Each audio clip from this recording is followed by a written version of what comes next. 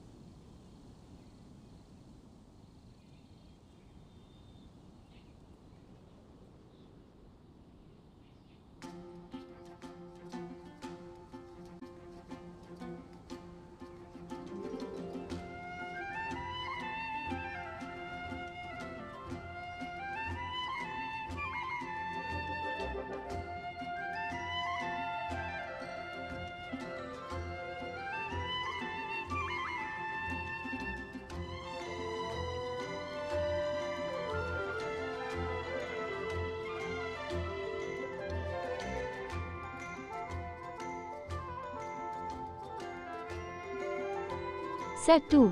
Switch to channel Genshin Mobile. Not searching for live. Type search on to search for live. Search on. Search mode enabled. Found new live chat. YouTube at Botrix. Botrix has correctly joined the channel.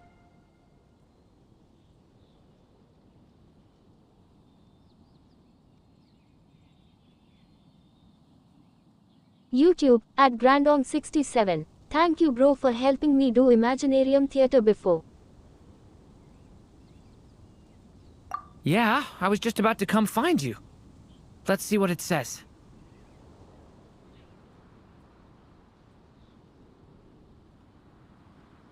Now sprout to life the story's seeds, stirred by wind-born melodies. Then on that breeze the music leaves, fading into distant memories. Seek the place where wind and tale entwine, and once there, make 3 riddles into verse, and 3 melodies into song. For YouTube in at Genshin poetry Mobile and 2P song at will Grandon this 67 story haha start easy. to blossom. Come on! Another riddle? All that talk about wind and melodies? What do you think the answer could be? Oh! Care to elaborate? Wind? Music? Poetry? Tone-deaf bards gotta know the answer. You mean Lord Barbados?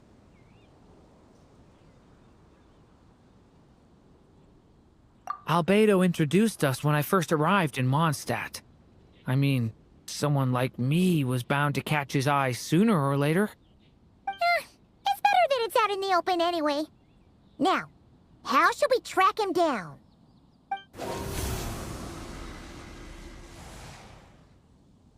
I'm pretty sure he's already caught wind of what's going on here. Why don't we just see where the wind takes us? Right. He definitely makes it easy to forget he's a real god sometimes.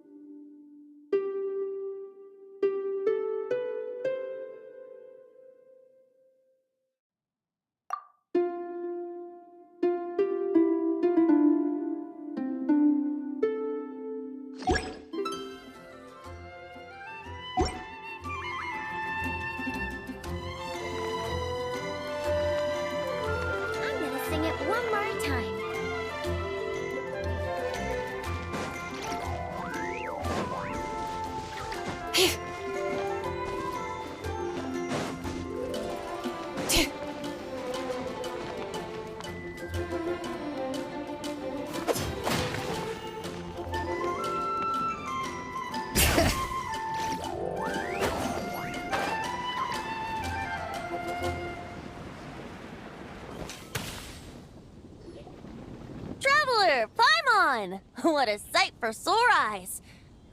And the little dragon from the fairy tale world. I heard your voices calling out to me on the wind. Something about needing help with a riddle? Sorry to disturb you, Lord Barbados. Disturb me? Not at all. To tell you the truth, I'm just as curious about this riddle as you are. Let me take a look.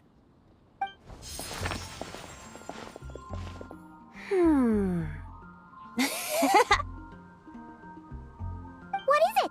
Did you figure out the answer? 3 riddles and 3 melodies. That sure takes me back. The answer you seek lies hidden in memory.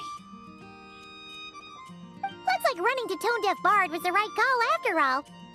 Long ago, those mages came to Mondstadt, seeking to test their strength against mine. But I replied, let us make music, not war, and resolve our conflicts through song. So I strummed my lyre and sang them this verse. O wind, welcome now, my guests. Pass through verdant leaves unseen, where shape your formless self may take, and offer up a graceful scene, a fleeting gift for welcome's sake. Leap at the edge of a sea of clouds, where land meets sky and sky meets ground. There frighten off the noisy crowds and bring my guests a calm profound. Fly beneath the stars up high, where mortal noise is swept aside, that my dear guests with starry eyes may share the dreams they hold inside. Now go to where I vowed to keep a quiet spot for them to sleep. No clash, no contest bars the way, just tea and mirth to fill the day. There you have it, the 3 melodies. As for the answers to those 3 riddles, I trust you can guess them by now. The woods, the edge of a cliff, and the sky? Correct! Funnily enough, your mother was also the first to solve it, all that time ago.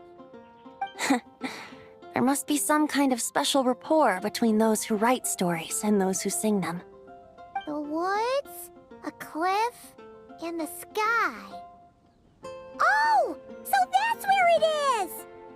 I suppose the spot that answer points to is where you're headed next. You should know, after solving my riddle, the mages even accepted my proposal and made that location their official meeting spot.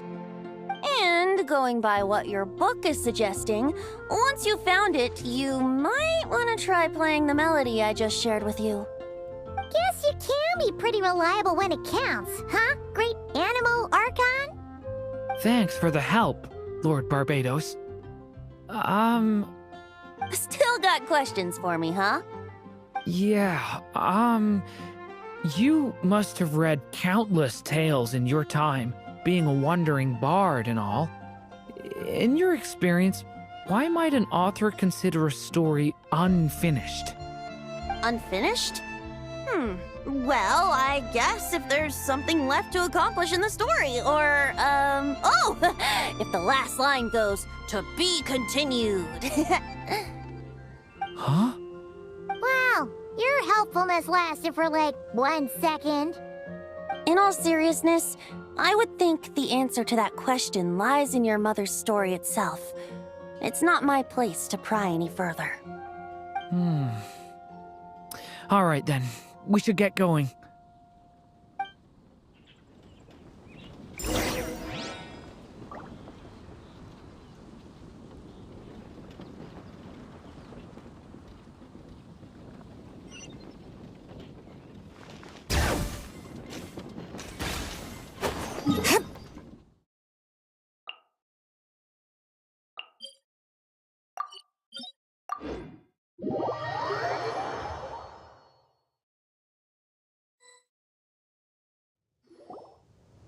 Okay, we're here! Now, we just need to play the 3 melodies, and we should be able to gather the memories for the next chapter, right? A musical performance. Huh. Out of all the things Miss Lisa has taught me, that's the one I'm worst at.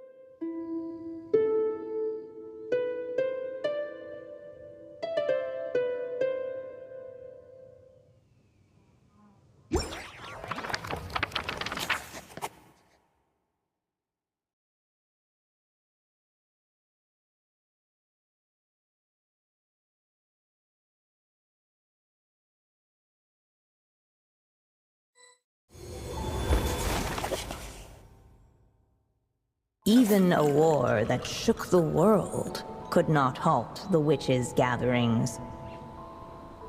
Yet even so, with the passing of time, 3 of their teacups no longer came to be set.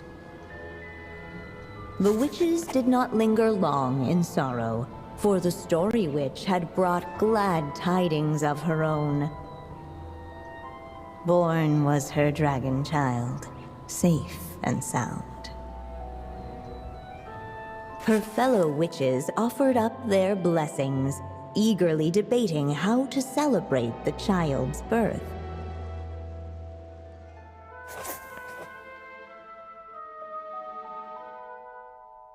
In the end, they settled on the most vibrant balloons they could find. After all, what could be more joyous than the arrival of new life? And so, the witches' gathering turned into a birthday celebration.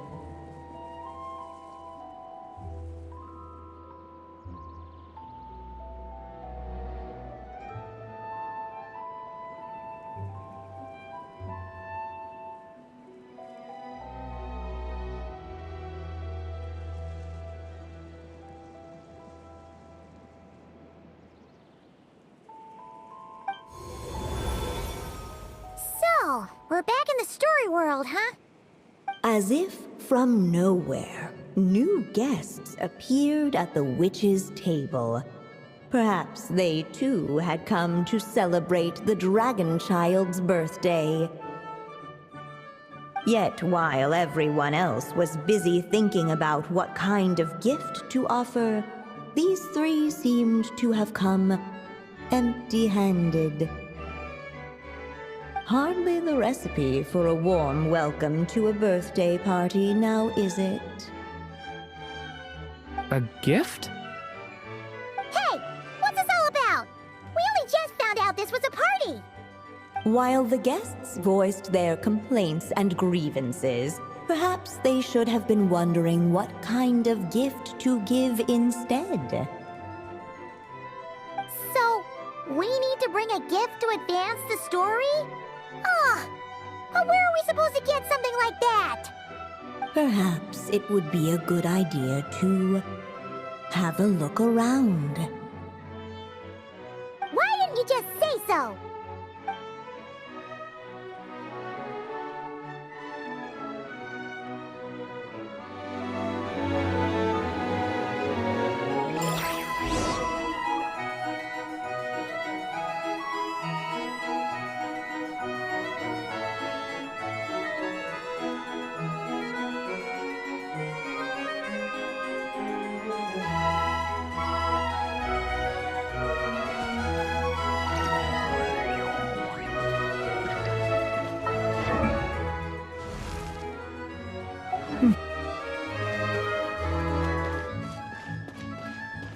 The witches went on chatting away, ignoring the empty-handed guests.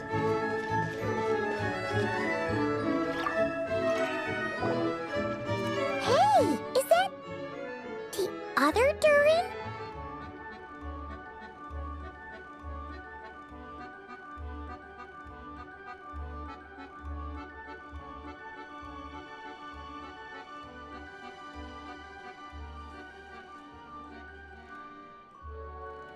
Hey, Mini Durin! Nope, no reaction. Seriously, did he doze off at his own birthday party? Brought to life by the witch's magic ink, the dragon child played with animated glee each time the tip of her pen danced across the page. Yet she could not spend all her time writing. For the upcoming witches' gathering, she had no choice but to set down her pen.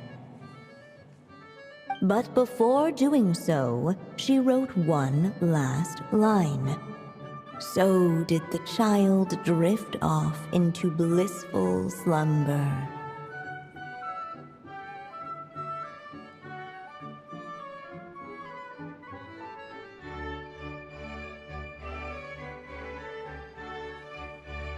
Huh, that's a bit convenient. Strange. I don't remember ever being at any of the mages' gatherings. When exactly was this birthday party supposed to have happened? No wonder you don't remember. From the looks of it, you were probably fast asleep at the time.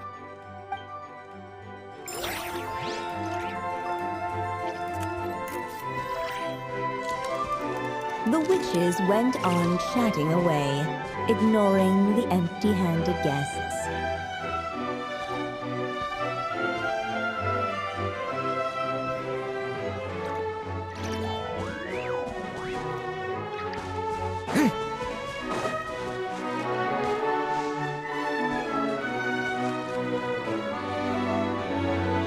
Hey, could we use these as gifts, maybe? At last, the guests found something to give the dragon child. Guess that's a yes then. Which one should we go for? Still, the guests wondered, what kind of gift might the little dragon really want? Should they put a warrior's sword in his hand and send him out on an unstoppable quest to save the world? Or perhaps a wandering hero's slingshot and the promise of a life of endless, uncharted adventure? Or maybe even a scholar's tome and the chance to take on all the world's unsolved mysteries. Okay. Wow. That's a lot of pressure all of a sudden.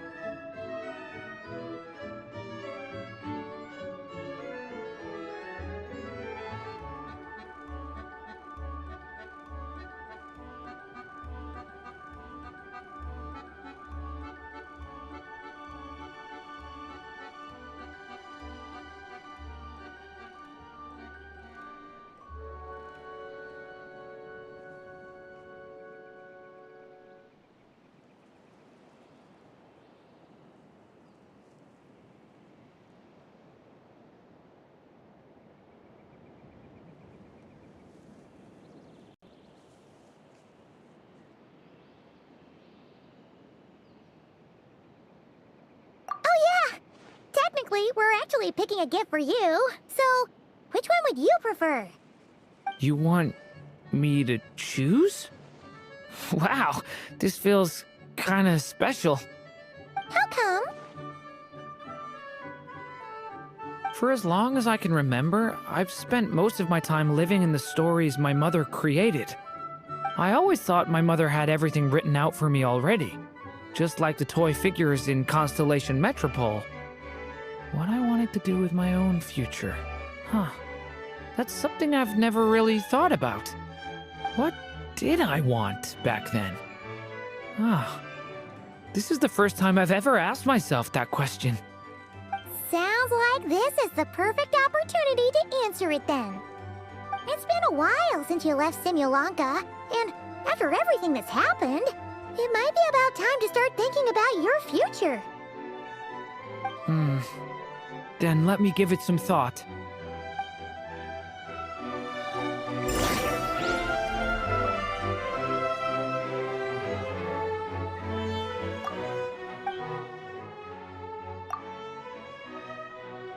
In the end, the guests So, If my time, as long as I can help people, really?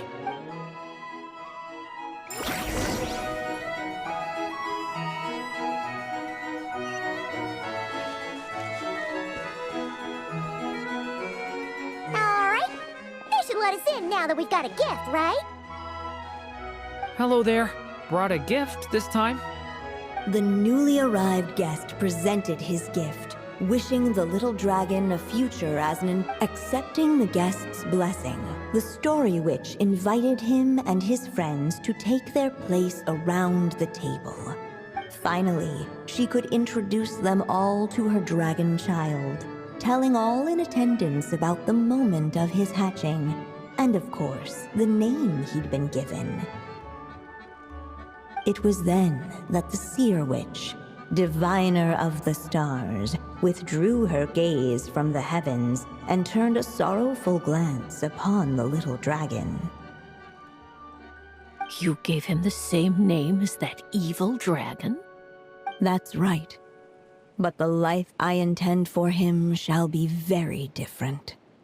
What folly to love so blindly. For as you must know, a name is the mirror of destiny itself. He who bears an evil dragon's name must also inherit the fate of its previous owner. His fate has been foretold. Then I'll rewrite it. The witches at the table fell silent, for they knew the seer witch's words had never once proven wrong. Yet, just as clearly, they recognized the story witch's resolve, for there is scarce a force in this world more fearsome than a mother's love. At last, the merry witch stepped forward, dispelling the uneasy silence. So be it. Then we'll all lend a hand. Together, we shall rewrite this child's fate. You mean to defy one of the fundamental rules of this world? I refuse to be shackled by such rules. Besides, this is a witches' gathering, is it not? What could be more fitting a subject for this occasion than to defy them? Oh? Sounds like an interesting experiment. I suppose, were we to succeed in this endeavor, we might bring a touch of wonder to this otherwise dreary sky of stars. The merry witch finally talked them all round, just like she had done many times before. Warm and strong as the sun she was, so much so, in fact, that those who her light shined down upon had no choice but to bask in it. And so the witches readied their gifts, 3 marvels of the cosmos. For this child, I shall decipher the ravings of the heavens and lay bare before him the trickery of fate. For this child, I shall leave a formula powerful enough to unravel the very origins of this world, that he may seek another solution for the conundrum of his life. For this child, I shall call upon wondrous magic to make possible his impossible wish. All the Story Witch had was the pen in her hand, yet with the love that flowed from it, she resolved to bring forth a marvel of her own. For this child, I shall leave behind the last story I will ever write, and with it, a path to an ending yet untold. With the witch's blessings given and received, the little dragon's fate at last began to turn. In the midst of the dragon child's birthday celebration, the seer witch proclaimed her prophecy. The child had been given the evil dragon's name, and with it, the burden of its fate. But hearing this, the Story Witch vowed to rewrite it all, for such was her love and resolve. And so the other witches offered their gifts in turn, marvels as rare as any in the cosmos. Together, they sought to test one of the fundamental laws of this world, in part to support a mother's love, and in part to sate their own curiosity. Oh, and I almost forgot. Our new guests came bearing blessings of their own. Who knows? Perhaps this extra bit of courage might be all the little dragon needs to change his fate.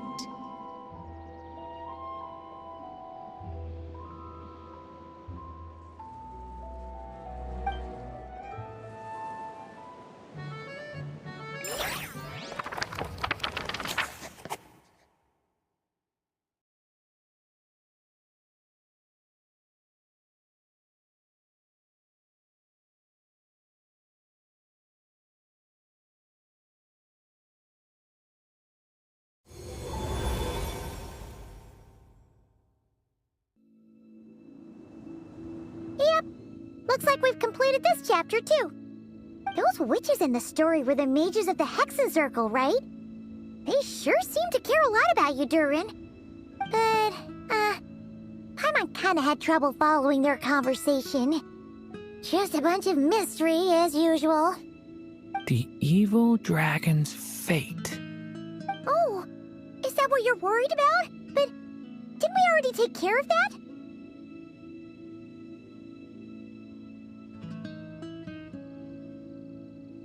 Ah, the mages must have had a hand in that, too. Also, I was just thinking, which part of the story are we even meant to be completing? Oh,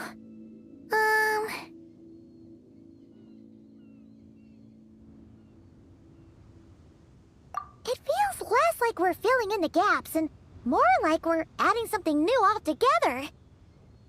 But we use the ink, right? And the book hasn't given us any more clues, so that must mean our task is complete. At least for now. Yeah, I guess we're doing something right.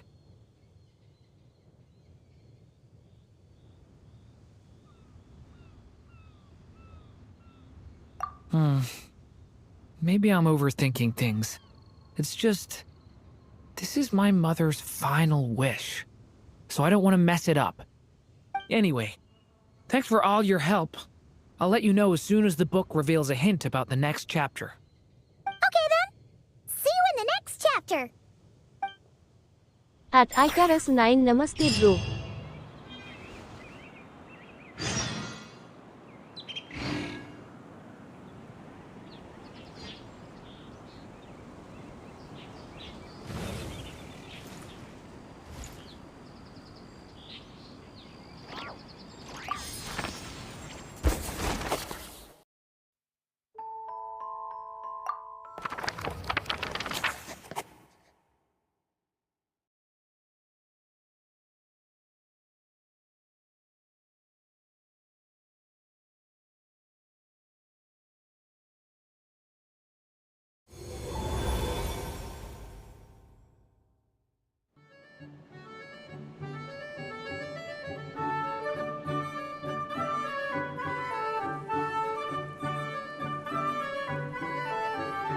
Namaste at Bike Taxi Iroju stream.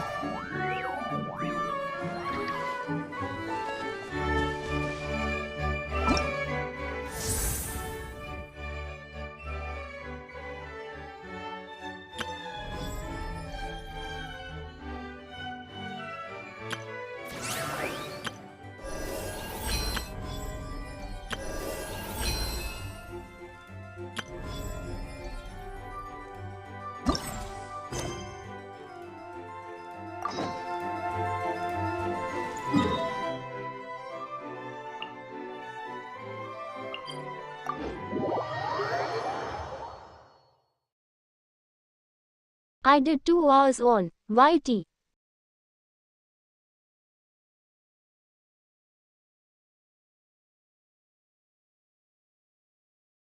Only YouTube. Today no mood to lig time work.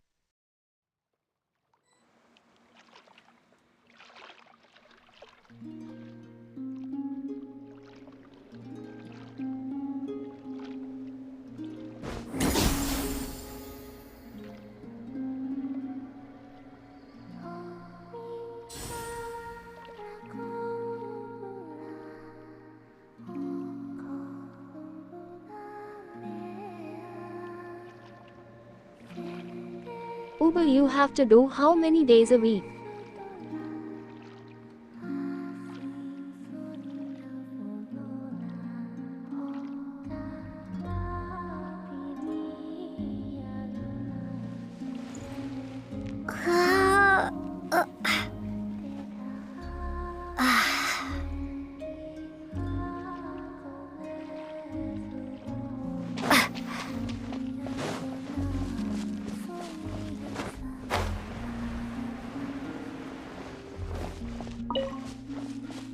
It's over, Wish.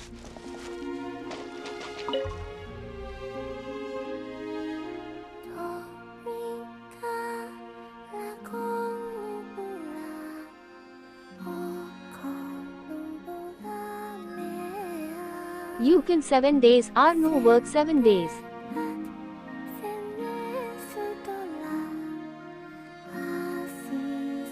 Oh, what about bonus?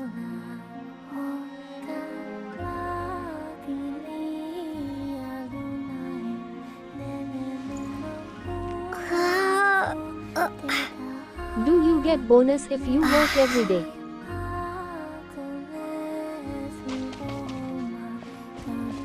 You can't reach bonus.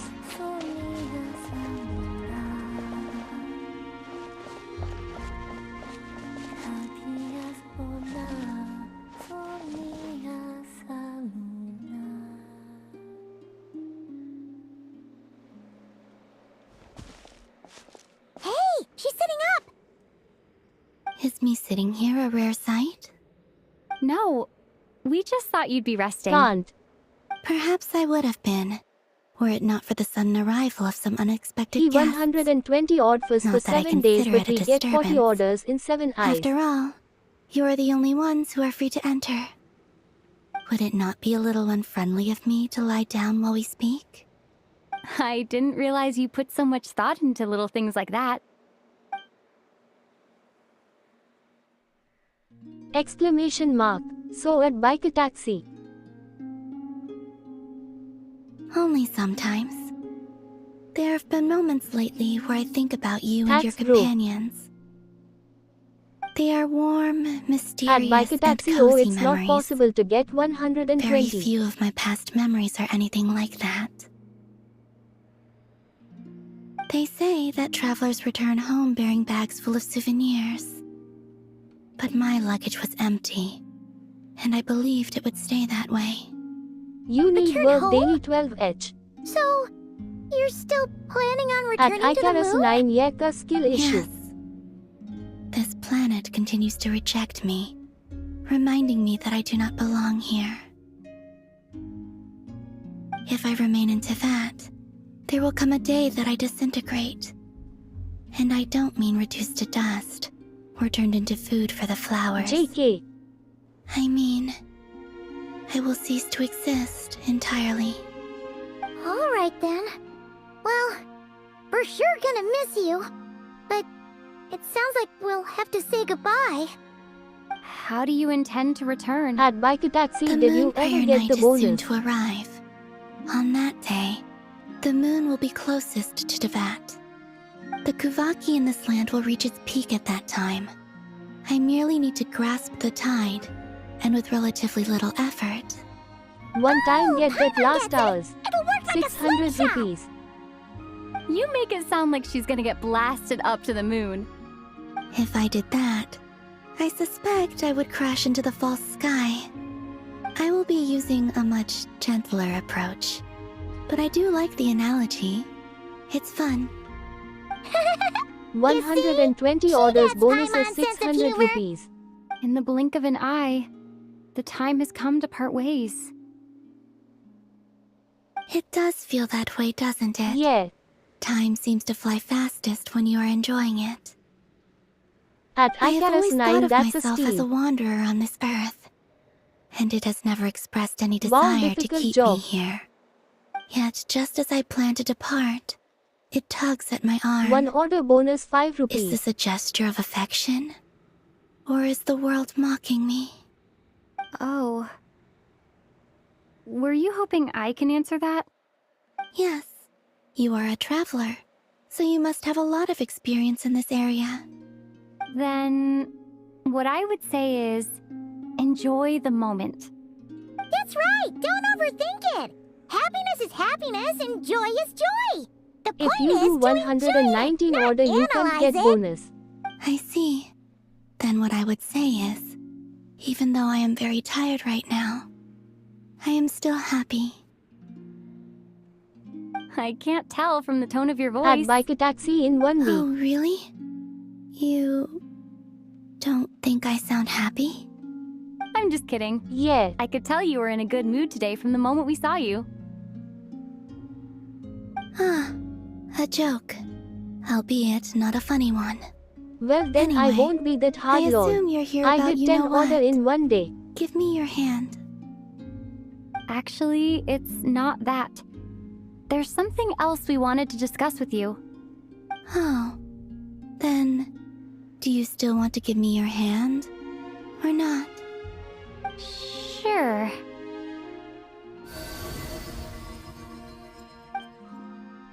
Per day you have to do like Thank you. 25 orders so So, you can have 2 days I've heard break. that in the moon prayer nights of the past, people here would hold celebrations in the moon goddess's honor. At Bike Taxi so the Since you wage is helped same so for no much in matter our how fight many against the orders you Reikir of do in a single Solnari, day or there is I minimum think requirement. you deserve a farewell party before you return home.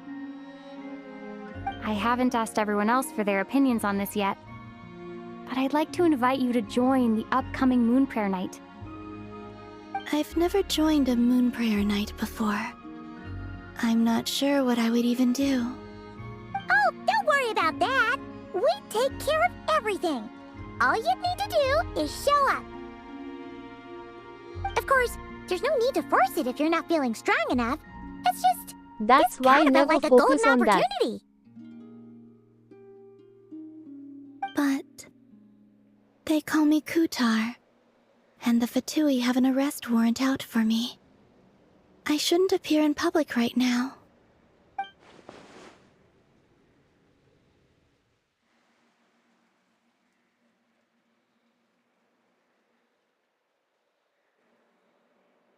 I'll make it work.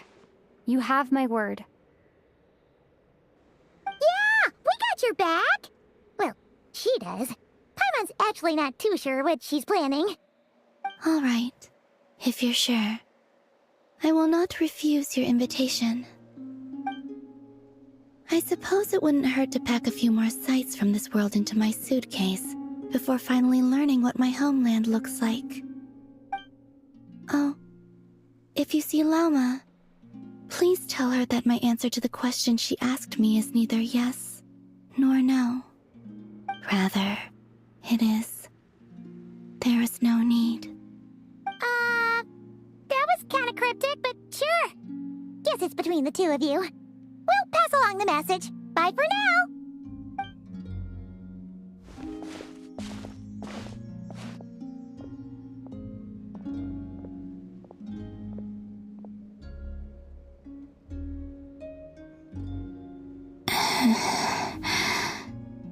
And also, I do not know.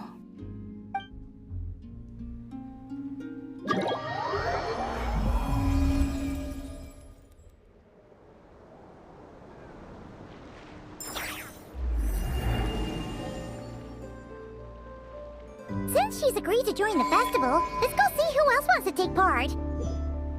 Llama's gotta be the person most familiar with the Moon Prayer Night. We should start with her. Also, what exactly is your plan to keep her safe? I'm not sure yet. I'll figure something out. What? Are you serious? And Paimon even gave you her vote of confidence back there! When did you become so sneaky?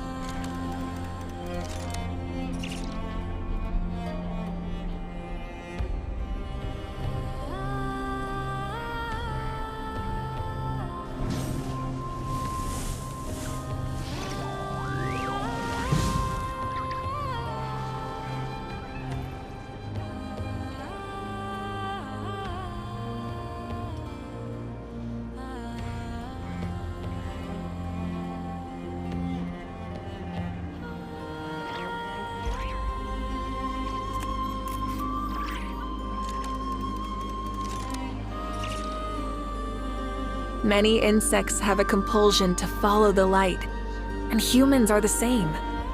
Except we call that light hope.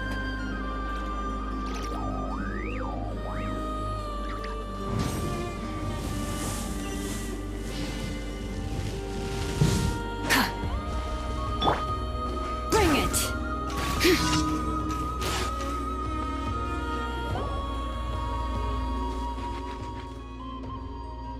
Yes, I'm sure you have very many friends indeed. But that's not the issue. Even if you summoned every ibis on Hisi Island, I still don't think you'd be able to move the moon mirror. And even if you managed it, the lunar semblance within would still... dig it out? You could, but moving the mirror would still pose a challenge, even for you. Huh? You really can summon every... And you, on the other hand, think this plan is a joke, even if the ibis gets its entire family involved?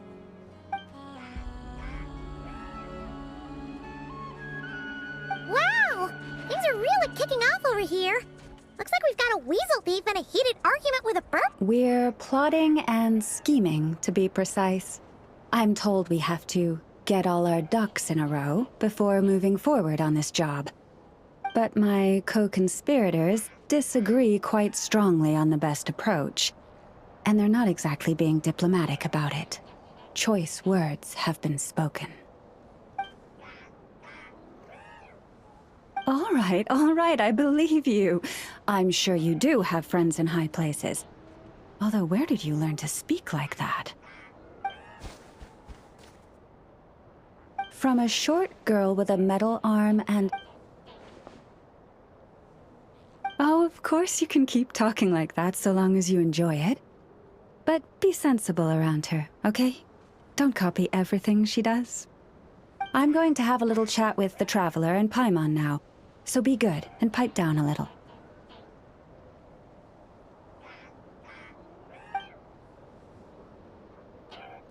Huh, it really did quiet down. Being able to understand animal speak is so cool. Paimon wishes she had that ability. Trust me, Paimon, you would not enjoy it very much at all.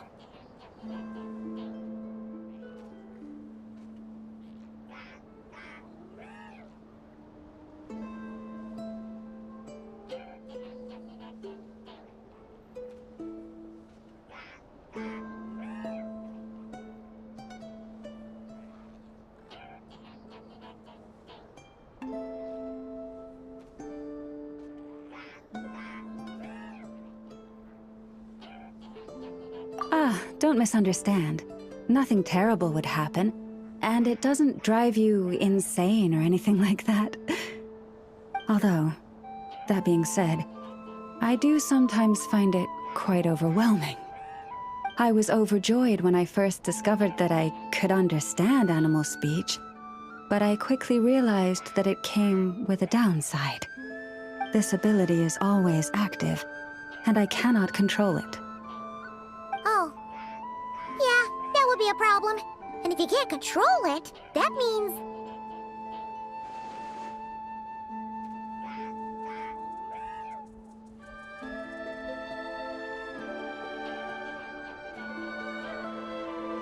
Exactly.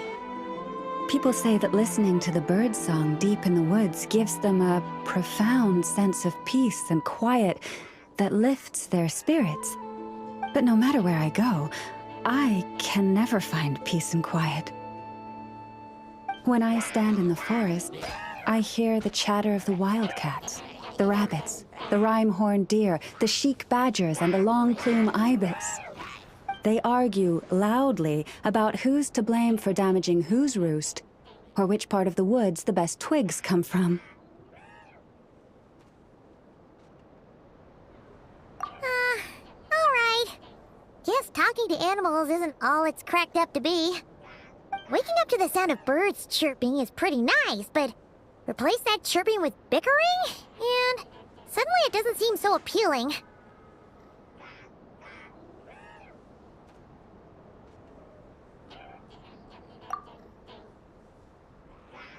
As for me, I've lived with it so long that I'm used to it now. In fact, it would probably be quite an adjustment if I woke up one day and couldn't hear the finches discussing which cup in which house makes for the best bath. Yes, plotting and scheming. Thank you for reminding me. I got a little sidetracked. Although, now that the Traveler's here, we might just have the solution to our problem.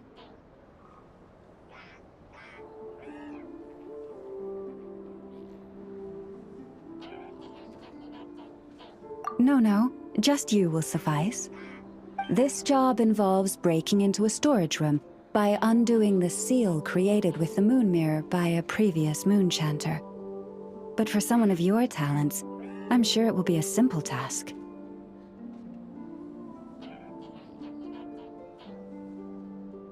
Don't worry, I'm sure you'll be fine. Come, let's go.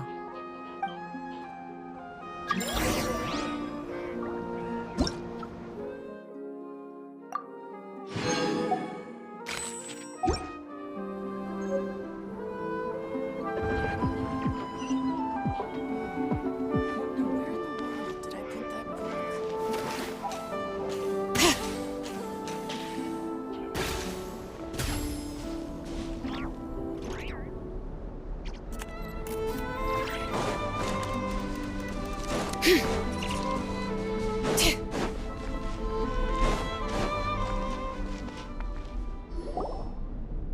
we are. What you see now is the moon mirror, within which the lunar semblance is sealed. Oh, must be a pretty precious statue if they went to all this effort to steal it away. Will there be some traps inside? You know, the kind that send arrows flying out if you step in the wrong place? Do not worry. This little one did some scouting for me ahead of time. The seal does not contain any such fatal traps.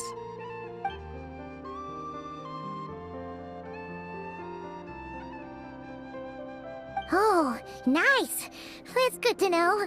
And yeah, that sounds like a job for a weasel thief.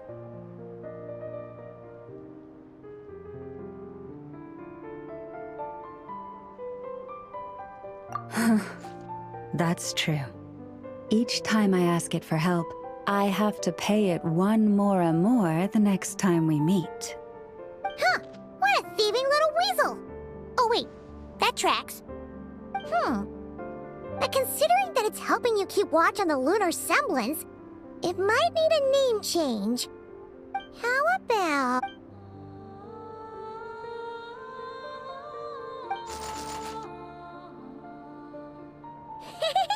Can't catch Paimon! Paimon can fly!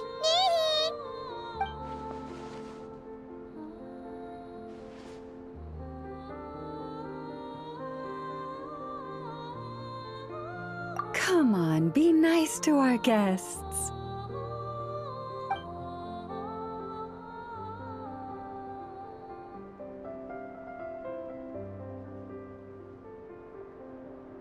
To retrieve the lunar semblance, we need to activate pairs of mechanisms in 2 different locations. So it's a 2-person job. If you head over there and take the mechanism on that side, I'll take this side.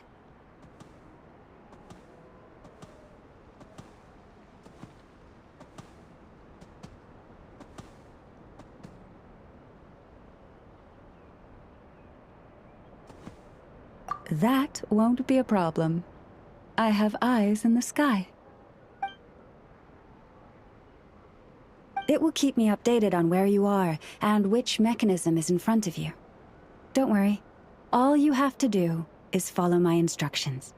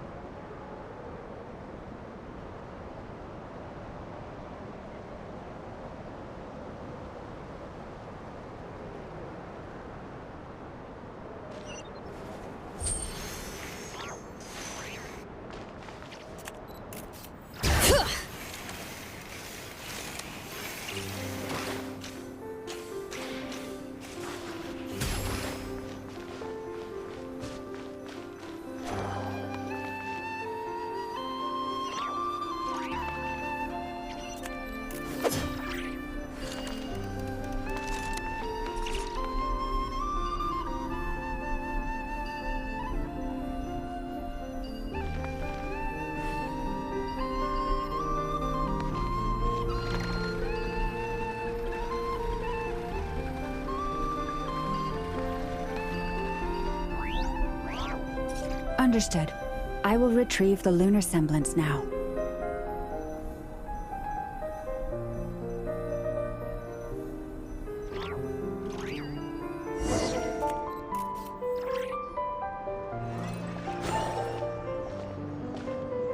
Wow! What a huge statue! Yeah, no amount of birds or weasels is shifting that. They probably couldn't even get past the mirror. So, Lalma, just how valuable is this statue anyway? In terms of Mora? Not much, I suspect. It's crudely fashioned, and the kind of stone it's carved from is found everywhere around these parts. But to the moon chanter of that era, and to the Frost Moon scions of today, it is a priceless treasure. If nothing else, I now have concrete proof of its existence. That's enough to confirm the reliability of several documents on the topic. To me, That makes this a very successful trip. Thank you for your help. I knew I had judged you correctly. The moon mirror posed no obstacle to you. And our little friend here was very impressed with your mechanism operating skills. What is it saying, Lauma? It says that the Traveler is the best treasure hunter it's ever seen. It wishes it could join her on a quest to unlock all the treasure chests in the world.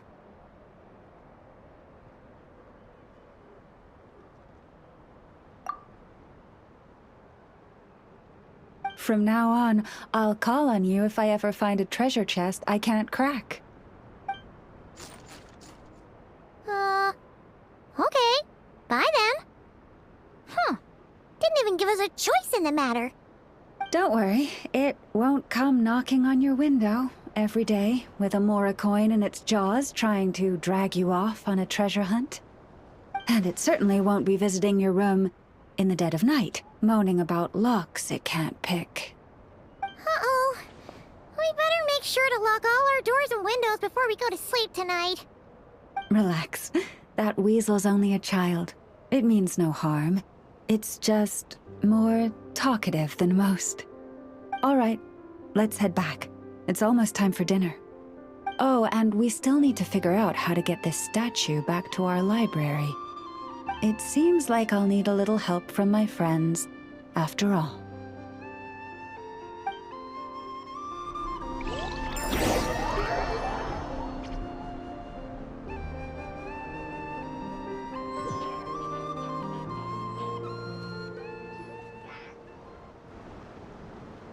Just here will do. Oh. That all went down without much fanfare. Paimon was expecting something exciting to happen once we put it down. Well, it's just a plain old statue. A historical relic. It doesn't hold any kind of mystical power. The real value lies in the stories behind it. My job is to dig those stories up, wherever they might be hiding, verify them, and then share them with the people. Cool. Well, it's a good thing we got it back here in one piece. Indeed. And you two have my thanks for that. Please, take these fruits and quench your thirst. I had the animals gather them in the woods. And after that, forgive me, but I have another request to make of you.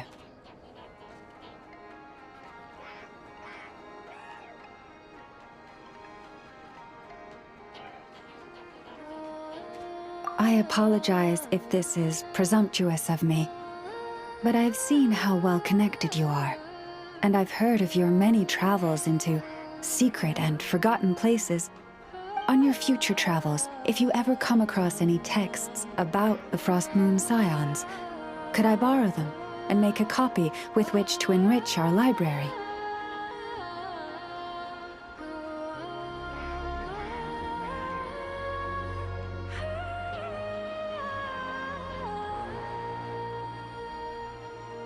You have my sincere gratitude on behalf of the Frost Moon Scions.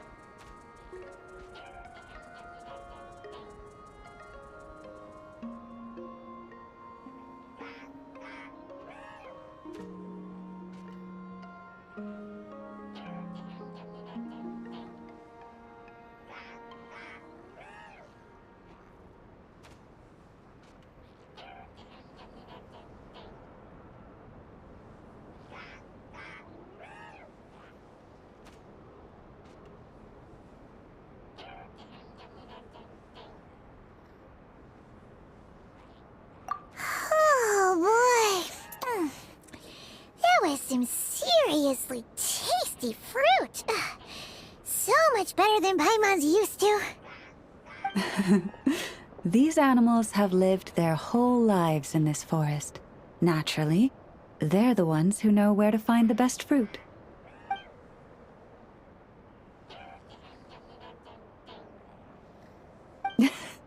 This one says to eat as much as you wish, because it's the top fruit finder in the whole forest. It'll fetch some more right away.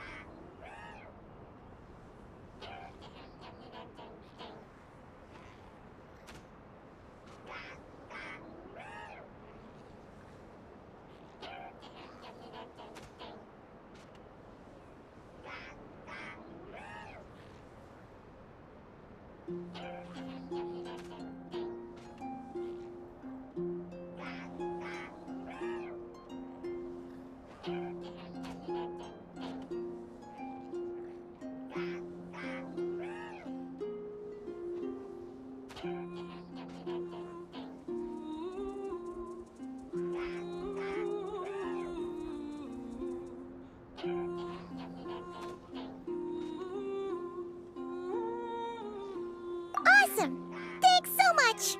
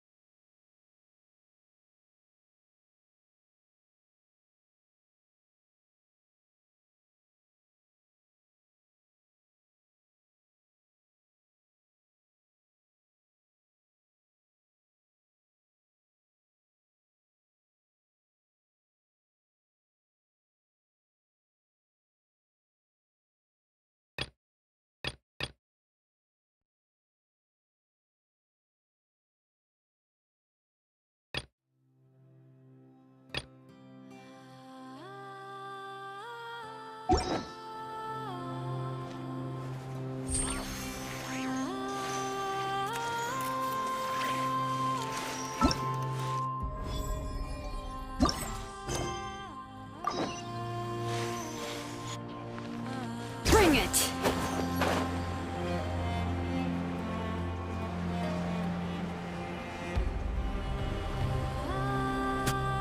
Hey, Llama! It's us! Huh? Varka? What are you doing here? Beats me. I had a bit too much to drink last night, and when I woke up, I was on Hisi Island. Mr. Varka is helping to oversee Nasha Town's preparations for Moon Prayer Night. He is here to go over some details regarding the decorations and custom cloth designs. Right, yeah, that too. What do you mean, that too?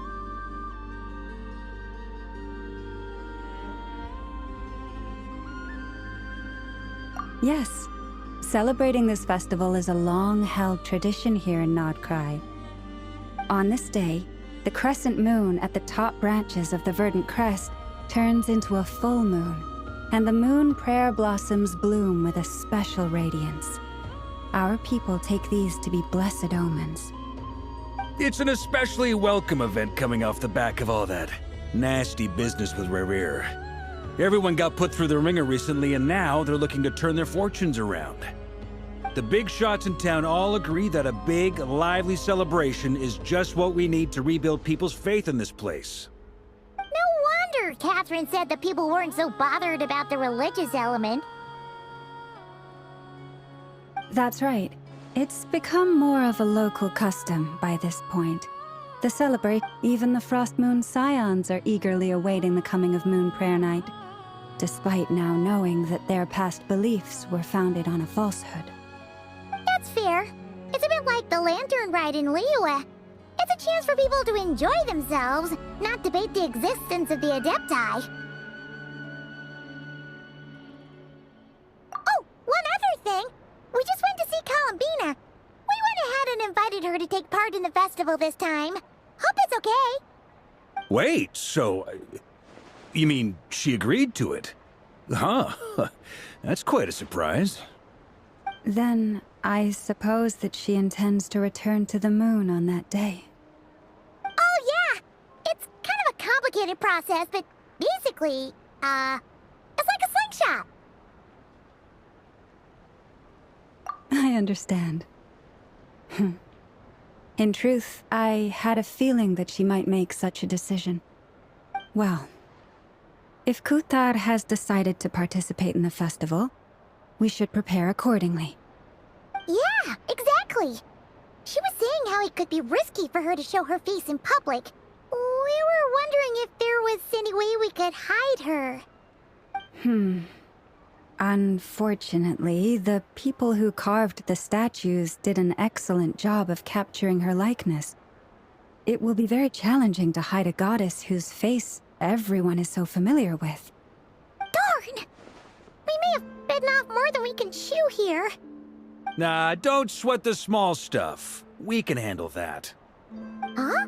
Are you saying you have a plan? Not as such, no, but the most important thing with a festival is to keep the mood light and your spirits up. You can't go preparing for a festival with those long faces. You'll never convince anyone to enjoy themselves. The Mondstatter spirit is strong with this one. As it happens, I agree with Mr. Varka. Let's start by making our appreciation for Kuthar the beating heart of the festive atmosphere. And who knows? Once we get the ball rolling, perhaps everything will just fall into place. Hey! Did you catch that? Lana said the thing! Or close enough, at least.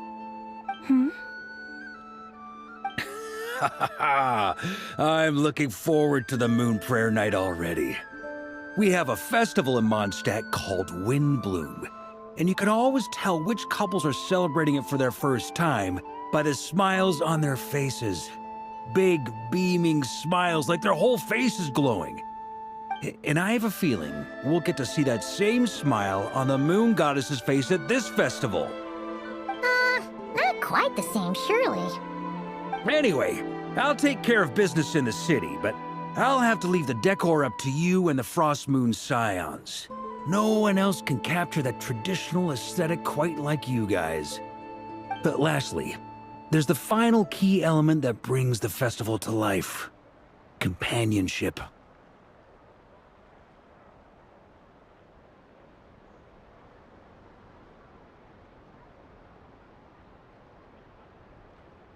Before you leave, let me show you something that we've been preparing.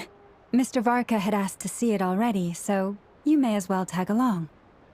Also, I have some further questions about Kuthar's decision.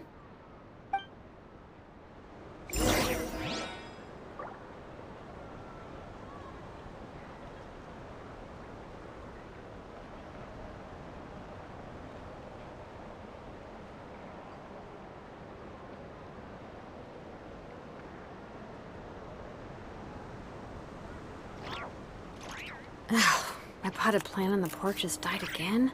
I was watering it every day. Ugh, don't tell me I overdid it this time.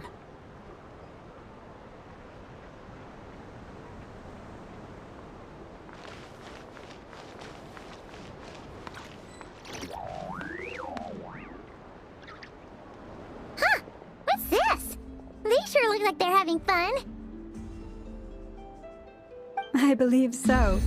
Kuhenki seem very skilled at playing drums like these, although I'm not sure where they learned it from. Maybe it's an innate talent? In their eyes, they're probably just playing with toys.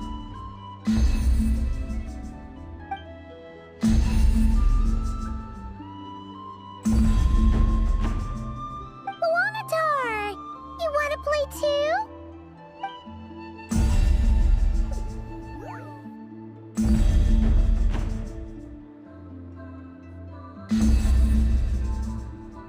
Yeah. She looks more confused than anything. Maybe we can teach her next time if we get the chance.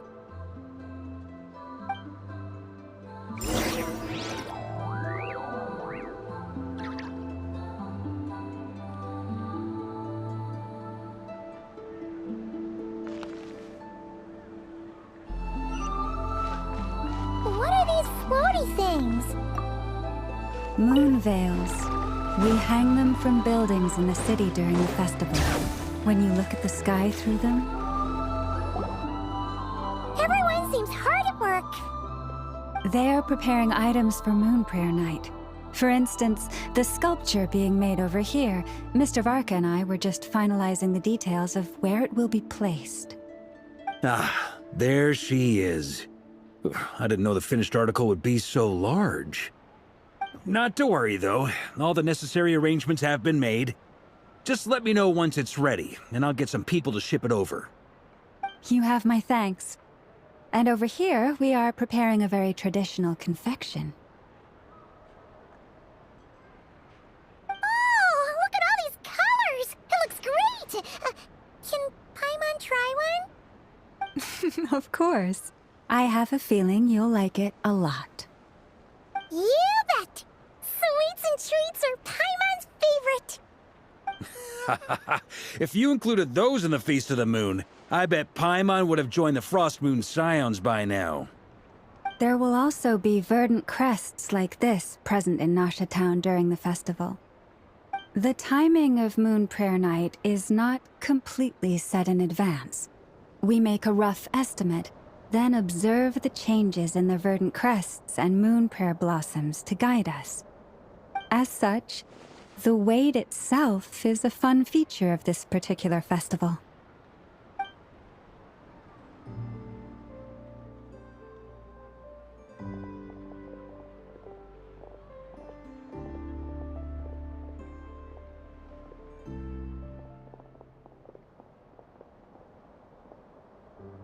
Let's talk here. To tell the truth, I am very surprised to hear that Kutar is willing to participate in the festival. I once asked her if she'd be willing to stay with the Frost Moon Scions. I could introduce her to everyone, and we could be a family to one another.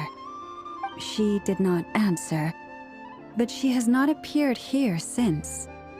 I took this to mean her answer was no.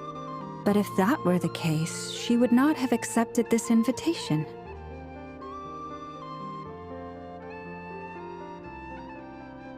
Ah. I see. Maybe she is right. Maybe the Frost Moon Scions of today no longer need a moon goddess. But my wish was not for her to come here and be worshipped as a deity. I simply wanted to offer her a place to stay. I'm sure she believes that showing herself here might invite Fatui intervention, and as such she does not wish to cause us trouble. But what really pains me about all this is that this is her birthplace. She ought to belong here, yet no one has been able to grant her shelter. I think I'm qualified to weigh in here. When someone's about to depart on a long trip, what they need is blessings, not burdens. We should wish her the best, not make the journey harder than it already is. Anyway, she's agreed to attend, hasn't she? All we need to do is simply respect her decision. I see your point. Yes, she will soon depart after all. Our job is to leave her with some happy memories. Besides, who's to say her journey to the moon is a one-way trip? It's not like she can't come back and visit if she wants, right? Paimon agrees wholeheartedly. Festivals are all about having fun, so let's keep it simple. All right, I'm gonna head back to Nasha Town soon. Want to come with? I'm guessing you have some other folks to visit there. Sure thing, let's go! Bye for now, Wilma! Thank you all. Goodbye.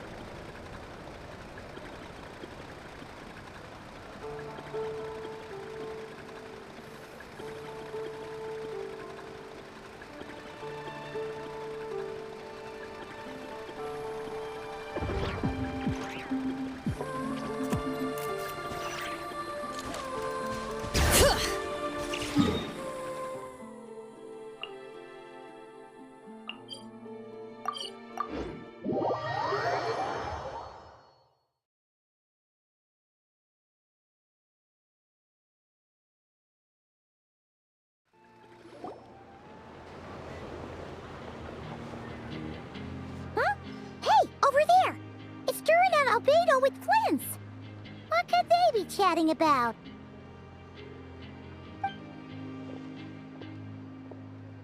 Your guess is as good as mine. Ah, Grand Master, and the Traveler and Paimon. Hello there. It's been a while. Perfect. We have some new volunteers for our investigation.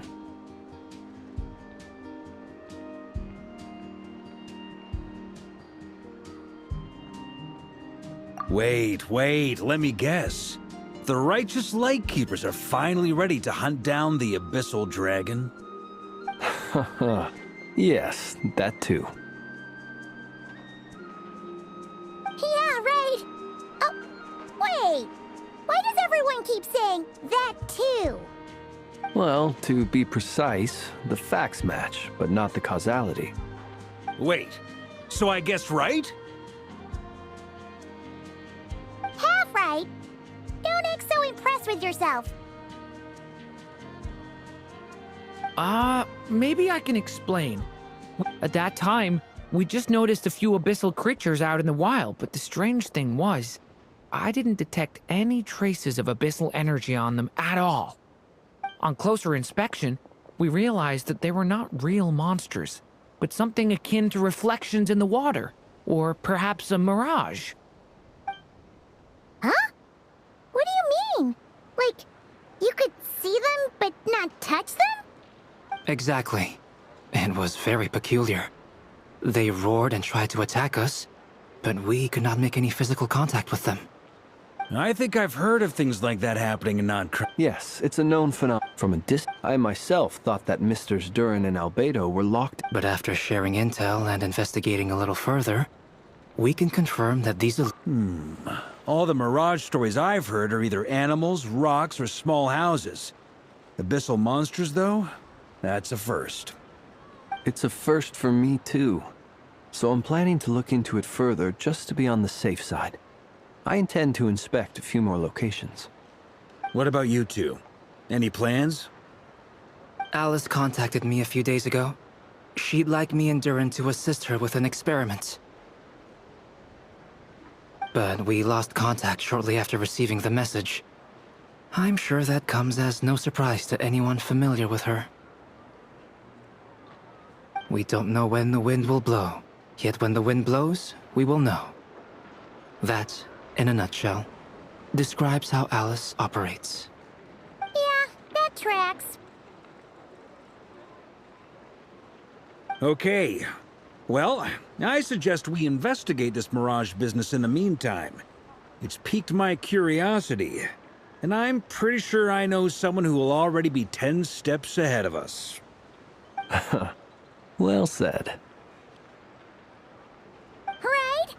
Whatever's happening in Notcry, she always seems to be the first one to know. Let's go see what she knows. We can invite her and her staff to the festival while we're at it.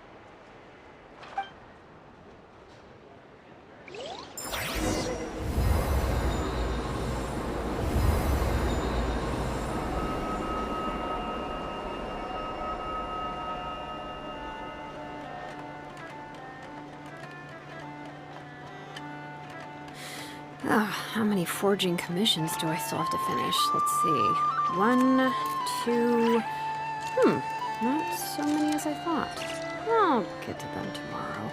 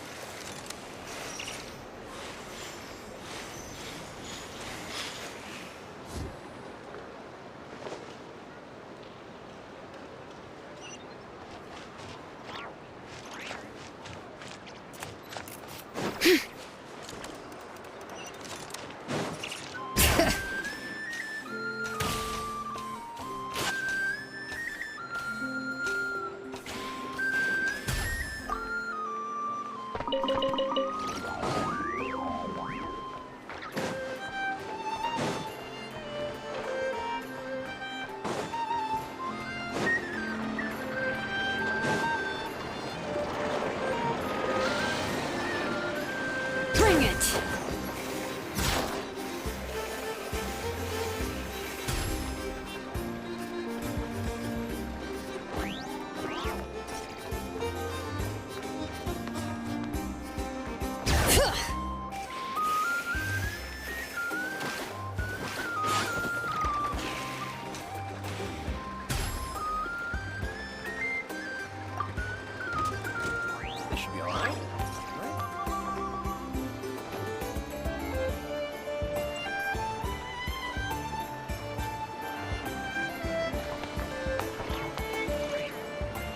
Icarus.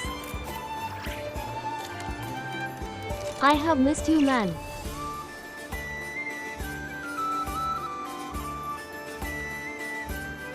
Where were you all these days?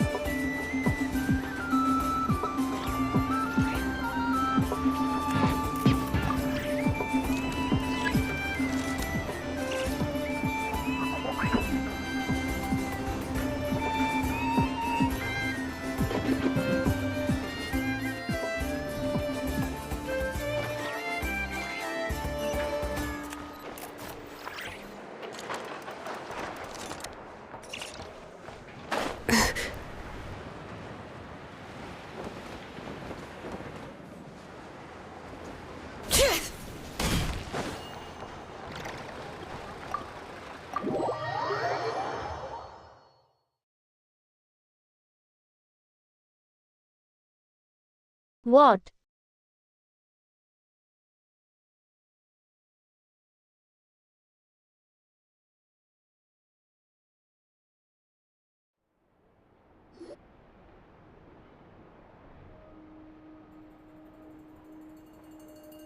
You're right. I have I've noticed. been streaming like 2 There's to 3 certainly days a week, I something think. a little fishy about this situation. Only a little, though. Records indicate that this phenomenon can occur in the days before and following Moon Prayer Night. That said, it has always been a rare sight in the past. The odds of encountering these phantoms are similar to looking up in the night sky, happening to see a shooting star, and managing to make a wish before it disappears. But this time, either everyone's getting lucky, or they're appearing far more frequently than usual. Yehoda's out gathering intel as we speak. In the meantime, let me check off some points of interest. First, the Abyss. The ones we saw seem to be abyssal monsters. Indeed. But we have identified one location where many more of them have made an appearance. And not just monsters, but human phantoms too. Given the scale and nature of the phantoms, it's almost as if someone's last memories are coming to life. Or perhaps the memories of multiple people. Oh. So you mean the phantom monsters are hunting down the phantom humans? Exactly. The phantoms can interact with each other, but we have no means of intervening. In addition, some of the human phantoms would seem to be from the very distant past. This is clear both from the clothing they wear and the stories they tell. They claim to be from Hyperborea, a name which I've heard from Lauma before. If this is true, it means they must be from 6,000 years ago. Did Paimon hear that right? 6,000 years? It sounds like this merits further exploration. That'd be a big help. I'll leave it with you, Albedo. My knowledge of ancient history is non-existent. I used to doze off every time the pre-Knights of Favonius era came up in class. It's quite a miracle that you were able to understand these phantoms' speech, given how long ago they lived. I suppose you're right. But I'll leave the archaeologists to ruminate over that conundrum. As an intelligence broker, my sole interest is in the value of the information I gather. Which, in this case, hopefully means earning myself some good favor with our dear Lady Moonchanter. So calculating. Whew, this intel broker logic always catches Paimon by surprise. Sounds to me like we could split the work up. I think the abyssal phenomenon is best left to Albedo, Flint's, and me. Agreed. It coincides with my duty as a lightkeeper. For my part, I'd like to understand the Abyss better. Even a little knowledge would go a long way. This is certainly a rare opportunity to study the Abyss. But even rarer, perhaps, is the chance to make contact with the Ancients. The Curatorium will take the lead on investigating the Hyperboreans. We put in the work to learn what we know so far. It seems only fair that we get some quantity of exclusive intel. That just leaves our trusty team of 2 unassigned.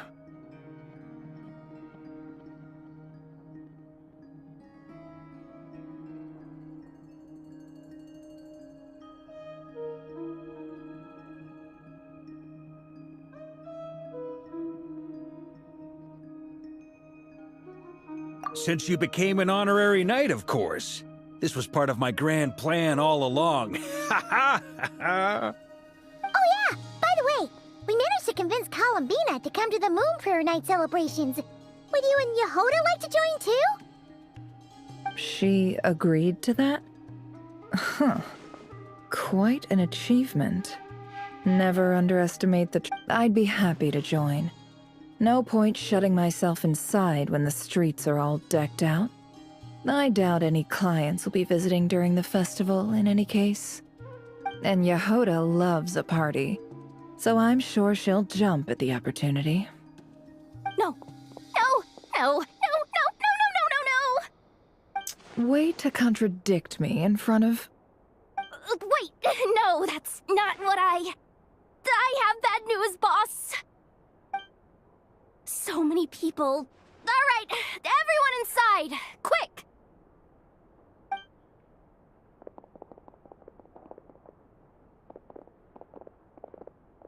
This is gonna sound crazy, but hear me out.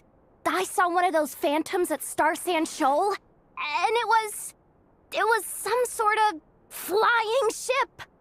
Like a spaceship?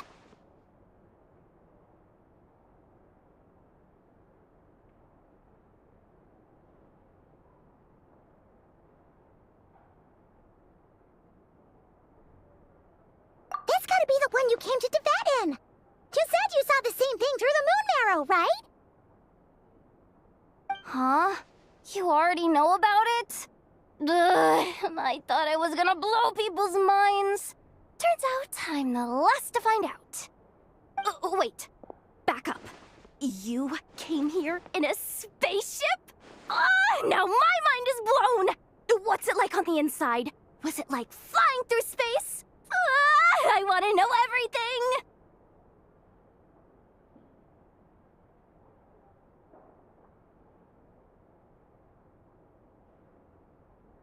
Yep, exactly. Huge discovery. You're the best. Second best intel broker in the world. After your boss, of course. Wow. Really? Well, I don't know if I'm all that, but... I guess that decides where we're heading next. Come on, don't look at me like that. I know the spaceship doesn't have anything to do with me, but you don't want to leave me as the only one twiddling my thumbs, do you? Please? Fair enough. You can tag along. In that case, let's meet back here to discuss our findings once we're done. I wish everyone a productive investigation. You too.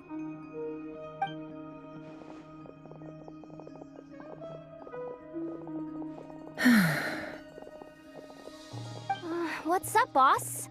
Aren't we gonna head out? Tell me, Yehuda, when did the curatorium start giving out intel for free? Oh, sorry, boss.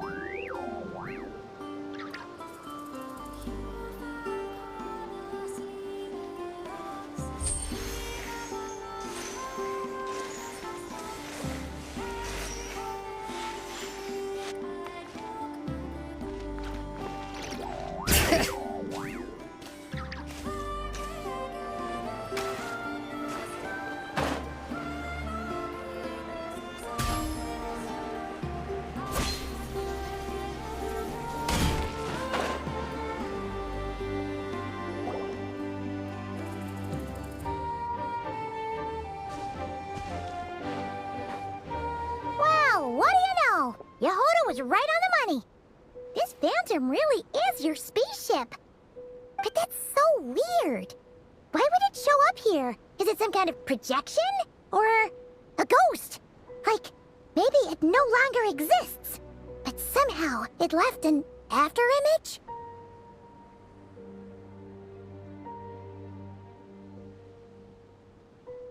Ah, you're already here. Miss Lauma, what a surprise. I thought you were busy with festival preparations.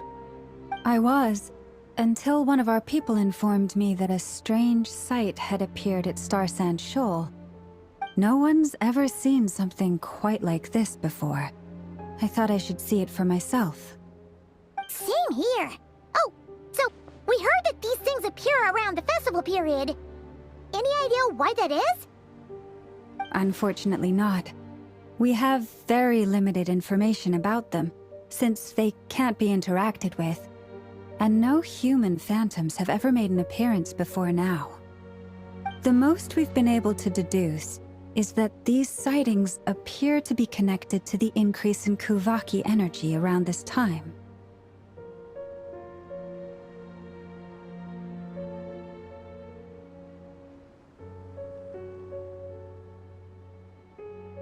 Yeah, seems like that's all we can do. This is all so confusing. Allow me to lend you a hand.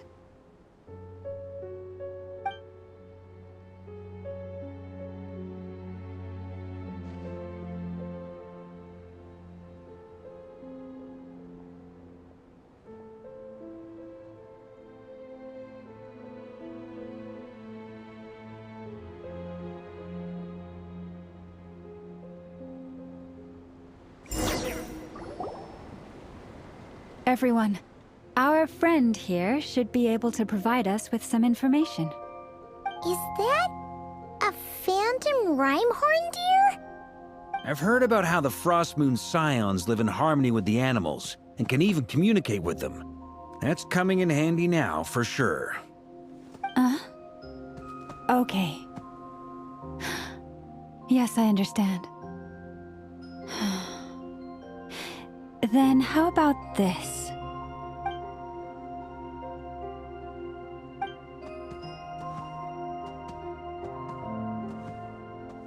Oh, it's leaving. It appears to share our curiosity about this giant spaceship, so I asked it if it wouldn't mind investigating along with some friends.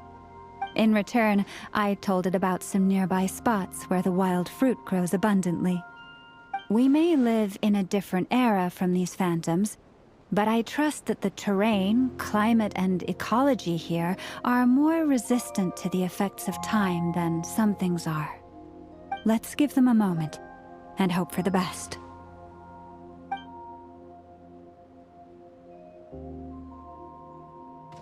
All back together? Must have been a lot of fruit. Indeed. Now let me ask them some questions.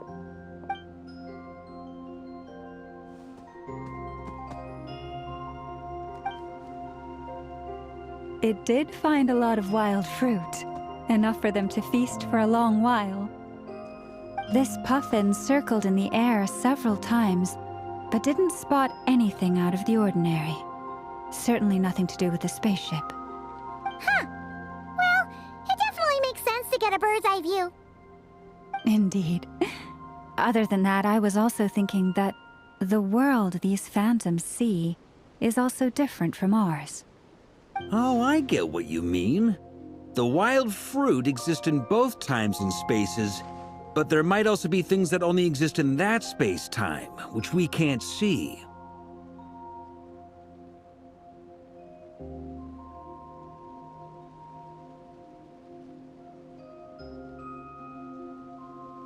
Good point.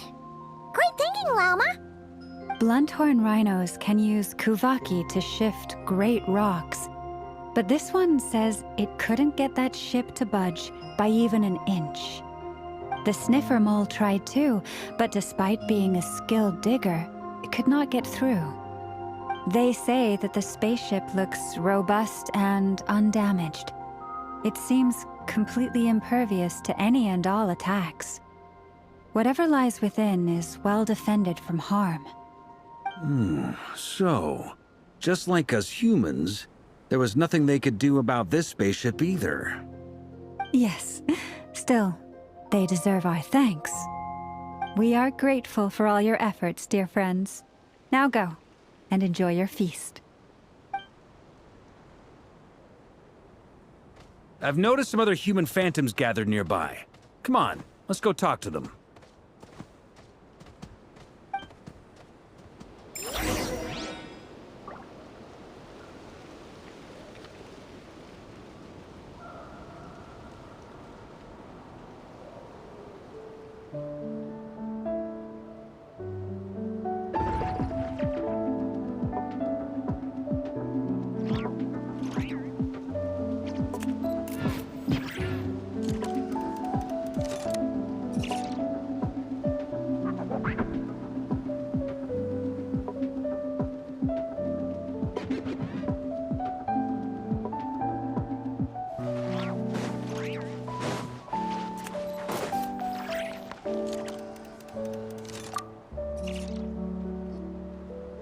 What is this thing? I've never seen it move, and there's no way to get inside. Goodness knows. My grandpa says it's been sitting here at least since his grandpa was still alive. What about his grandpa? Did he say anything to your grandpa's grandpa about it? Huh? I don't know. In all likelihood, it was here back then too. Hard to imagine something this huge could move. Guess that means that as far as they're concerned, this ship's been around a long time.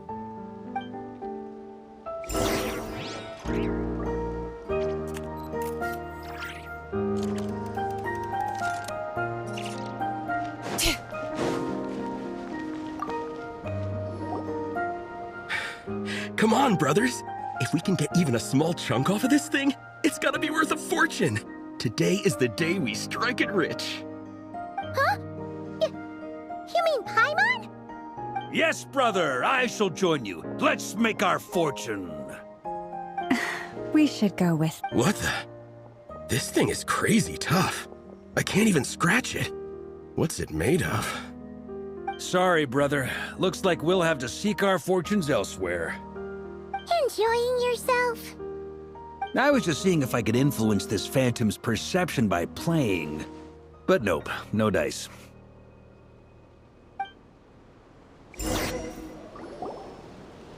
I'm sure we're all starting to build up an idea of what's going on here now that These phantoms are reenacting real historical events in Nodcry. It's almost like we're in some kind of interactive stage play. We can talk to the actors, but the plot is fixed, and we can't influence it. It makes sense. History is set in stone. The objective facts of the past cannot be changed. Paimon totally thought you were just goofing around earlier. But actually, you were doing some serious investigating. Of course I was.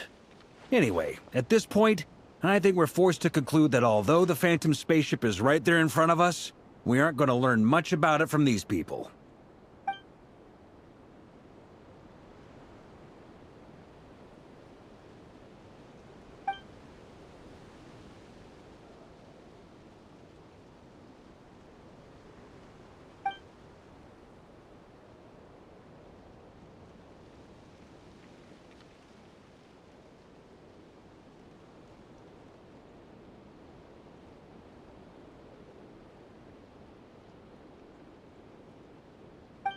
Don't be discouraged.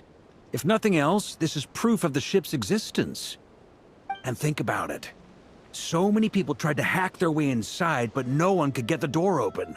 It's made of very tough material. To me, that says that we'll either find the ship itself or the story behind it. It's just a matter of time.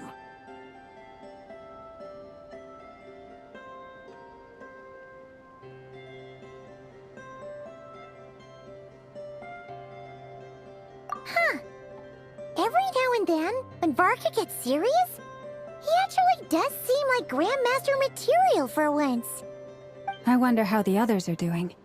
Let's head back for now. Sounds good. Also, drinks are on me if Team Knights of Favonius is the first to finish. Wait, we have a team name now? Am I in Team Knights of Favonius as well? You're very welcome to join. We've even got a cathedral ready for you. Isn't that technically blasphemy?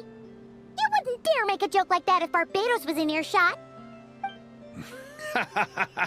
Nah, I'm sure Barbados doesn't mind a little harmless blasphemy once in a while.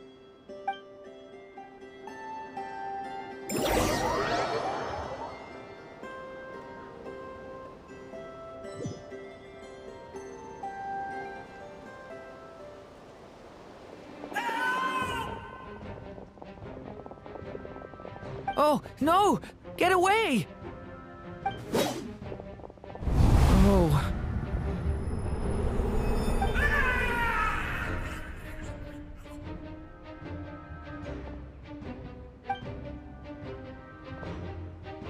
I know it's hard to stomach, Mr. Duran. But as I'm sure you've noticed, there is nothing we can do to intervene in that which unfolds before us. But we have to at least try. And try you have.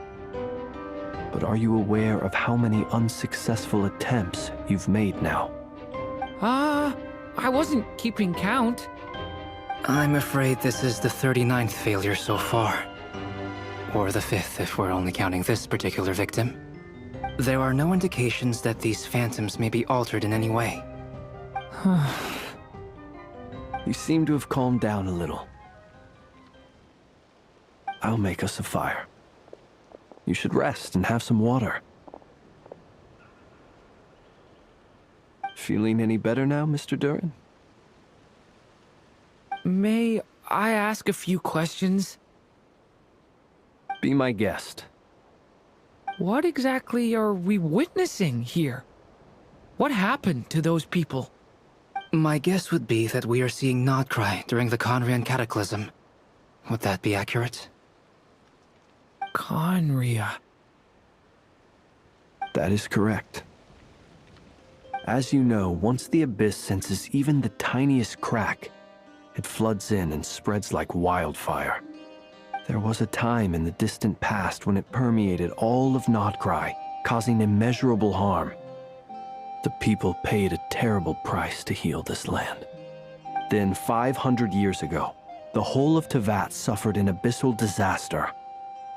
Once more, Nodcry was dealt a devastating blow. I see.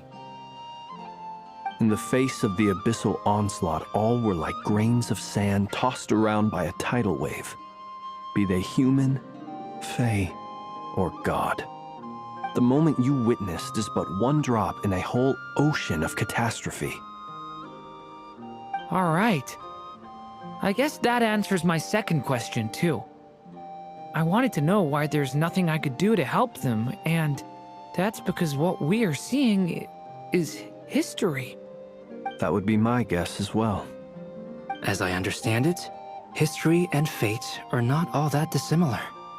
The latter may be unseen to us, but both are immutable. Yes. Fate was determined long, long ago. I still have a couple of other questions for you, Mr. Flint. You mentioned more than one abyssal disaster that has struck this land in the past.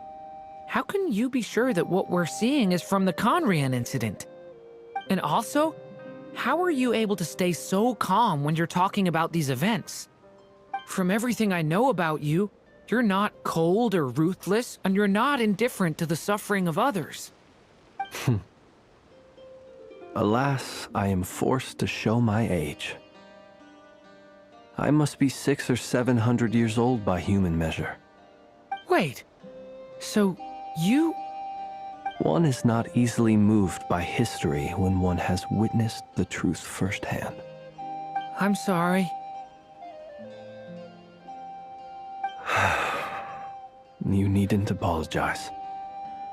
Your passion is a good thing to have. Treasure it, because someday you may find it in terribly short supply. Now, at the risk of offending you, I have a question in return. Your curiosity toward the Abyss, is it born from hatred or because you sense its call? I only ask because I kept a fragment of Rarir's body in my lantern for a short time. Specifically, his heart. So I know what a burden it can be to carry the Abyss with you. And I hear its power growling from somewhere within you. In my eyes, your mere existence is a miracle. My honest answer is... I don't know. I don't think I have the confidence to say for certain. What I will say is the Abyss is not the only issue that haunts me. Even before I became who I am today, the question dogged me constantly. Should I even exist at all? My doubts remain unresolved. But when we fought Rarir, something became a little clearer to me. Sometimes it is the darkness within us that allows us to achieve the impossible. I certainly got the sense from your 39 attempts that you were trying to achieve the impossible. It sounds like you've resolved to see the truth for yourself. Absolutely. In that sense, he and I are quite similar. Then I wish you every success. I look forward. Well, if everyone's caught their breath, I suppose we should head back. Oh, and one last thing. I'd appreciate if you kept our discussion about history a secret.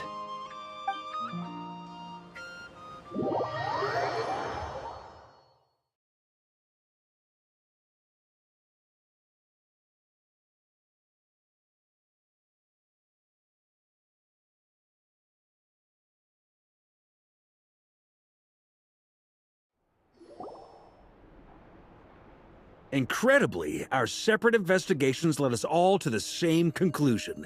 Hooray for consensus! Yeah, but we barely learned anything, though. I totally thought this would be the mother lode. Talking with the ancients? I mean, come on! But nope. All we got was useless snippets of conversation. And all this stuff about moons and hyperopia. What a load of baloney. Seems like people back then had a few screws loose. I understand your frustration. We found the same issue. Each phantom only showed a very brief moment in time. There isn't much value to be found in these miscellaneous fragments of a civilization's history, no matter how glorious it may have been. If there's a silver lining, it's that these phantoms are harmless to the present reality. They shouldn't get in the way of the festivities. Paimon agrees. And not just because it's the first thing she understood in this whole conversation. You look disappointed, Nefer. Is something the matter? What do you think? We all worked our tails off, but the only one to gain anything from it was you, Lady Moonjanter. Well, please do share the Hyperborean records with me. I will gladly inscribe them in our people's documents. Oh, duh! Yeah! That was it! Hyperborea! Hyperborea. I'm serious. Only an expert in the Frostmoon Scions and their history can turn these records into valuable research material. The alternative is to let them gather dust on the Curatorium's storage shelves until the pages turn yellow. Nefer, you're wise enough to know that cooperating and sharing the profits is the best course of action here. Well, that goes without saying. Sure, let's do that. Huh? But didn't you say we aren't supposed to give out intel for free? Sorry. Shutting up. Now is not a good time to push Nefer's buttons.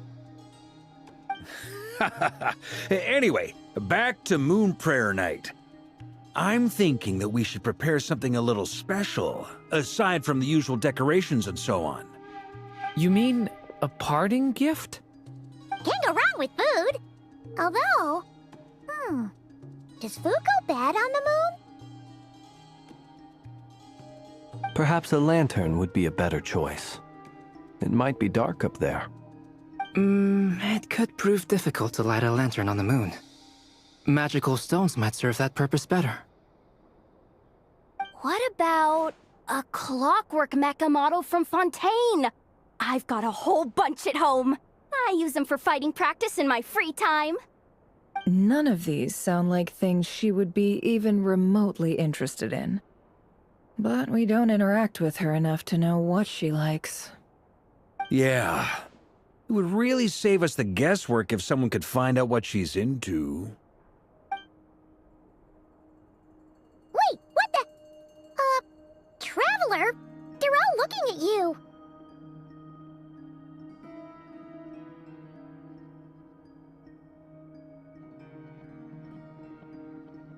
Great! Haha, problem solved. Now, I need to stop by Dory's. Gonna need her help sourcing a bunch of stuff for the festival. Then let's leave it there for now. We all have our own business to attend to. Traveler, if you find out what Kutar likes, let us know right away.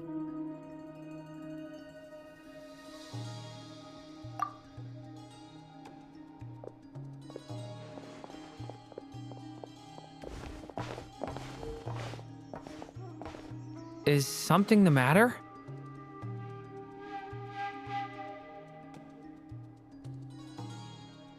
I'm fine. It's just... I'm still feeling a little rattled after witnessing the horrors of the Abyss. But it's okay. This is something I have to work through. I'll be all right. Thanks for your concern. Well, don't put too much pressure on yourself. If you ever feel like something's wrong, physically or mentally, we're here to talk.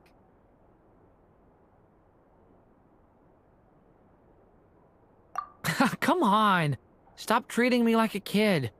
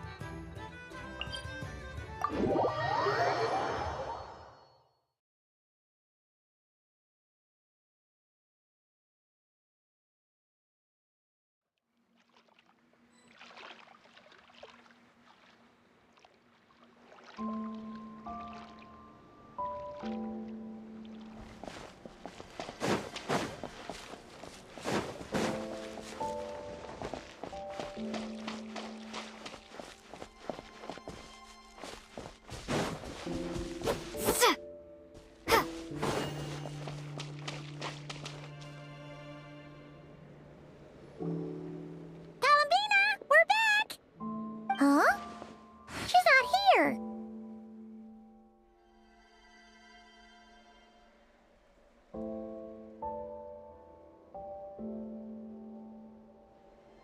Weren't there a few Kuhenki here last time, too? Where did they all go?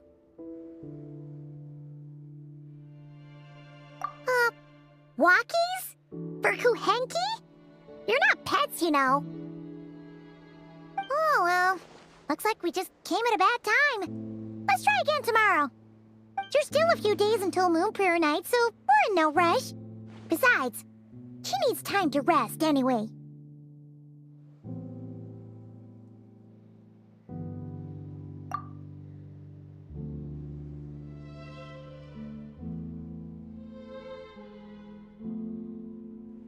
Columbina! Are you back yet? Oh, how strange. Looks like she still isn't here.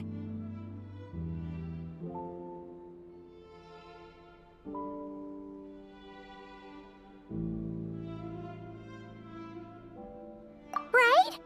It's not like her to spend so much time outside. Especially since she's worried about attracting unwanted attention.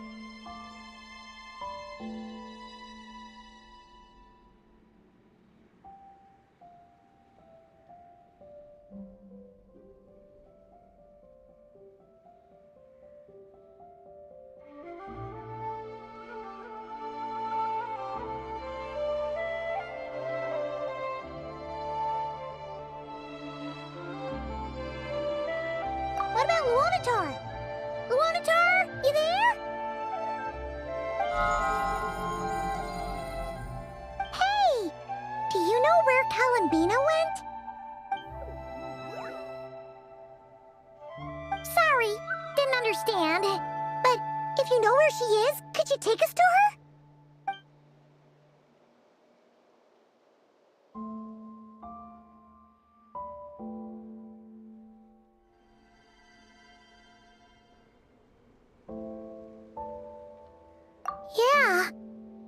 even stranger.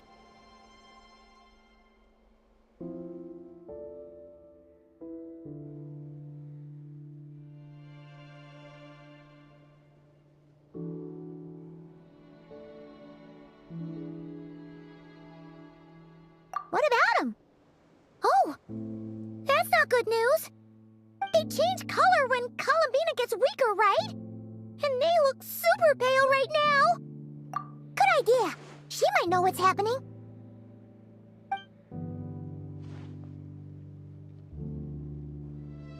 Llama! Ah, it's you. How is Kutar? Is she okay?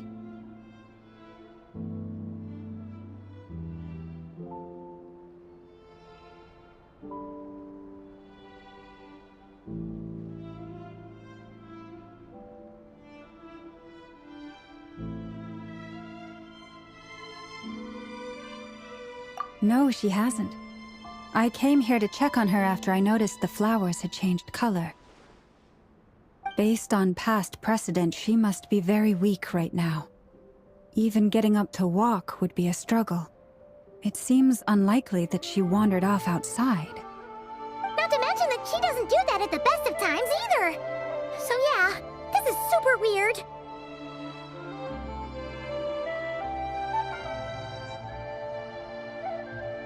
No. Very few people are in the know about Kutar's whereabouts.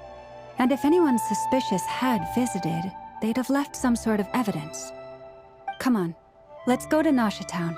If anyone has seen her, someone there will know about it. It's not Cry's information hub after all. Makes sense. Let's go!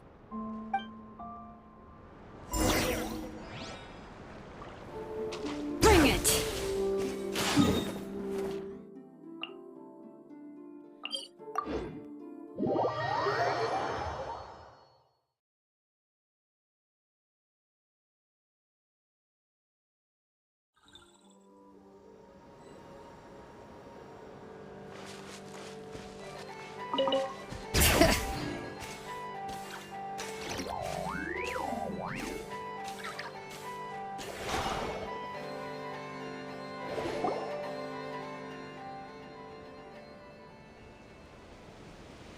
Wait a moment. Is it just Paimon, or is this stall kind of suspicious? It's never been here before, right? No, I don't recognize it. Alas, your free and easy adventure time is over. Now, prepare to face the final boss of Nod Cry. Whoa! Where'd that voice come from? Not sure, but it's definitely hostile. No, no, no, not that way. The final boss is right here. The sniffer mole? That's the final boss? Surely not. Also...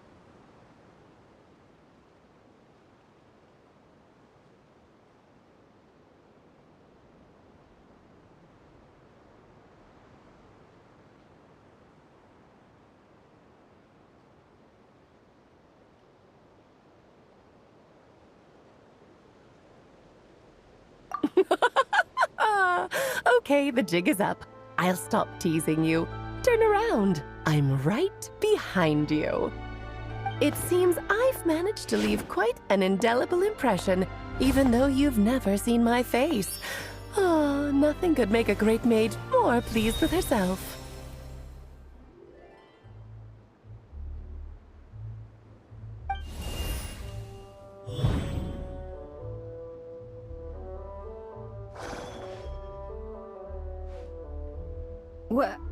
What is going on? I've heard that all the big shots in Teyvat have long, wordy titles that stun people speechless when they make their entrance. Unfortunately, none of them are affiliated with the Hexen Circle, and we ourselves keep a very low profile. The notorious name-dropping doesn't quite work for us. Still, I, for one, think I'm really quite amazing. So that didn't stop me from coming up with a title anyway. Alice! It's really you this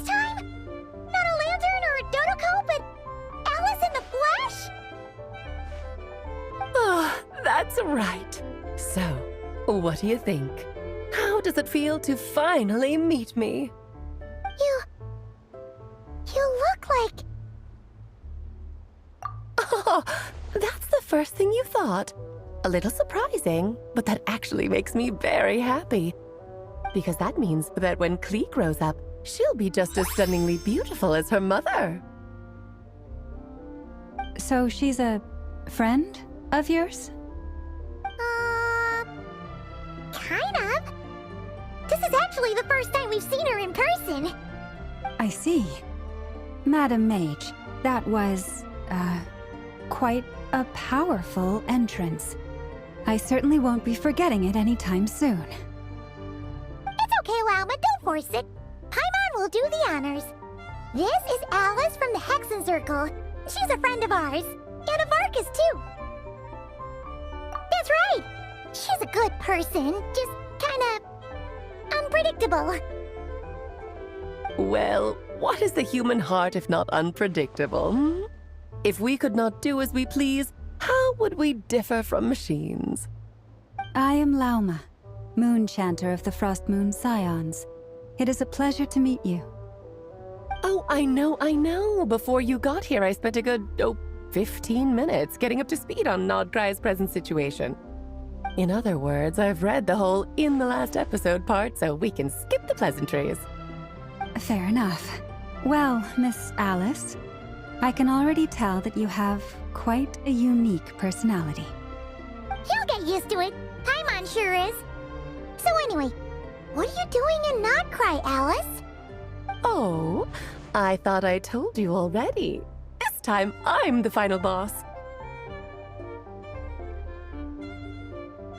And what a formidable foe I shall be. Powerful, confident, decisive, and good luck finding my weak spot. You will never succeed.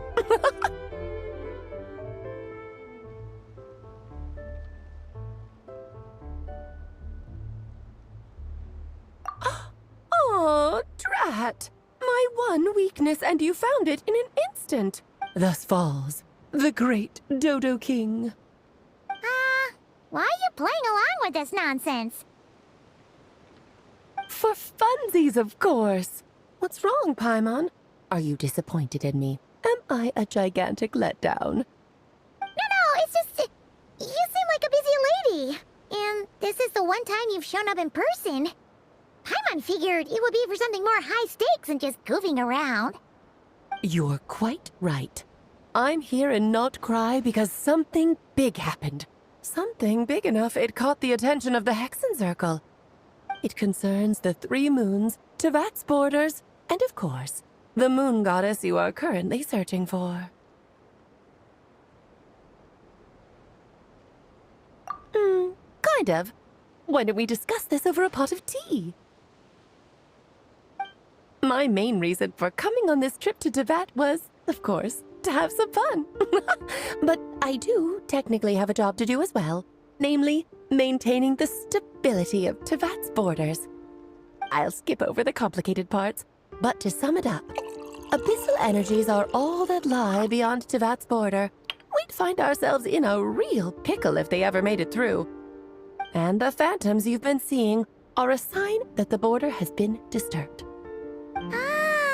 No wonder they tend to show up around Moon Prayer Night. Is it because the real moon is now so close to us that its power can cross the border?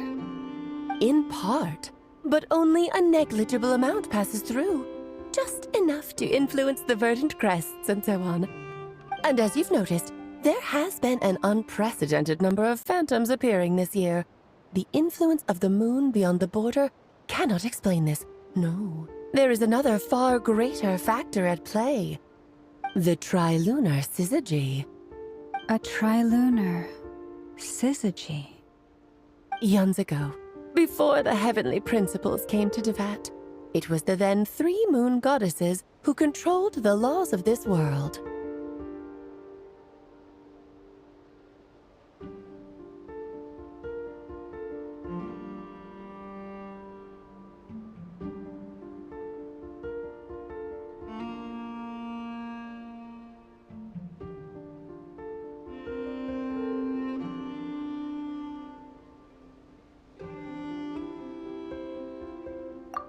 That's exactly it. The three goddesses split these powers amongst themselves, promising never to consolidate them into one singular body. This was meant to keep the world stable. But, fast-forwarding to the present, the eternal moon's marrow is with you, while the iridescent moon's marrow, which should never have appeared in this world, has been retrieved. Add that to the presence of a moon goddess in the flesh and... the power of all three moons is gathered here in Notcry. There hasn't been an event like this since the War of Funerary Flame. And it's having a noticeable effect on Tevat's borders.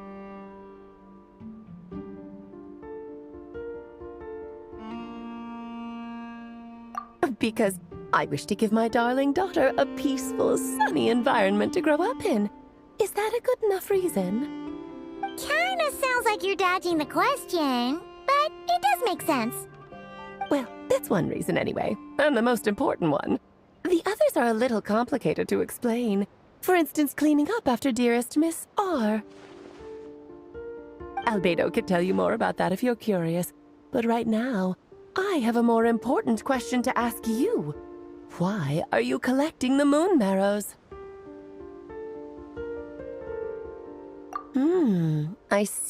I see.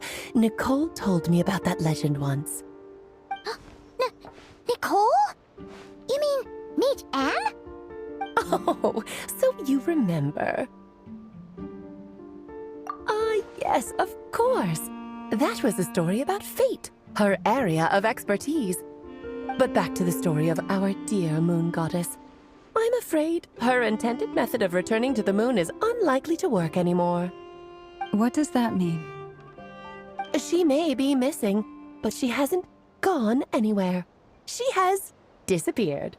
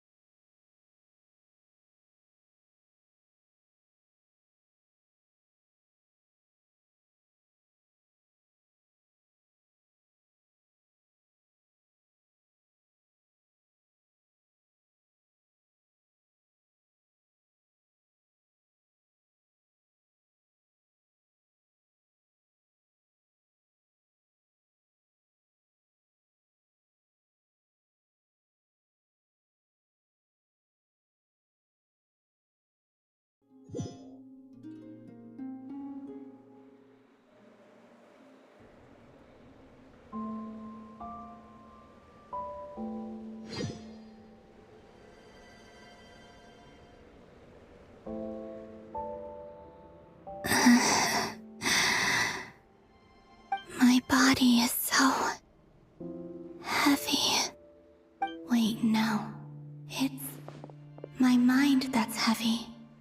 My arms and legs are as light as a feather.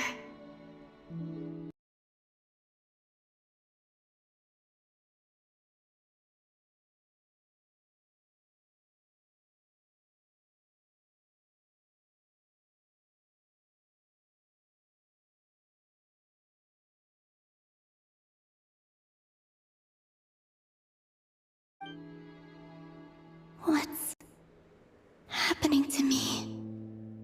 I feel drowsy, like I've been asleep for too long. Is it daytime or nighttime? Is the moon out? I think I'll go for a walk.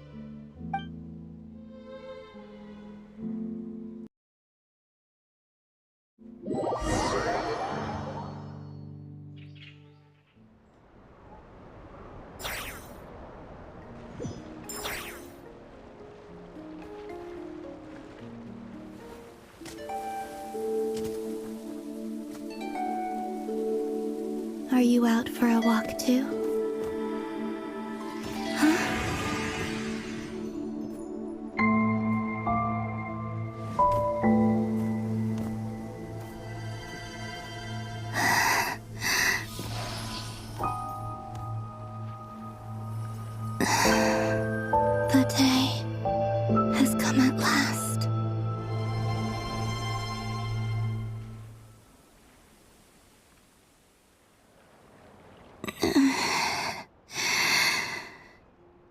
Have I grown so weak that I can't even sustain my physical form?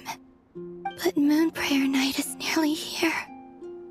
I was so close to returning home. Death is near. Is this how it ends for me? Will I return to the moon after I disappear? Or... I don't want it to end like this. So far, at least, I still exist. Even if not physically, I can still feel. But as my power wanes, I'm sure that too will fade. I suppose I might take one final look at this world. The world where I was born.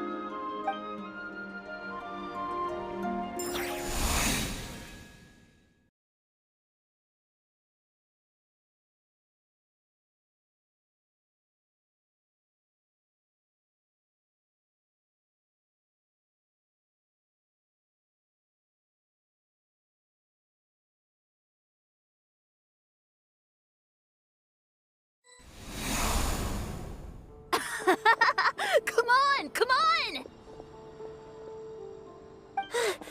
Wait for me! The Frost Moon Enclave. How much it has changed since I was born. These decorations, they're so heavy. It's times like this when you kind of wish men could be priestesses and acolytes. How fascinating. I've never had the chance to be privy to people's private lives in this way. In the past, people would get so solemn and serious the moment I showed my face, like they were frozen stiff. Karina, Lametti, it's time to eat. Coming!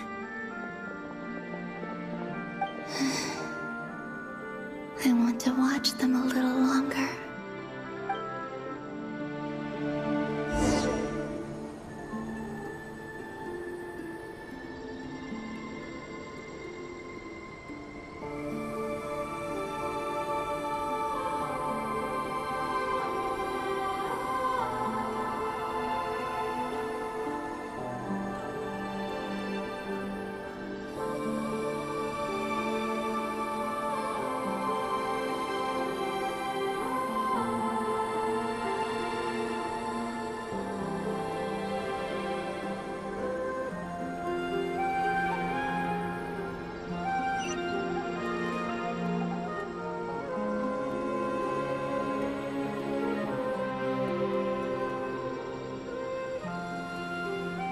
So just fill these balloons with air, right?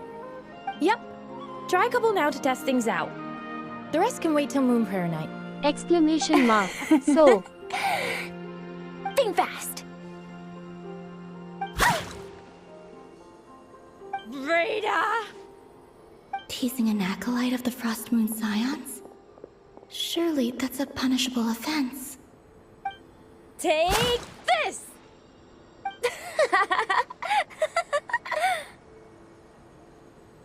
Huh? Alright, enough horsing around. Lady Lauma gave us a task. We should get back to it. The task is just to check that the balloons don't leak, right? Exclamation Doesn't matter mark. if we fill So. them with air or water. Yeah. Okay, you got me there. And you got me there. But still, we can't use all the balloons before the festival even starts. We won't use all of them. And as long as Lady Lauma's trusted acolyte doesn't snitch, this can stay as a little secret between friends. A couple more can't do any harm, right? Oh, you menace. Then, think fast! Is pumping a balloon full of water really so much fun?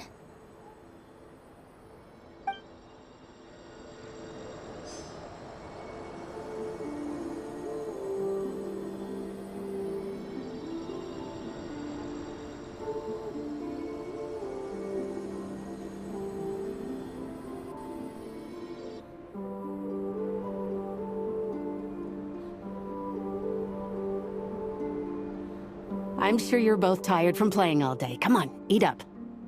A plain, humble meal. That has always been the way of the Frost Moon Scions. Huh? How come Lametti got a midsummer berry dessert? Oh, I always get Lockaberry. I don't mind sharing. You can have a bite of mine if I get to have a bite of yours.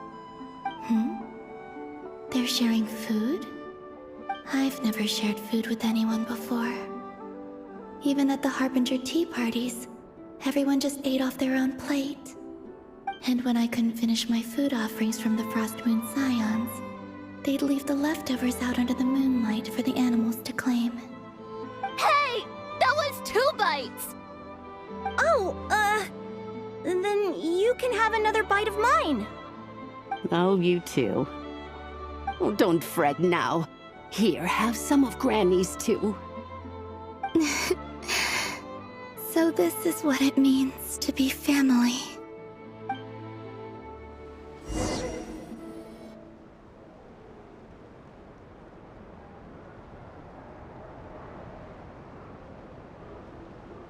I'm seeing so much that I'd never usually get to see.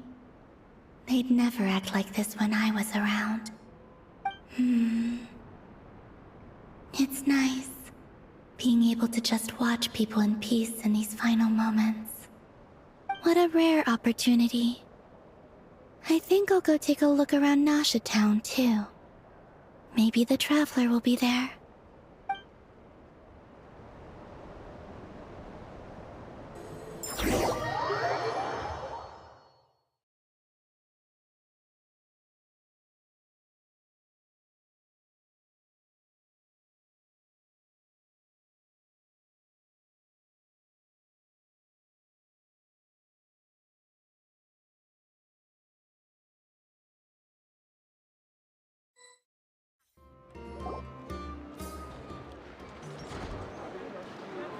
After the War of Funerary Flame, the Moon Goddesses were no longer recognized by Tevat. They lost the whole foundation for their existence. That's why the Moon Goddess's strength is fading. She cannot withstand the world's rejection of her.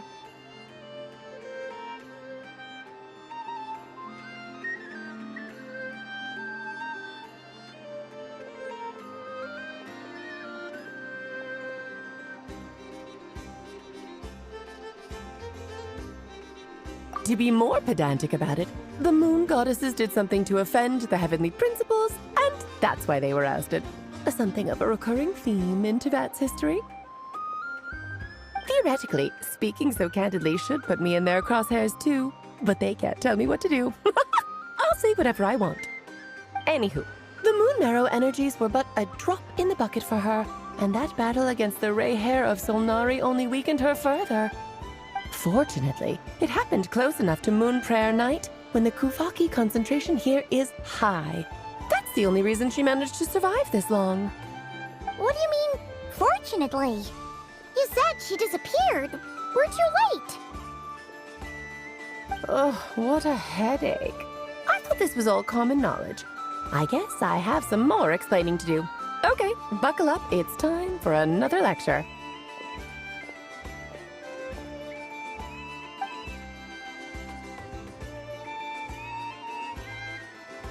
Now, I said earlier that the Moon Goddesses lost the foundation for their existence.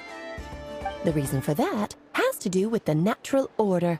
Basically, the rationale for their existence in Tevat was lost. The same logic applies to the present Moon Goddess, too. Consider her existence so far. Her comrades in the Fatui called her Damselette. And she was worshipped as Kutar by the Frost Moon Scions. But these connections have now been severed, whether by her hand or yours. So, the rationale that once sustained her existence is now gone. Wait, we did that to her? Oh, well, strictly speaking, yes. But let's not start pointing fingers, shall we? I'll only end up as the big bad villain, and that's not the kind of final boss I want to be.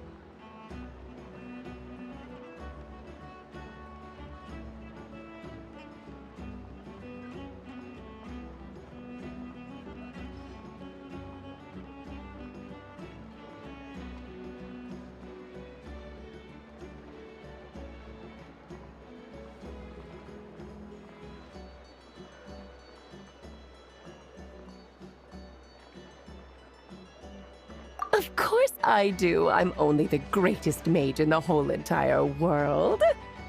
Now, if you wish to find your moon goddess, there are two problems we need to solve. Firstly, we'll need to strengthen the connection between her and Tevat, at least enough to sustain her until Moon Prayer Night. Strengthen her connection. But does that mean I'll have to rally all the Frost Moon faithful behind this?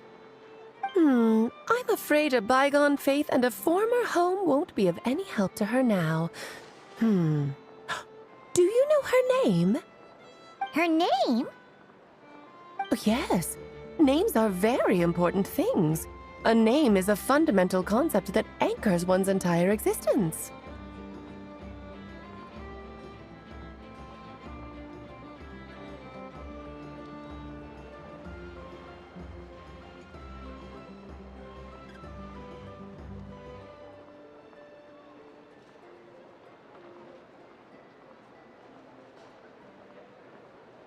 Then your first job is to find it. As a moon goddess, I'm sure she must have a name she identifies with. Neither Columbina nor Kutar is her true name, and she's never really accepted either of them. So, finding out her real name is enough to sustain her existence? Yes, I know it sounds like a small step, but every journey begins that way. So for now, that's all we need to focus on. The second problem is with her plan to use the moon marrows to return to the moon. Unfortunately, piercing through the false sky will take an enormous amount of power. Given her current condition, she won't be able to provide anywhere near enough power, even if she recovers her physical form. But no need to fret. Nicole's the expert in this field, and I'm sure she'll figure something out. Wait, Mage N is going to help us out too? That means we've got 2 Hexacircle mages on the case. This is turning into a pretty big deal. Actually, this is more of a side quest for me. Like you said, I'm a busy lady, so I can't stay for too long. I'll have to return to Tevat's border soon.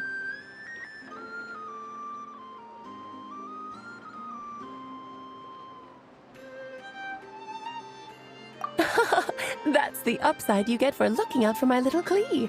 Hopefully that will incentivize you to carry on keeping her company in the future. Anyway, jokes aside, you'd better get moving. It will take quite a miracle for the moon goddess's consciousness to hold out till Moon Prayer Night. Oh, I suppose I might as well tell you where Nicole is before I leave. Off you go now. Time to meet your new friend. Oh, yes, and a little suggestion. Don't forget to mind your heads. What?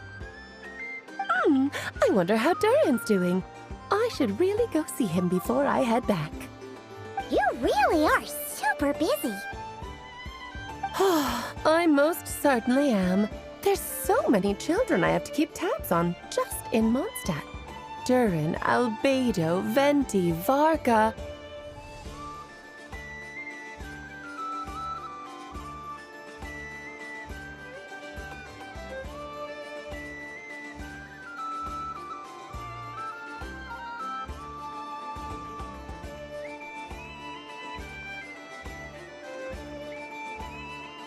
Klee didn't make the list, huh? Of course not. Klee is my pride and joy. I have no qualms about her, because she's the best child in the whole wide world. Yep. Klee's a little angel. I'm glad you agree. Well, all the best. See you when I see you.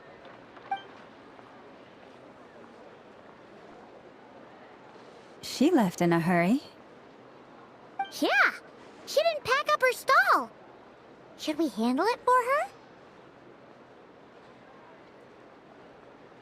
I must say, I'm now very curious about her daughter. Klee, wasn't it? What's she like?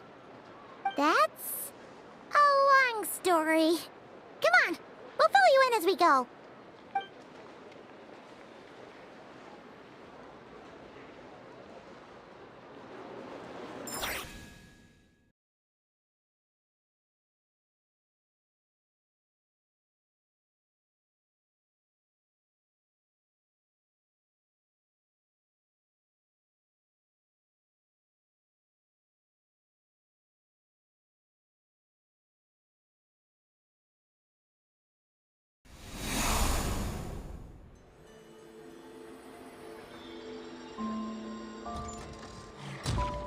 What a lively place. I've never experienced Nasha Town like this before. Hey, you old geezer! Your hammer's rusted through! Who are you calling old geezer? Are they quarreling? I'm looking right at him! You've really gone downhill since giving your daughter free rein in the workshop. Can you even swing a hammer anymore? Your day's just to fix a single chair! You might as well use that hammer to massage my back for all the good it's doing. Don't run your mouth, or you'll get a back massage that'll put you in bed for the rest of your life. Look, the materials haven't arrived yet, all right? You know how busy it gets in the days before Moon Prayer Night. I'll bet you send all the materials to your little princess. Blood's always thicker than water, huh? All right, you've made your point, Uncle Koski. As soon as the materials arrive, fixing your chair will be the #1 priority. And Dad, if you've got time to chat, why don't you lend me a hand, See? Lolka knows what the score is. I guess they're friends. But the way they spoke to each other was so ugly. Then again, it wouldn't be the first time I've seen something like this. Columbina! Sing outside my door in the middle of the night one more time, and I'll unscrew your vocal cords. You hear me? Oh, Zandrone. So that was her way of trying to be friends with me. What a pity. I won't get the chance to say any ugly things in reply.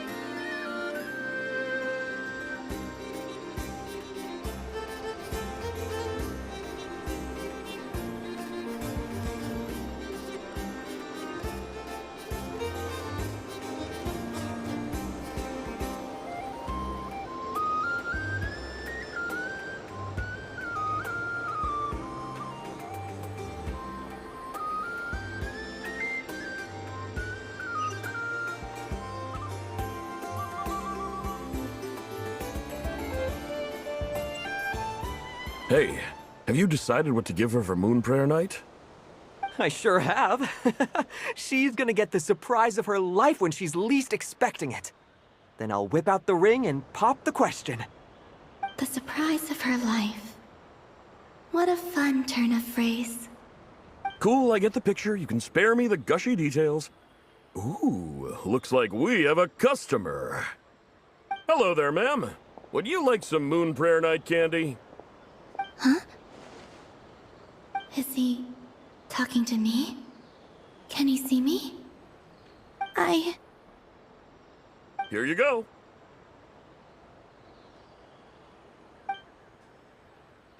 Oh.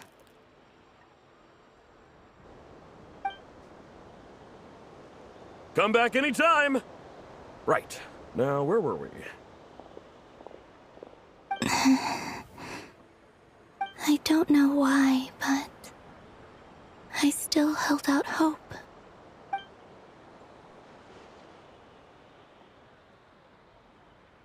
The most important thing right now is to find that mage. This name thing seems super important too, but where do we even start looking? I'd better go pay the Fatui a visit.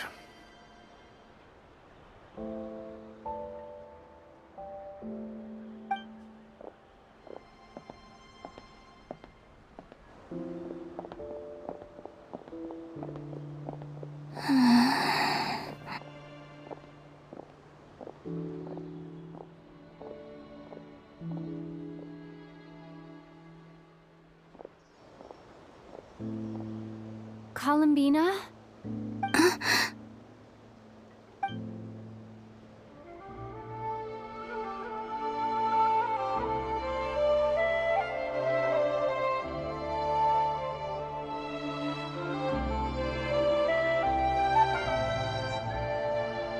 Traveler? Let's go! This is no time to be spacing out!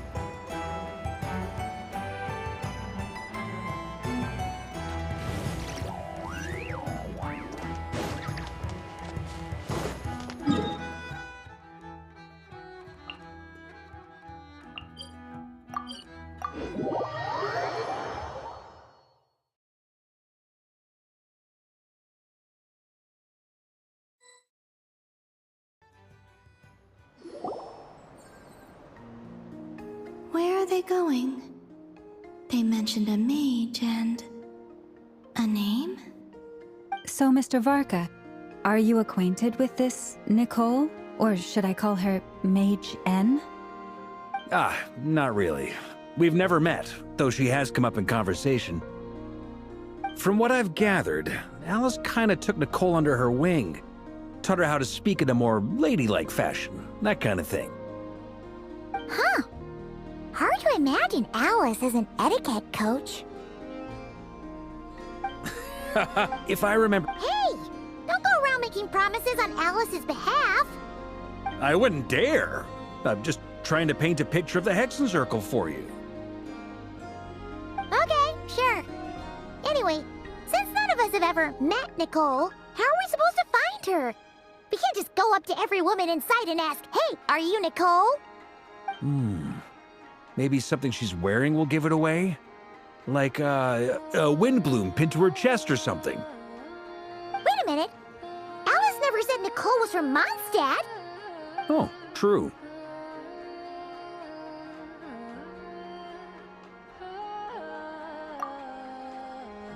That would be... this young lady, then?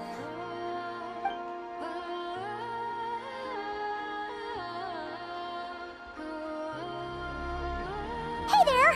Sorry to disturb you, but... are you Miss Nicole? Varka, Knight of Boreas of the Knights of Favonius. Alice might have mentioned me before. Ah! Have we got the wrong person? Sorry. Well, this is awkward. When I shook my head, I meant, no, Alice hasn't mentioned you before.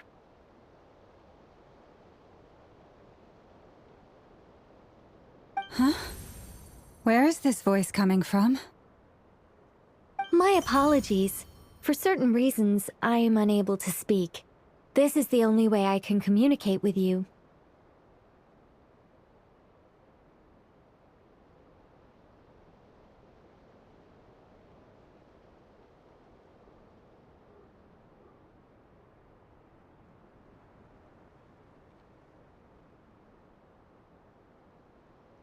It might take some getting used to, but I hope you can understand. Hey, it's fine. I'm more shocked by the fact that Alice never speaks about me. I mean, As for you two, we have crossed paths twice before, but it is nonetheless a pleasure to finally meet you. It's really you! Thanks for all your guidance in the past! You're quite welcome. This time, things are different. We have reached the unwritten pages of the story. You might say that we stand at the crossroads of fate.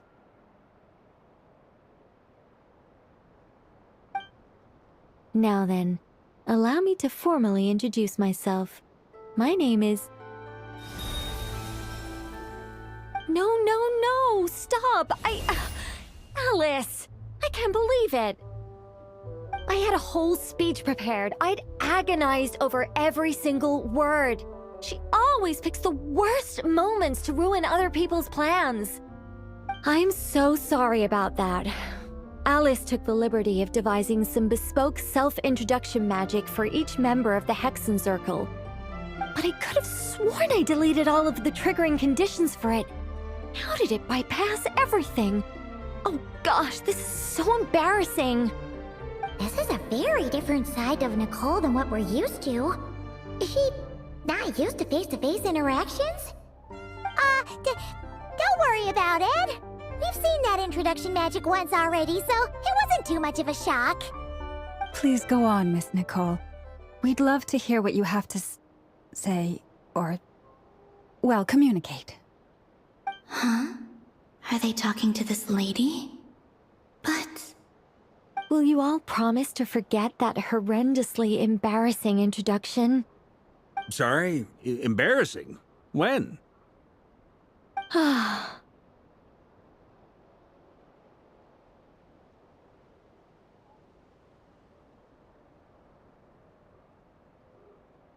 Yes, my name is Nicole, and I am one of a very few angels who have retained both their preferred form and their power. The Traveler and Paimon should be no strangers to this concept. There is another of our kind in Natlan. They call her the Lord of the Night. Alright! Paimon remembers her!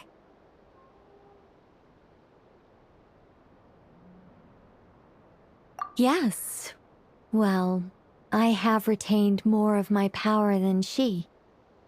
It's because I don't have a long-term duty to fulfill. To be more specific... no. We'll be here all day if I get into the specifics. Moving on. If I'm not mistaken, you are here because you wish to learn how one might reach the moon beyond the sky. That's right. Is that something you can give us any guidance on? Yes, I do know a way. It began with the Hyperboreans, who lived after the War of Funerary Flame. Blank looks. Maybe I should start with the background of the war. Or maybe not. It shouldn't be an issue. I'll fill in the gaps for you when we have more time. Anyway, after that war ended, the three moons retreated to beyond the false sky. The Hyperboreans were humans I once aided. They accepted the civilization and creations bestowed upon them by the angels. But despite accepting many blessings of the angels, many among them still held on to their faith in the moons. They were reluctant to accept the new order. Even after the War of Funerary Flame, they sought to contact the moon goddesses beyond the sky and receive their guidance. But all three had passed away by that point.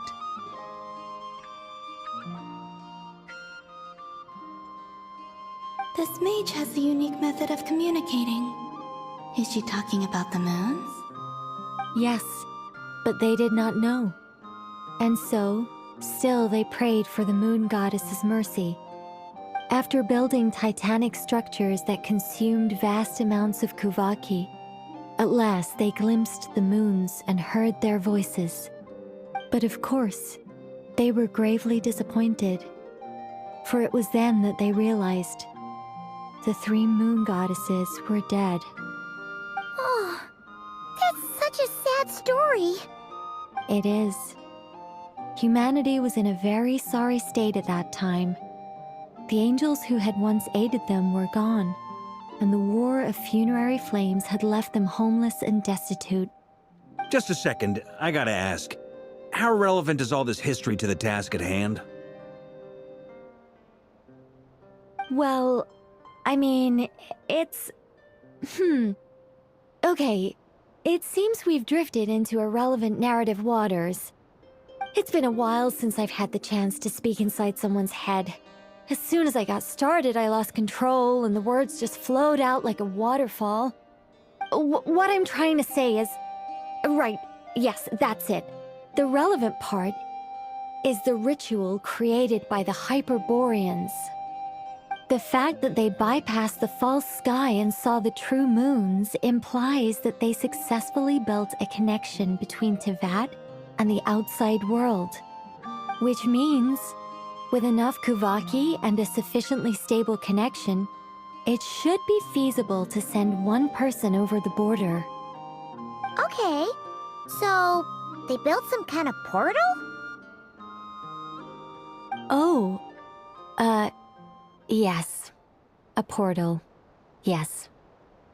Is something wrong? You sound disappointed. I just didn't expect you to summarize it so well. It turns out I could have said all that in one word, if only I'd managed to think of it. No, please, it's fine. This is invaluable knowledge. I'll be sure to record and preserve everything in writing. Oh, really? Well, in that case, I suppose I could backtrack and add some more detail. I did gloss over a few things so far. Whoa, whoa, whoa, time out. Let's summarize what we've got first. The Hyperboreans were the last ones to use this method, right? So we somehow need to find whatever structure they built and make sure there's enough Kuvaki to power it up. Luckily, we have the moon marrow of both the eternal and iridescent moons, so we're all good for Kuvaki. Which means the key issue we need to focus on is finding the place. Am I right so far? Yes. Although I expect the structure is long gone by now.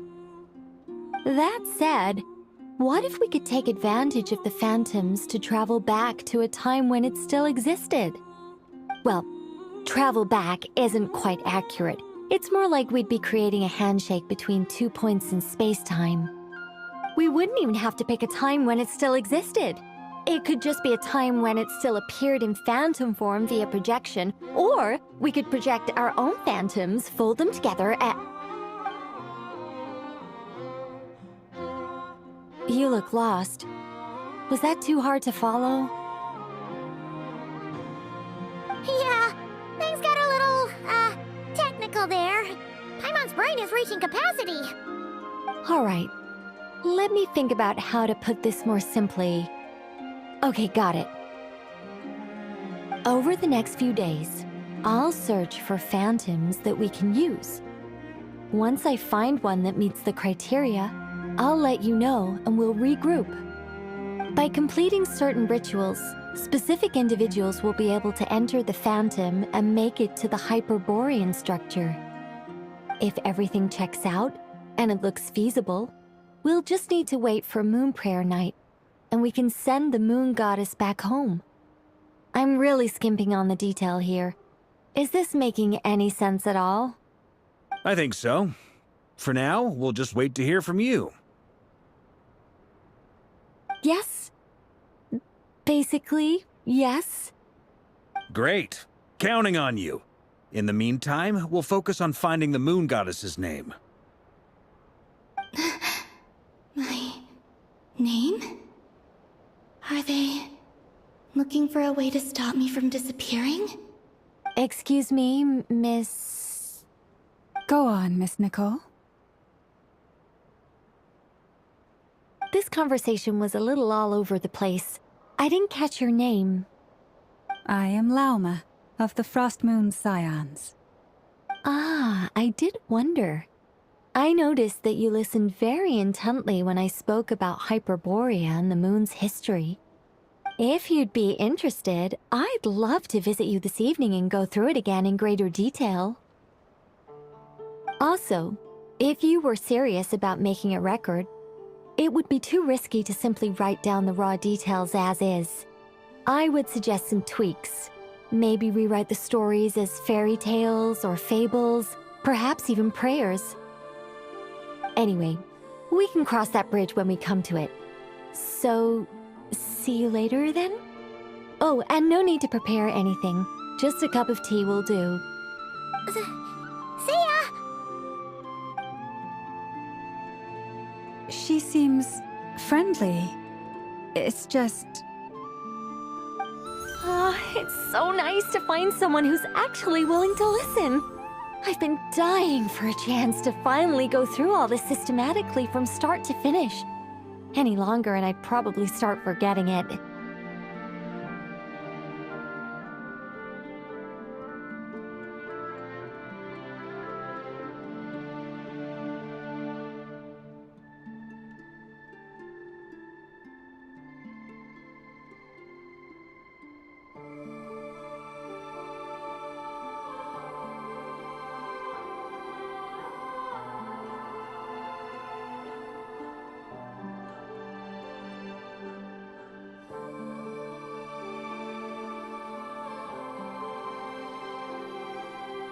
Now Paimon gets why Alice told us to mind our heads.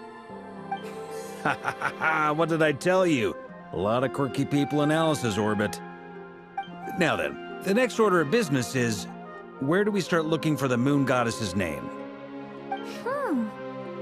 Maybe the rest of what Nicole has to say might give us some clues. Once I've heard her out, I'll summarize the salient points and share them with you all. I'm also inclined to review our other documents.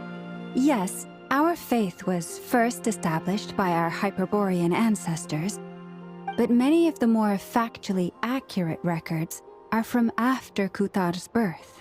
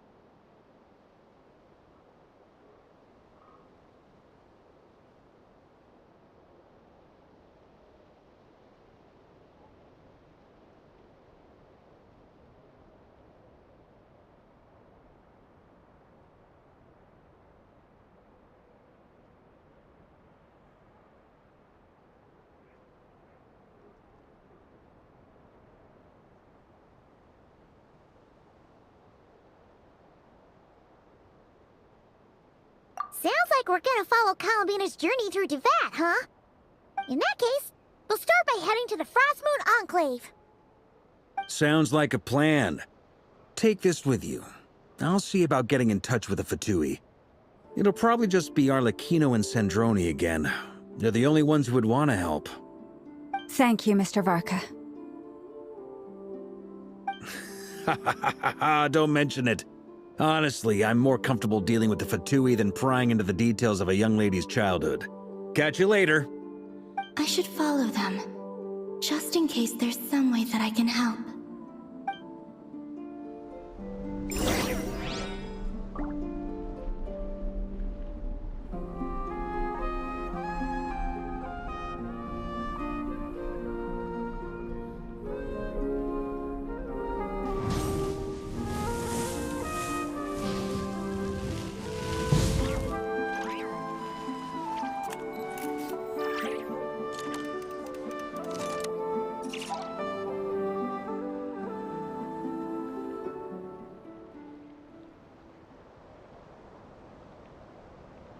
Exploration and trials. Adventuring is right up my alley.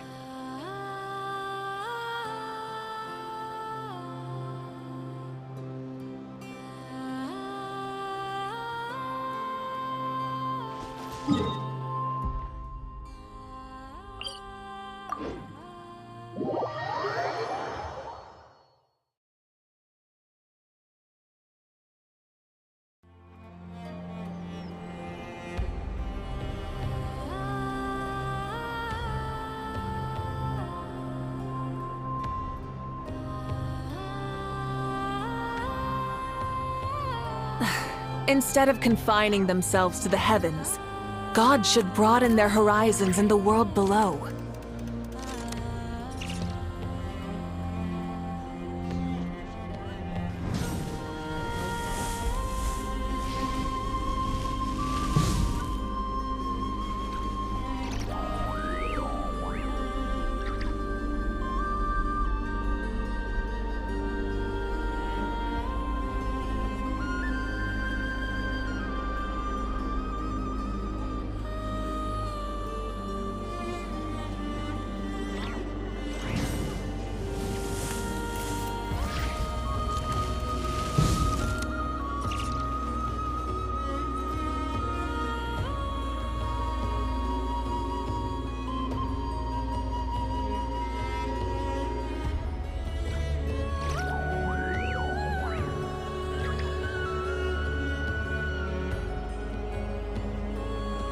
Many insects have a compulsion to follow the light, and humans are the same.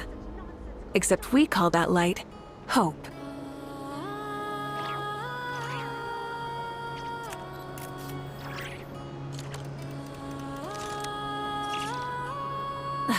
Instead of confining themselves to the heavens, God should broaden their horizons in the world below.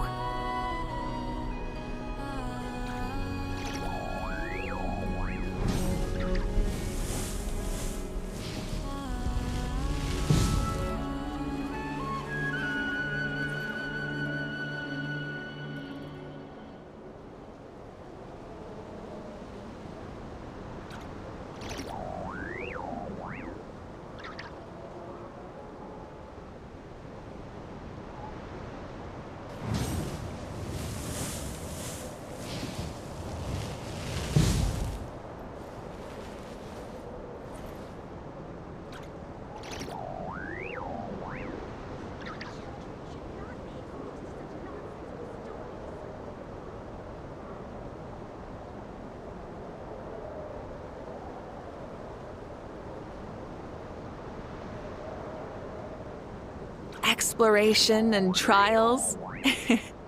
Adventuring is right up my alley.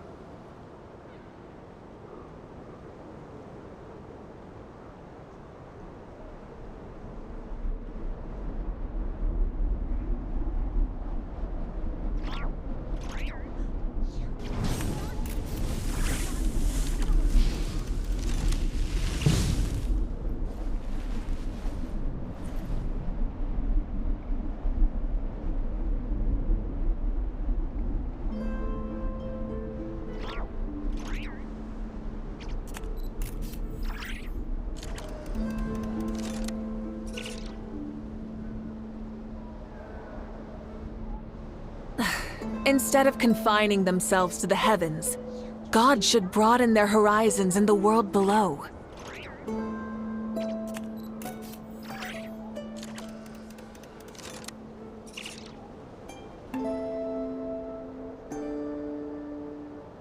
Many insects have a compulsion to follow the light, and humans are the same. Except we call that light hope.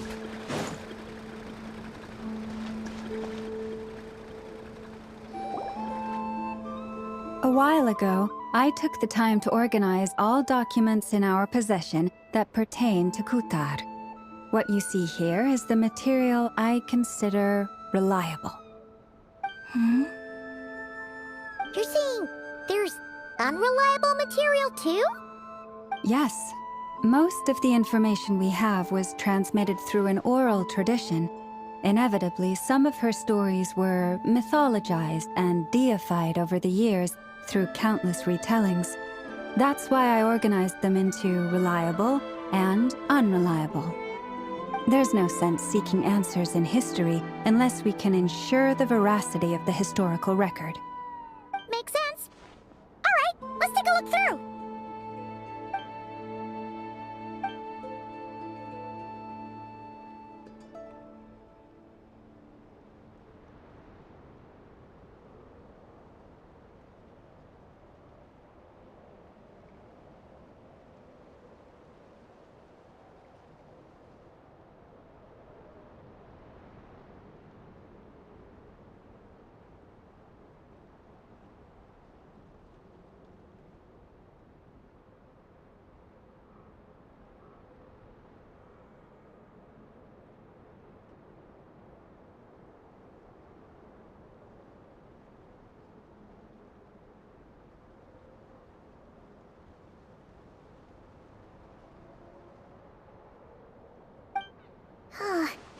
Almost all these records refer to Kutar instead of Columbina.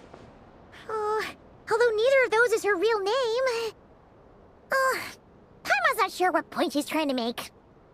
What we can gather from these records is that the Frost Moon's scions worshipped her as a god, placing impossible expectations upon her. I cannot fault them for their earnest faith, but for all their devotion, worshipping her day in, day out changed nothing. I imagine that none of it resonated with Columbina. It wouldn't surprise me if, Even back then, she had already begun to reject the name Kutar and everything it represented. Lama speaks the truth. When I heard them call upon Kutar with hope and expectation in their voices, they may as well have been calling upon somebody else.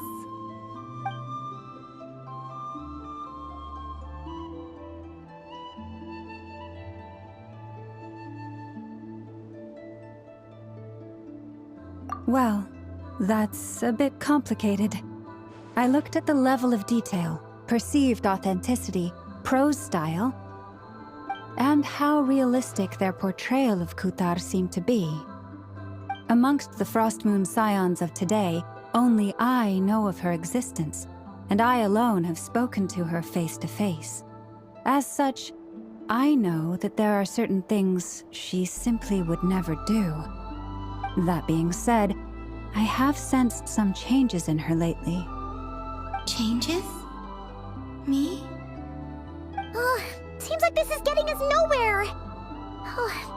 For what it's worth, why don't we check the unreliable sources too? Sure. Give me a moment.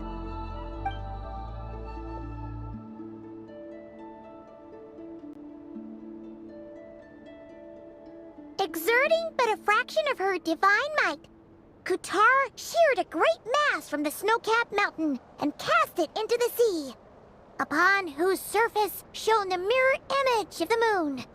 Thus was formed the island of Hisi. Yeah, right. That doesn't even begin to pass the sniff test. The 3 moons are not but lies through and through. Only one moon has ever shone for us, and Kutar is her name.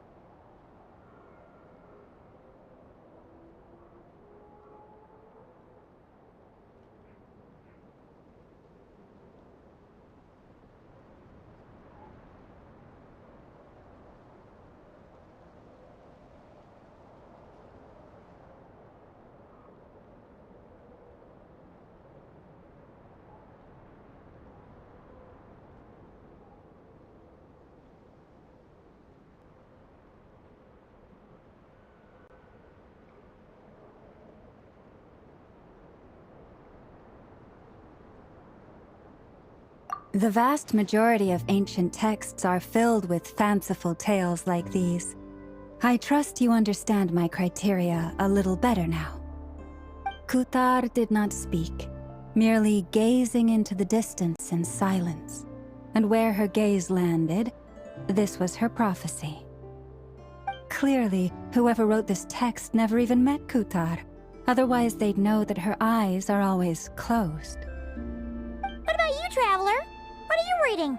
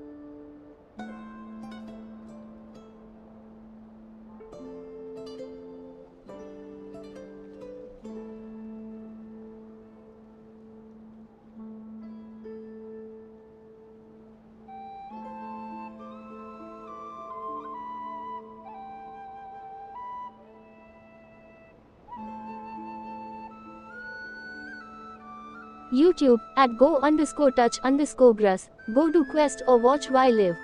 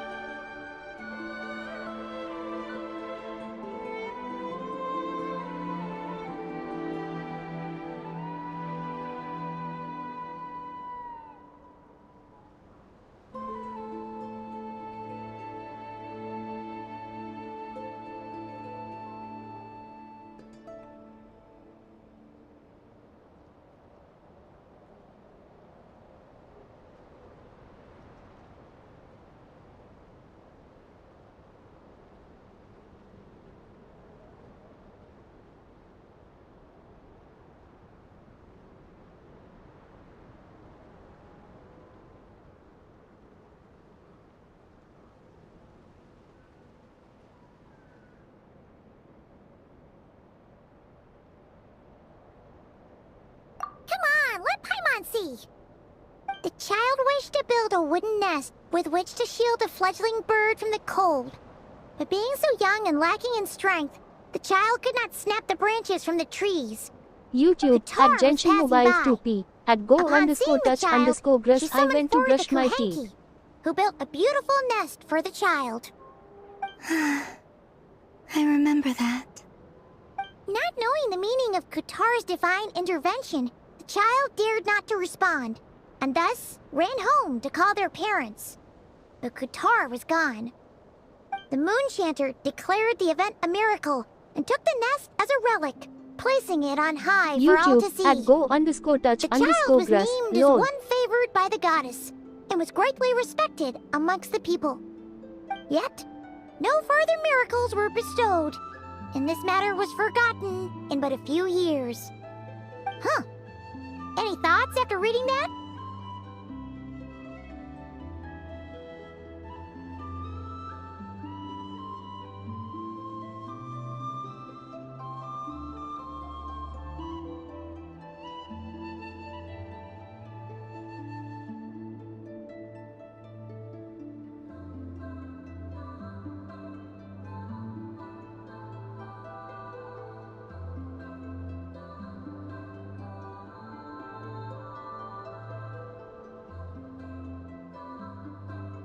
Yeah, Columbina probably just wanted to join the kid in making nests.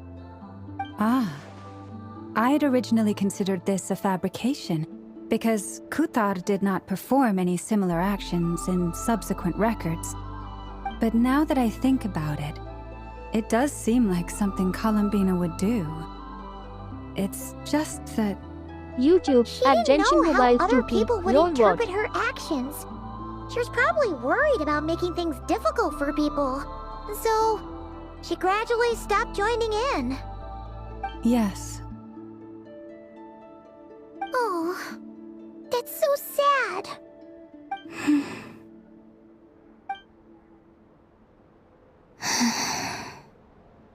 And now, I can make no such gestures of warmth, even if I want to.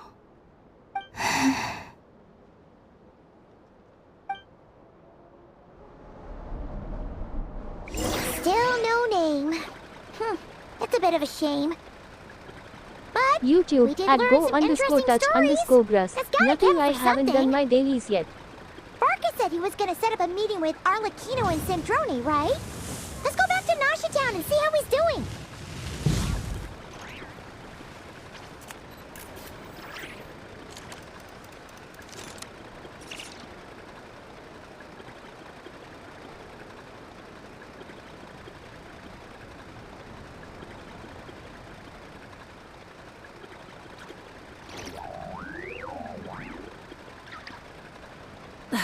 Instead of confining themselves to the heavens, God should broaden their horizons in the world below.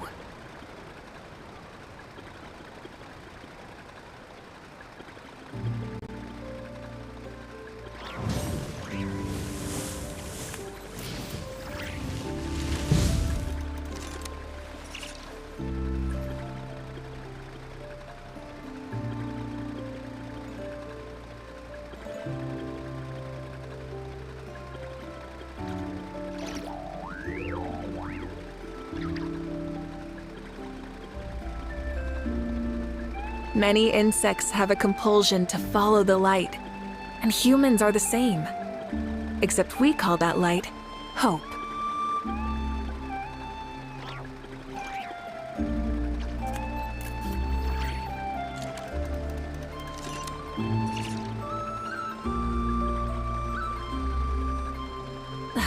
Instead of confining themselves to the heavens, God should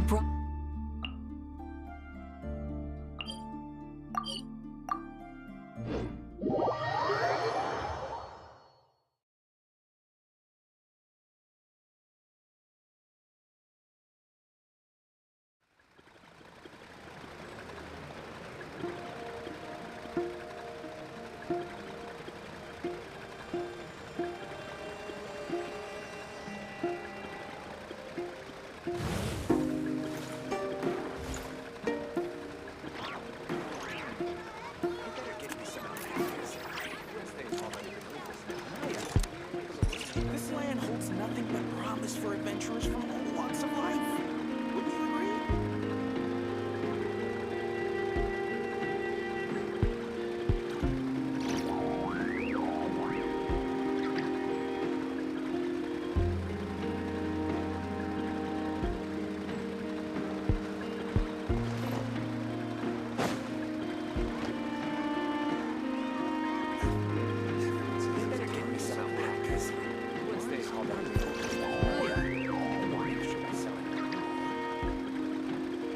This land holds nothing but promise for adventurers.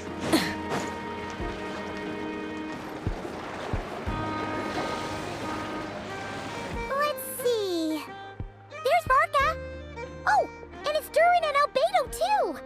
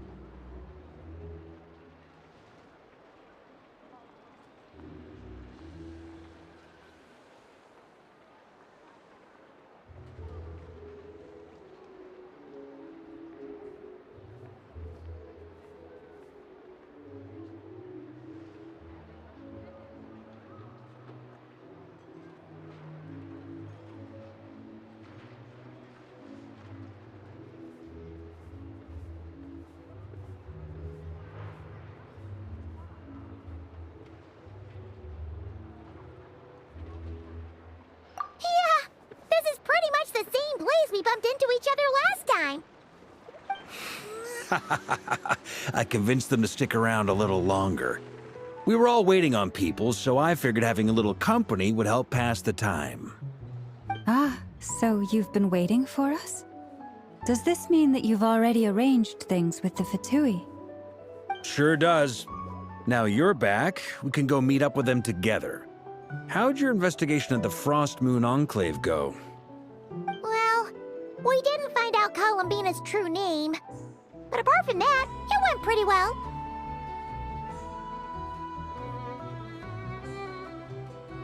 Aha, just as well that I didn't tag along then. I'm sure our moon goddess wouldn't want every man and his dog knowing all about her private life. Still, desperate times, desperate measures, I guess. Someone had to do it. So, Varka was waiting on us, but what about you two? Are you waiting for Alice? Oh, no, we already met with her. We discussed that experiment I mentioned to you last time. Oh, and she also handed me this communication device.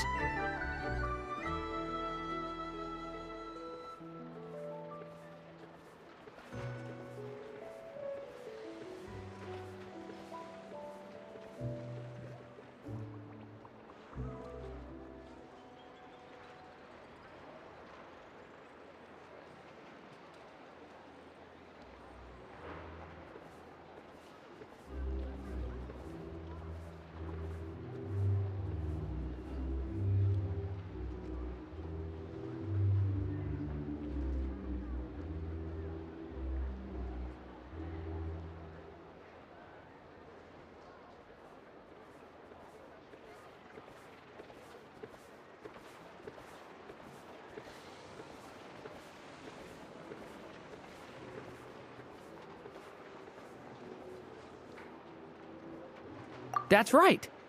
I understand she informed you about the relationship between the phantom phenomena and Tevat's borders, yes? She wants me to help her with some more experiments on that front. She said that she'll contact me through this device with more information. Ah, I see. Following instructions and making observations. Pretty common research method. Takes me right back to Albedo's lab. Wait, then who exactly are you meeting? Someone you know. Albedo's met him too. But I don't think Miss Lauma or the Grand Master have been introduced.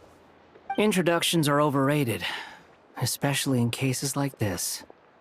It's you! So, it's not like the Academia has prohibitions against going abroad.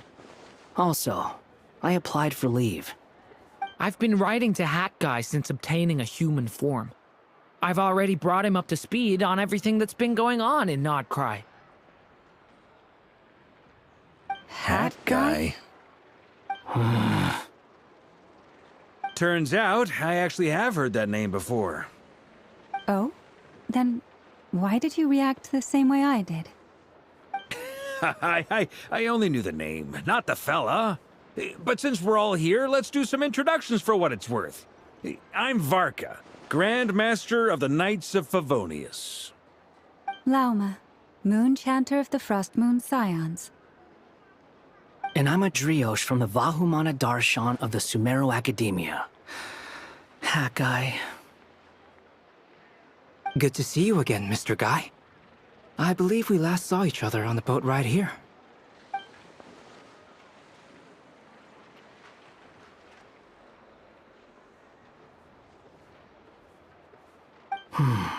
Mind you, the only reason I came here is because there's someone I want to look into. Who's that?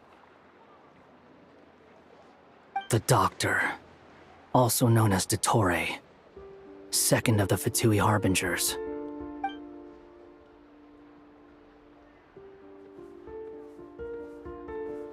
From the tone of your voice, it sounds like there's bad blood between you. I was reviewing our archives and noticed that a lot of information about him was missing. Left a bad taste in my mouth. That's all there is to it. Dottore, or Zondik, as he was then known, once studied at the Academia, but he got kicked out before he could graduate. So the Harbinger's #2 man is a college dropout? How embarrassing for them. Last we heard, he was planning something. We actually heard that a few times before, even coming to Nodcry, but we haven't seen a trace of him since we got here. He only appears when something interests him.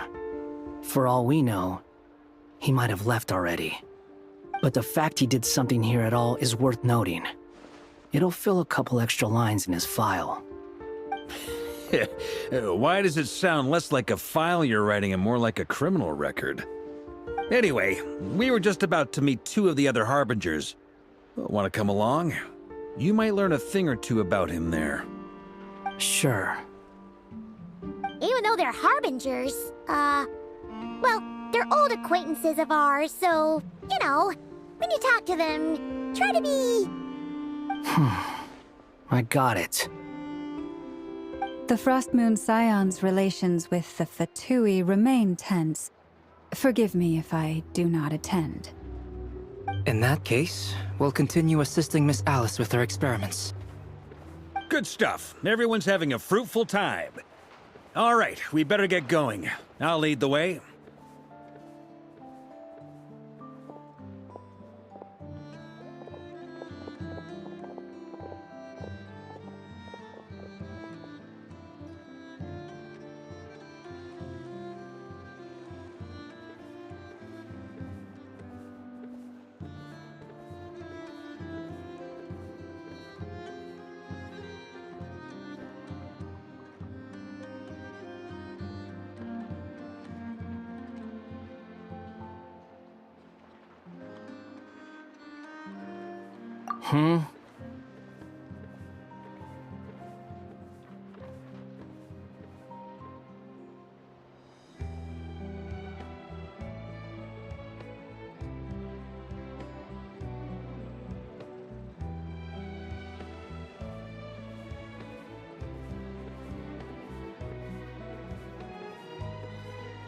Well, yeah, that's obviously part of it. But I'm not the only one who has a score to settle with him. Neither you, nor Lesser Lord Kusanali, nor I want to see him meddling with things again.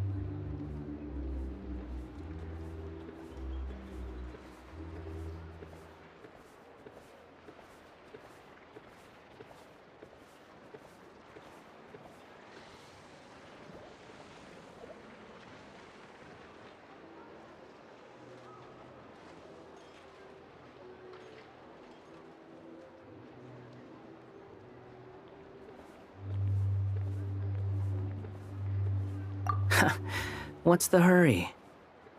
Don't worry. Pigeons always know which way home is.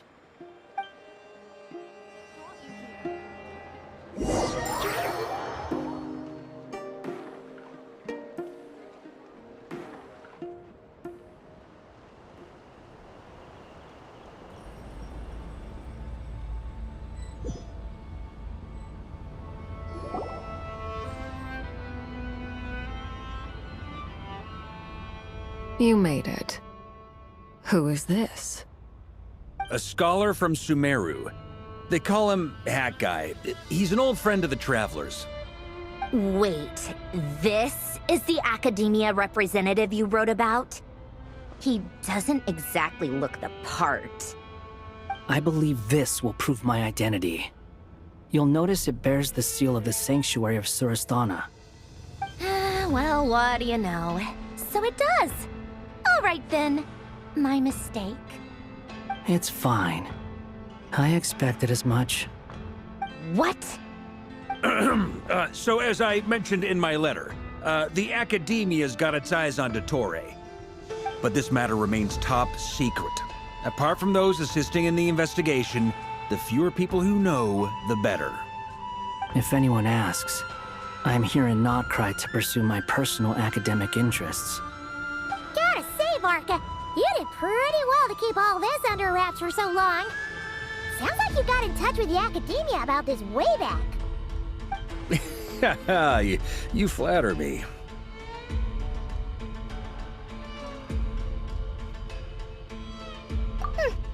Where do I even start? Remember that time we fought Rerir at Star Sand Shoal? He sure let me have it then, didn't he? I'll bet Dottore had that all sketched out, with me as his convenient little pawn. He could not care less about us if he tried, but hey! The feeling's mutual. Does Dottore really strike you as the sort who values his relationships with his colleagues? Fair point. Definitely not.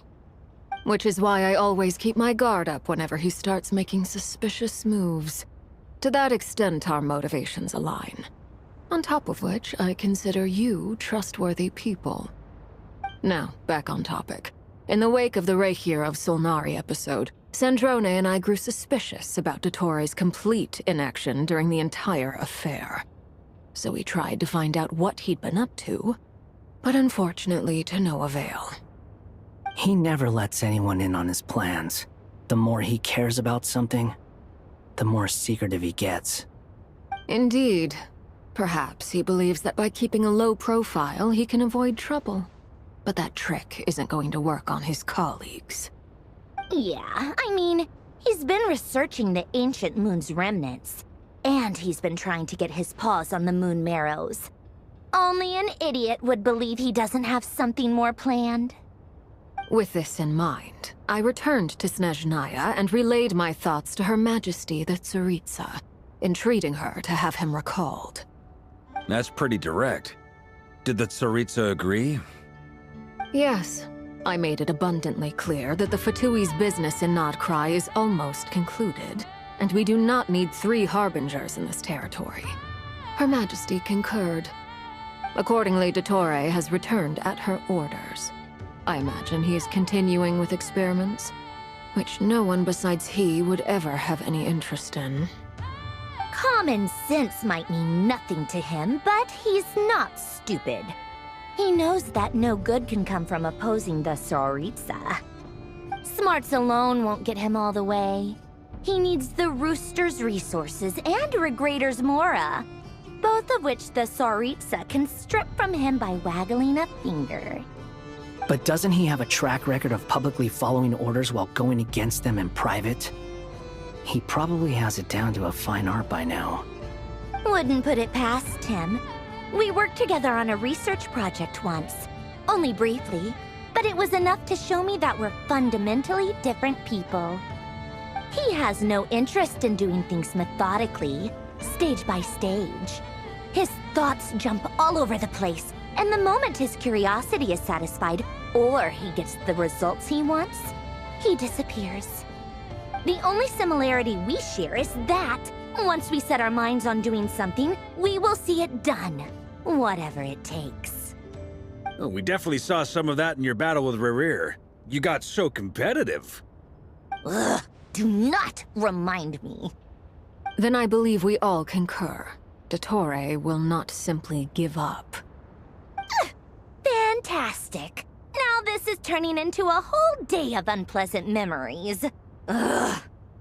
Are you talking about the moon marrow stuff?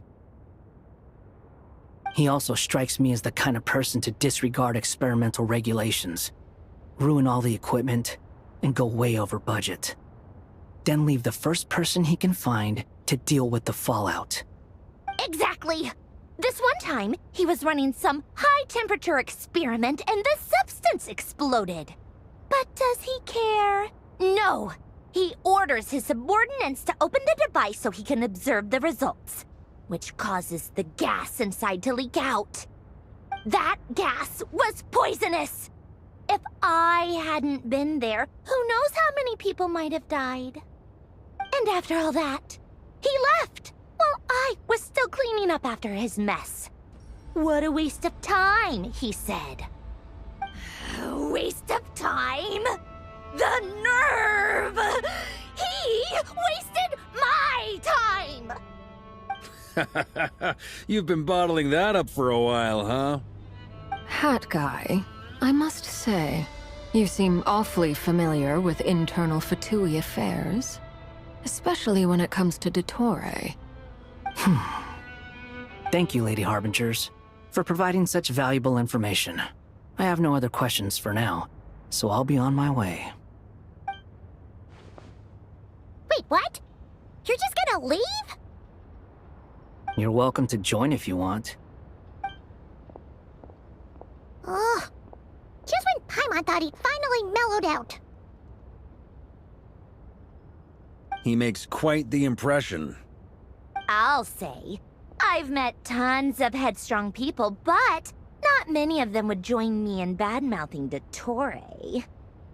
Anyway, back to the main agenda. Barca, you said that Columbina has gone missing? Or rather, disappeared. Yeah.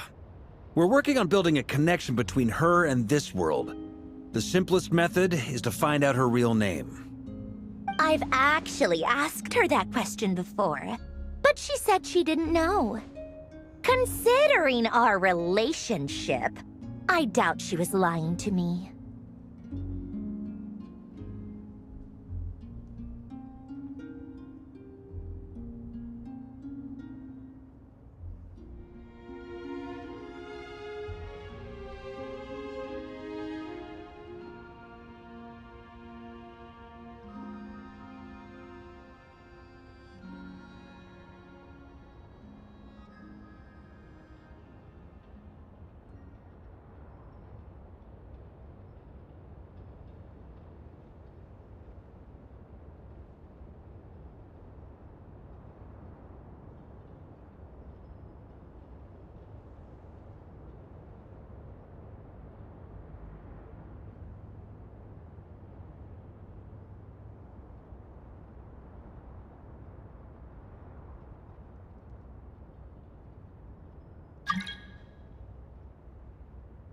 As far as I recall, she was never dispatched by Her Majesty to claim a gnosis or anything like that. The Tsaritsa's plans had long contained a place specifically for her. I always thought that was weird. What could she do that the rest of us couldn't? Knowing what we do now, it's probably something related to Kavaki, right? More than likely. When she first arrived, Columbina would often go to Her Majesty and ask when she could start the task assigned to her. But Her Majesty always gave the same reply. The time has not yet come. So she spent her days in Snezhnaya doing basically nothing. The Tsaritsa has summoned a beautiful blind maiden to be a harbinger, giving her the third seat by virtue only of her enchanting voice. It was a dumb and stupid rumor, but the reality of the situation made it hard to refute. And what happened after that? I imagine she stopped caring. She no longer seemed to care why she had been recruited, and Her Majesty never gave her any missions, so she just continued to sing in the flower garden. For my part, I was busy. So busy, in fact, that watching someone be that idol had me fuming. But still, I got the sense that she had long been used to a life of other people claiming she was needed when she wasn't. I just felt that having a place to stay would cost me something eventually. And so I waited quietly for the day that I would have to pay the price. And on the other end of that spectrum, you had me. Someone once told me that I had the lousiest work and the toughest luck. That's a good way of putting it. I forget who said it, but those words have always stuck with me.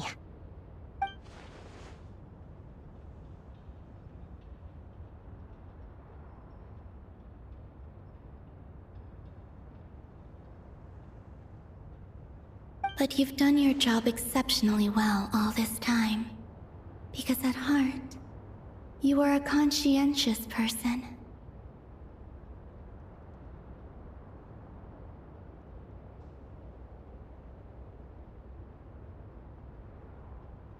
What is it? Something come to mind?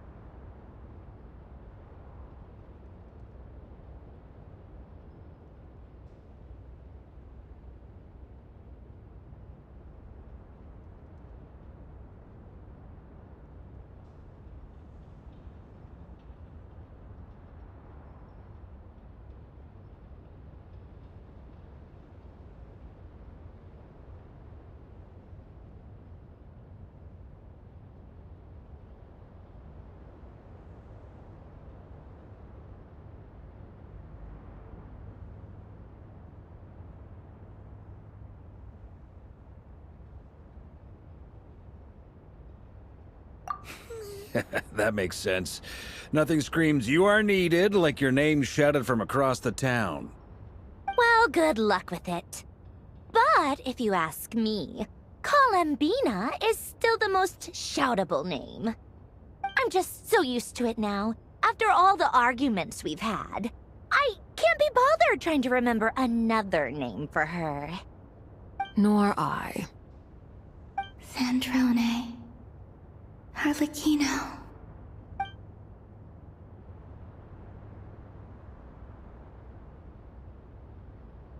Huh! It's a Sealy!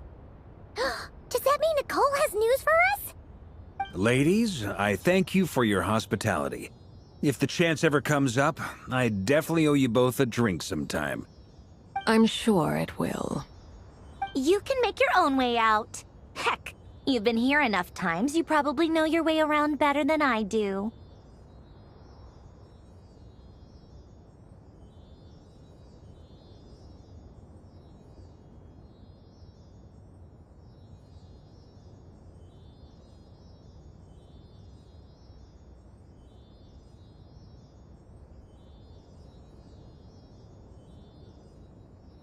Okay, time to do what adventurers do best.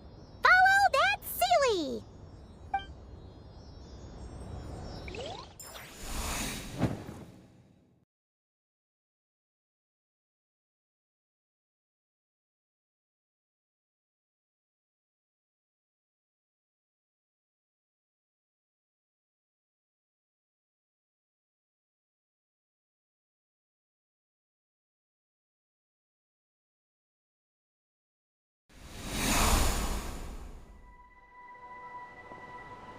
Here you are.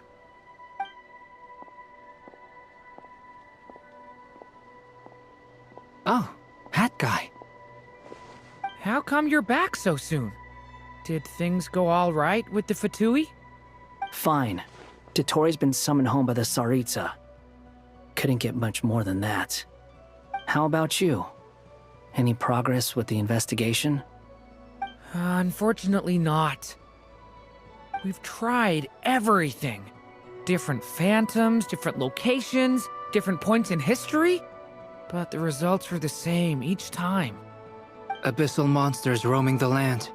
People crying out in despair, with no hope of being rescued.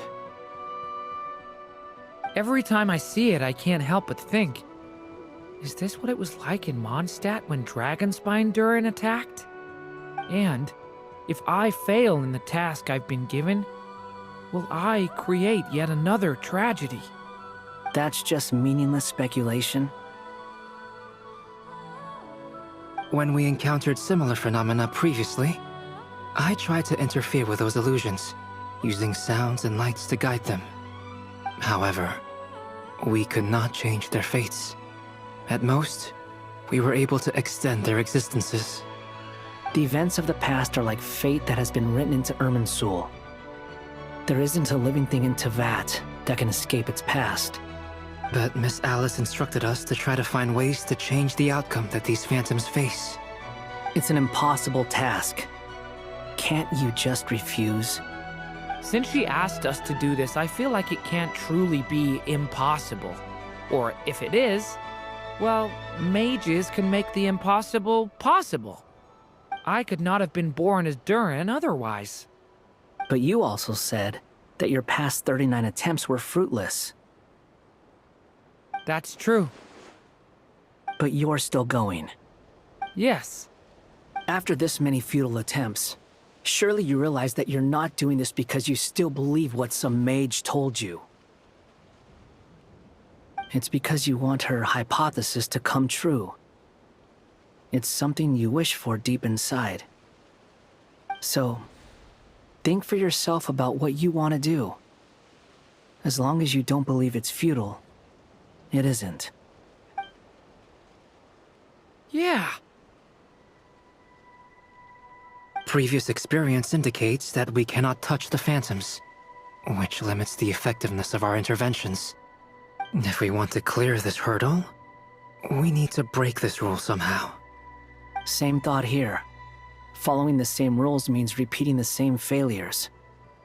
Reducing ourselves to mere playthings of fate. So you mean we need to figure out a way to make contact with them despite knowing that we can't? Yes, and I suspect that's something only you are capable of. Everything in Teyvat is logged in Irminsul, but the withering that once occurred in Sumeru was a sign that the Great World Tree was being corrupted. This corruption allowed things that should not have existed in Teyvat to appear. This is tantamount to rewriting reality to an extent. You're saying abyssal power might be able to affect those phantoms? No one's ever tried it before. If you're gonna try it, it'll take courage. And you have to be confident that you can control it. Is anyone there? Has anyone seen my daughter? She's missing. I have to find her. I hear someone inside. Spargana? Are you in there?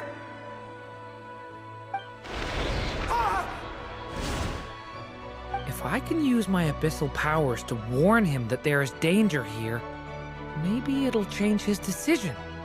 Maybe he'll stay away. Yes. The important thing is not the nature of the power, but rather how you use it. To intimidate and obstruct. Sounds about right for the Abyss. Let me try.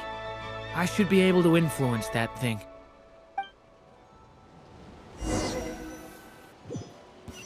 Have you seen a little girl?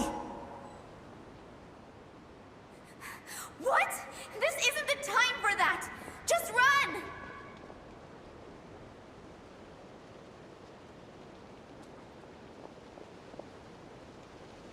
I hear someone inside.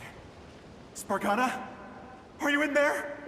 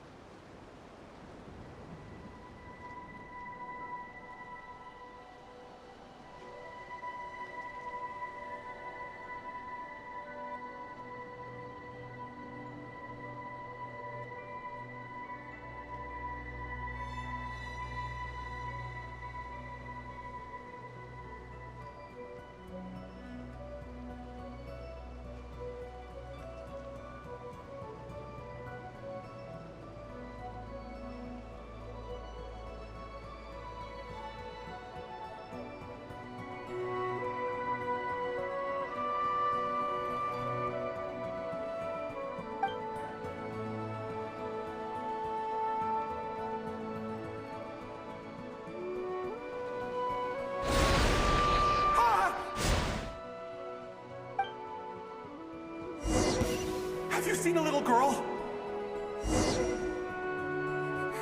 What? This isn't the time for that! Just run!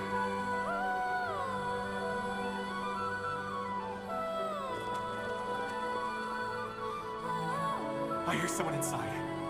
Spargana? Are you in there?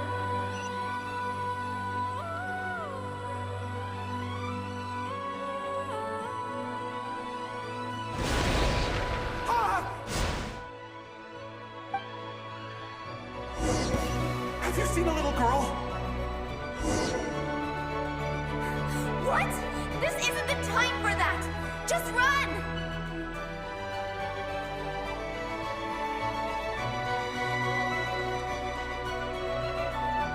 I hear someone inside. Spargana? Are you in there?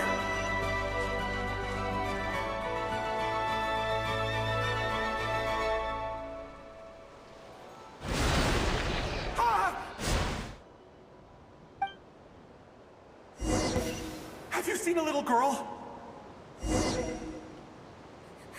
What? This isn't the time for that! Just run!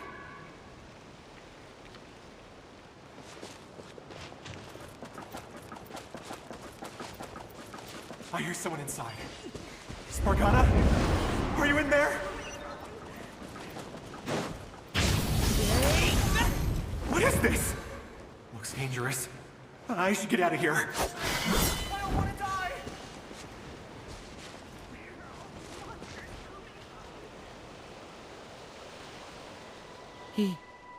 He really left. Ha! We did it! Don't celebrate too soon. Follow him. See what he does next.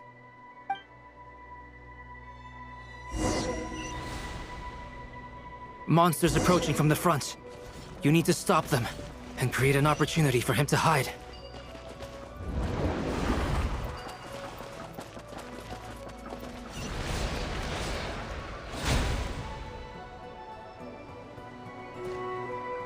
Help me!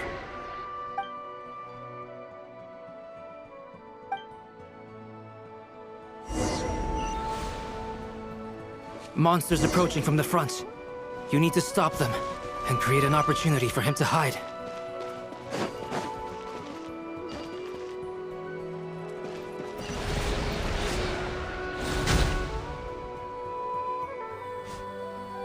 Help me!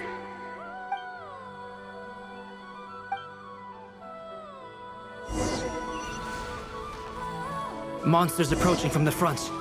You need to stop them and create an opportunity for him to hide.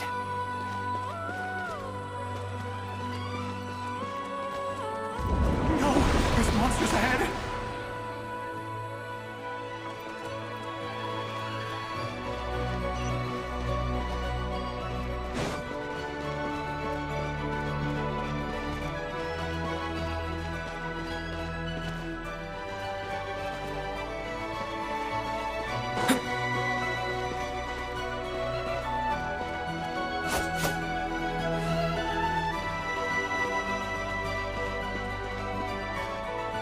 Wait, is that the barrier I saw earlier? Why is it appearing now? It's as if someone's controlling it.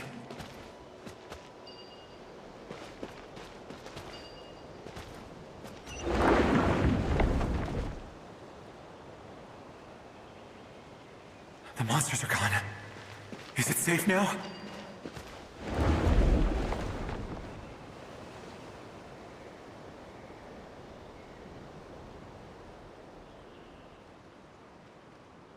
The barrier's gone too. How odd. Anyway, I guess I'll keep going. Quickly, let's keep up.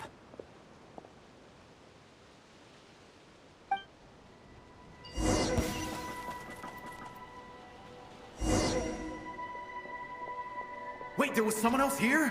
Don't go any further. We've got anti-monster traps laid out everywhere. But my daughter must just be up ahead. I have to go.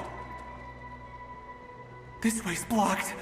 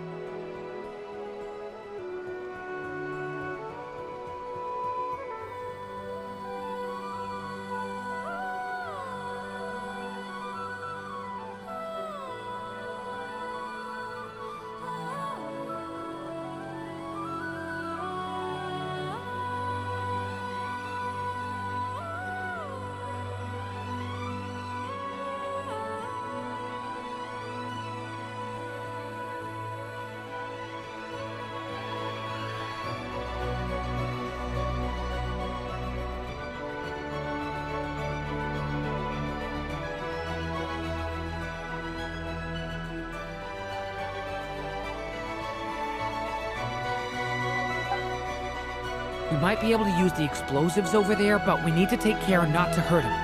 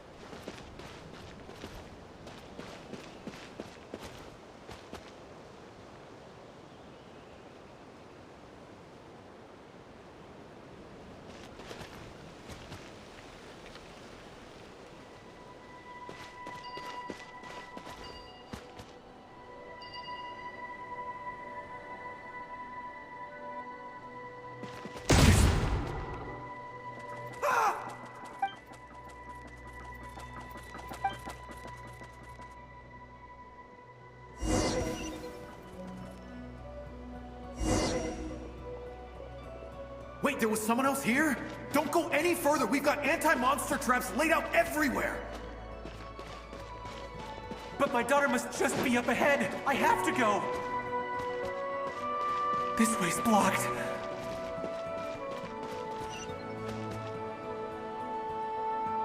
We might be able to use the explosives over there, but we need to take care not to hurt him.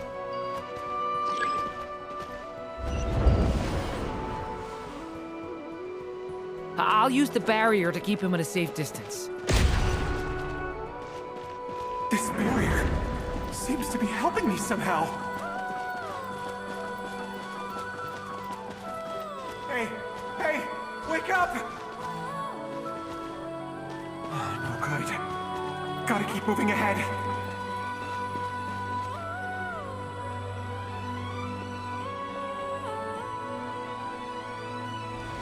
So many monsters!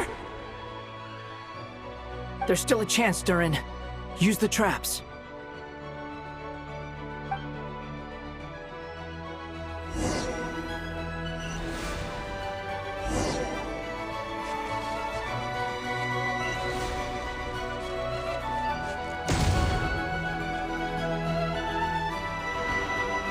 Help me!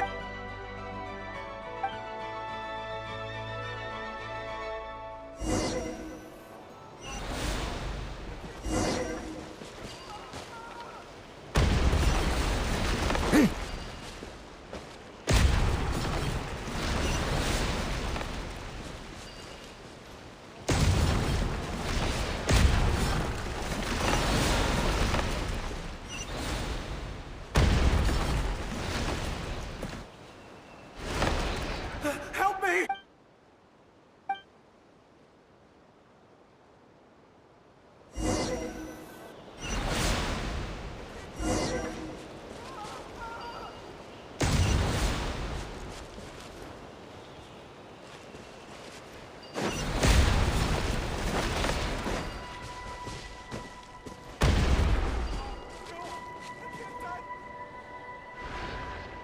Help me!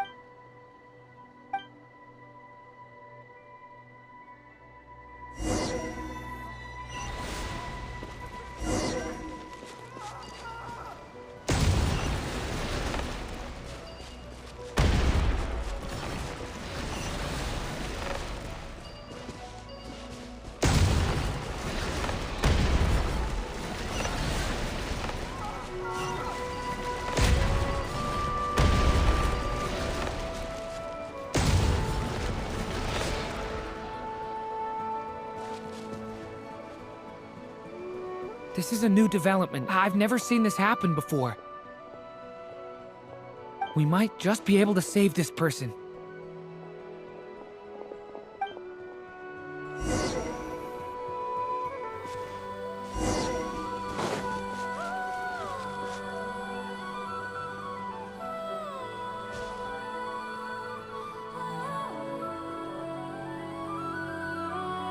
Hello there. Have you seen my daughter? Spargana's her name. She's carrying a large backpack. Get out while you still can, you fool. You won't find any survivors here. But I can't just leave her here. She must be so scared right now. Sorry. Wish I could help, but I haven't seen her. You'll just have to keep looking. Okay, thank you. If I do find her, I'll get her to shelter and come back for you. Don't bother. I've got nowhere left to go.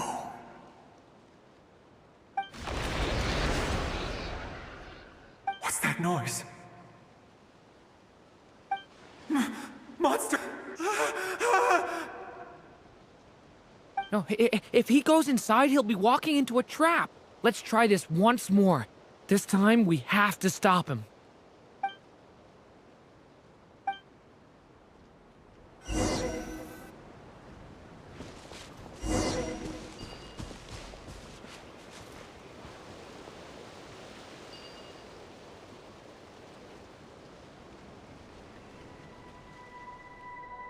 Hello there. Have you seen my daughter? Spargana. Get out while you still can, you fool. You won't find any survivors here. But I can't just leave her here. She must be so scared right now. Sorry. Wish I could help, but I haven't seen her. You'll just have to keep looking. Okay, thank you. If I do find her, I'll get her to shelter and come back for you. Don't bother. I've got nowhere left to go.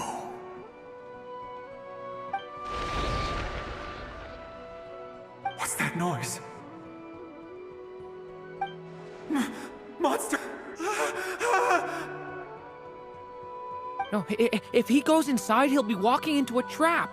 Let's try this once more. This time, we have to stop him.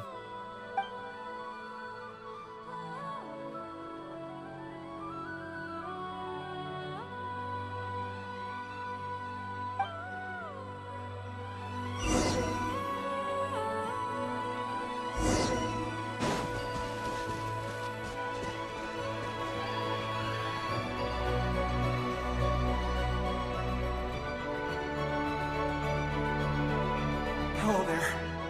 Have you seen my daughter? Get out while you But I can't... Okay, if I do find... Don't... What's that noise? No, if he...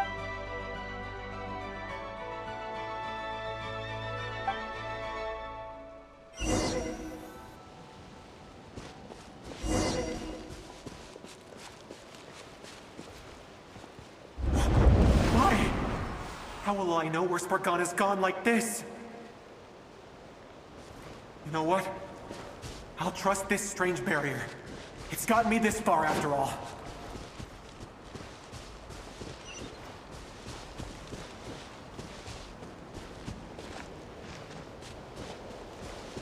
Spargana, are you there? What? Hey! Let us out!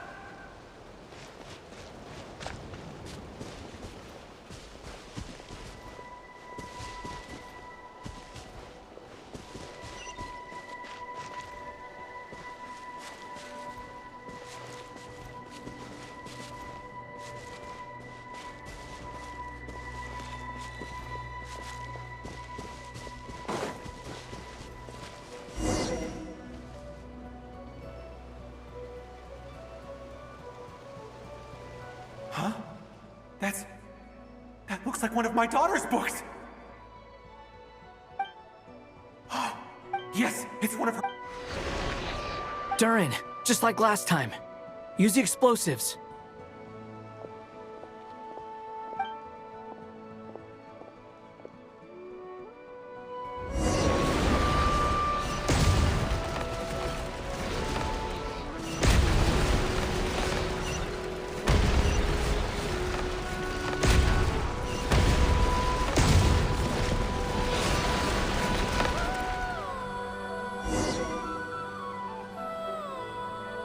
It won't work. There's not enough left. If he makes it in, he'll die. But then, this clue could be the key to him finding his daughter. It might not be the only one. Better he misses that clue than loses his life. I guess so.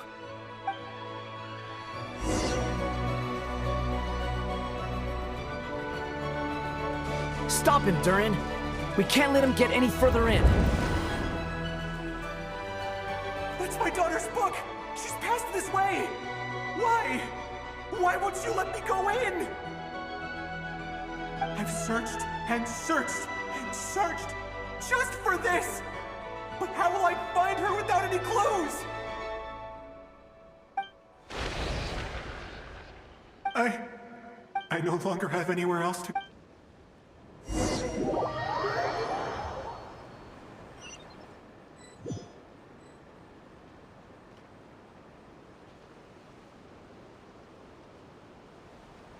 I'm sorry. I'm so sorry. He refuses to go anywhere else. Whether he opens this door or not, all that awaits him now is death. We couldn't change his fate. Albedo? Hat guy? Let's try one more time. I don't know how we're gonna do this, but I don't want to give up either.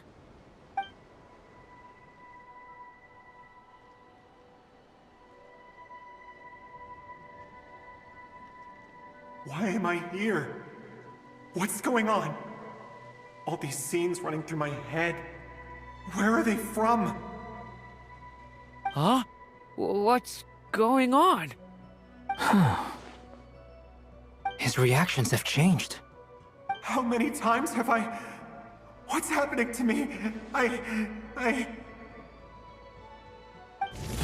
Huh? Wait. You can see us now? I feel like I always could, but that I only... But you were the ones guiding me using that marked barrier, right? I haven't done anything yet, but I won't find my daughter. In fact, I'll ultimately die trying to find her. Isn't that right? What? No, it isn't. Yes, it is. Even so, we're trying to find a way out of this. You've not seen my daughter either, have you? It seems she really isn't here.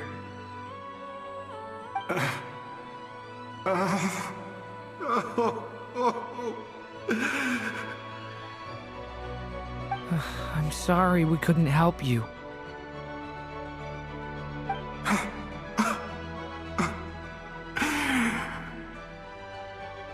I'm just tired. Maybe this is destiny. Maybe it doesn't matter how hard I search. How long do I have left? Experience says 15 to 20 minutes. 15 to 20. Thank you for all your help. Let's rest a while. You look exhausted too. Now's not the time for you to start pitying us. It's not pity. I'm just realizing that I've only got 10 or so minutes left. You know?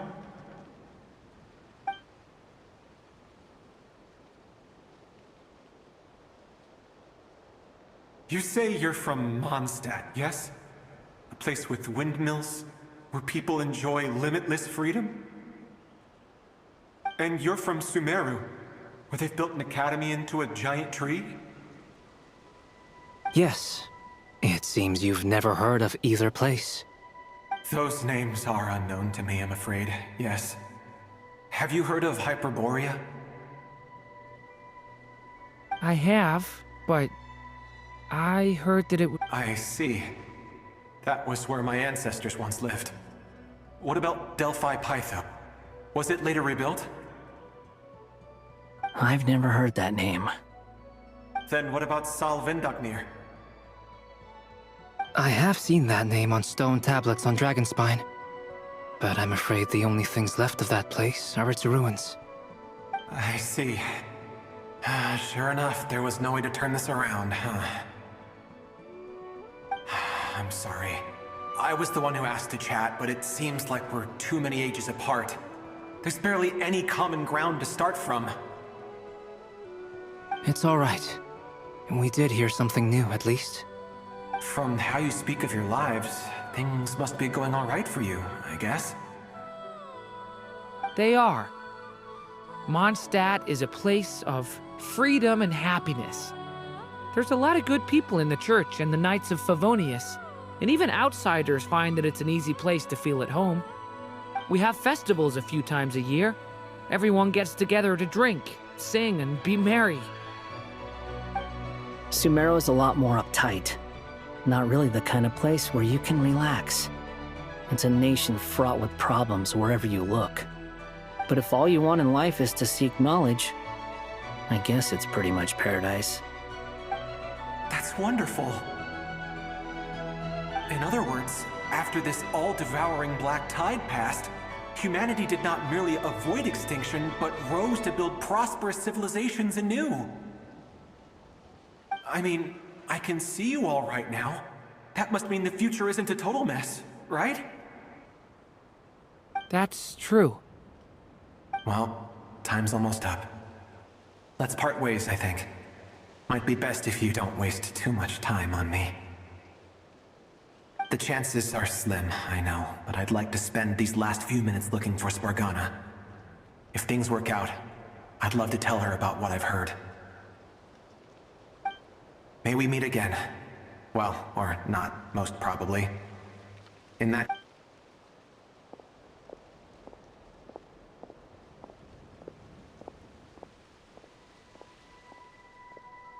He's gone. In a few minutes, he will meet the end that was his to begin with. The ending of this tale did not change, but I believe that we've just made the most progress we have yet. May your wishes come true. If only it were so simple. Hat guy, could I ask you a question? You've never talked about your past. It seems complicated, and it weighs heavily on you, too.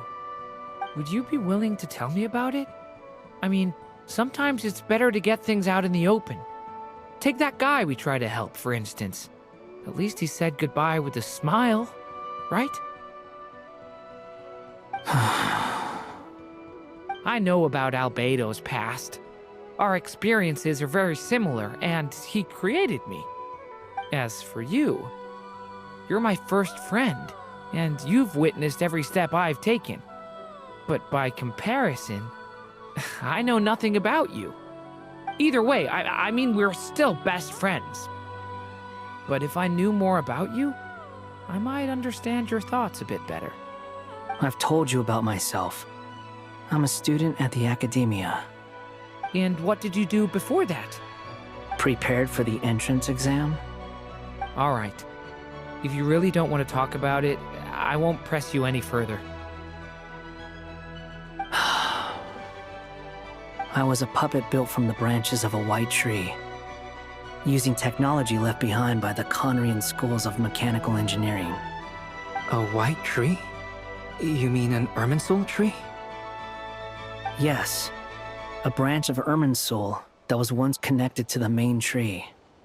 So you had a human creator too? Yeah.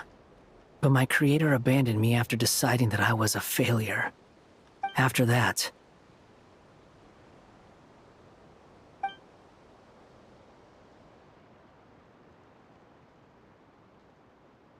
Durin.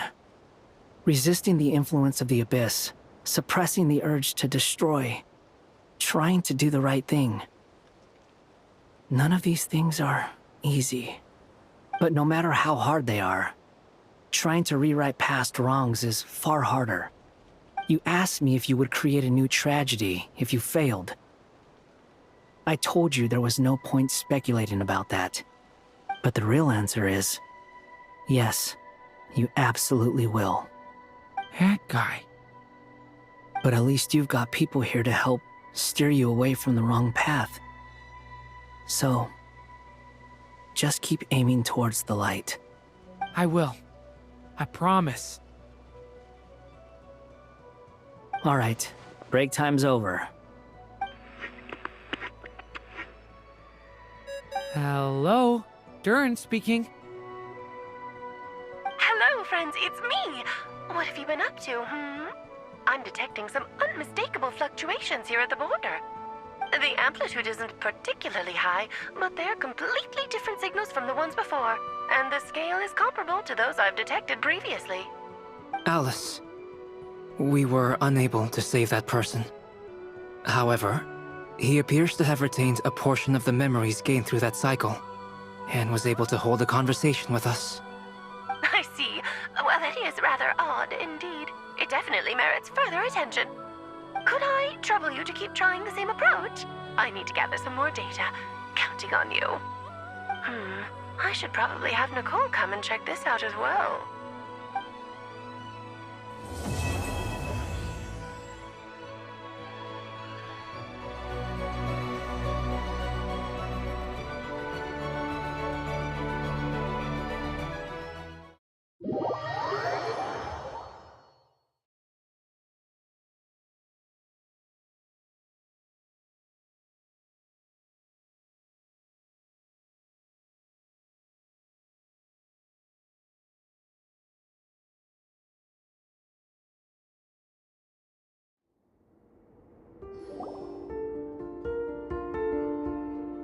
There you are.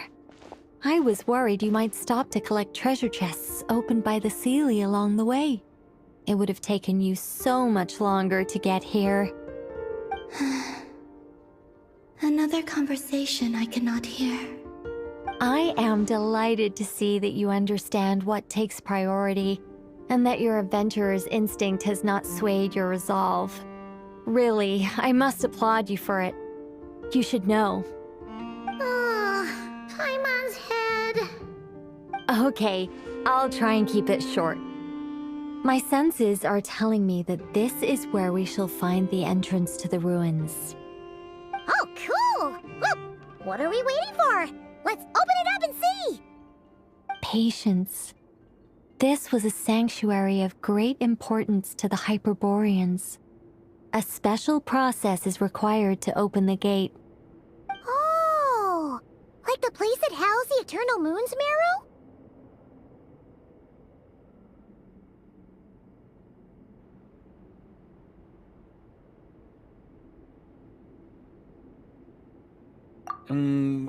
Okay, so what's the plan? Need us to do anything? And just the short version, if you can. Ah. All right, then. I was planning to start with some background on the invention of these techniques. Are you sure you don't want to hear it? It's quite informative. Remember what you were saying about priorities? Fine. Simply put, we need 3 human representatives to successfully undergo a process of Kuvaki resonance. Think of it as a test from the 3 moon goddesses to see if the entrants are qualified, with the most recognizable qualification being Kuvaki. Pretty sure Lauma would ace that test. Oh, wait. We need 3 people. I also have no doubt that the Moon Chanter would be qualified. But we would need 2 other people with the same constitution. Therefore, the most feasible method is not so much to follow the rules, but to figure out how the test functions and find a workaround. I've done some research, and it turns out the mechanism is rather crude. We'll simply need humans to stand before it who have sufficient Kuvaki energy within them. I'm with you so far. How do we get the Kuvaki in them? The easiest way would be transfusion. Take some Kuvaki from Nodkrai's. So we're going to... Precisely. There are other methods, but this is the simplest one. Cheating the system is much easier than trying to hide from it. Huh? Ah! Sorry? Does the idea of cheating upset you, Miss Lauma? No, that's not it. I suddenly had an idea. Oh, what is it? It's about Moon Prayer Night. I figured out a way for Kutar to join in the festivities. Huh? But as Paimon said, we need to have our priorities straight. Let's get back to the test. I'll follow up with Nefer on the festival arrangements. Oh, okay. Anyway, is this really the best method we have? A Kuvaki transfusion sounds dangerous, no matter how you slice it. If you think that's dangerous, wait till you hear the other methods. I'd be more than happy to go through them if you'd like. There are several. No need, we're good. Let's go with this one. Very well. Kuvaki transfusion it is. Now, I should mention that the risks can be greater or lower depending on individual compatibility. It would be rash to simply infuse the Kuvaki and hope for the best. If the body rejects it, the reaction can be quite severe. The symptoms are similar to another condition that some people living here suffer from, known as congenital Kuvaki sensitivity. So, before we execute our plan, I will perform a simple test of my own to see who is compatible and who is not. Once that is done, we will have to complete the resonance process as rapidly as possible. The participants must remain stationary while the Kuvaki circulates and bonds with them, and they mustn't eat or drink anything. What? No eating or drinking? That's some hardcore fasting. They'll all be monks by the time they're through.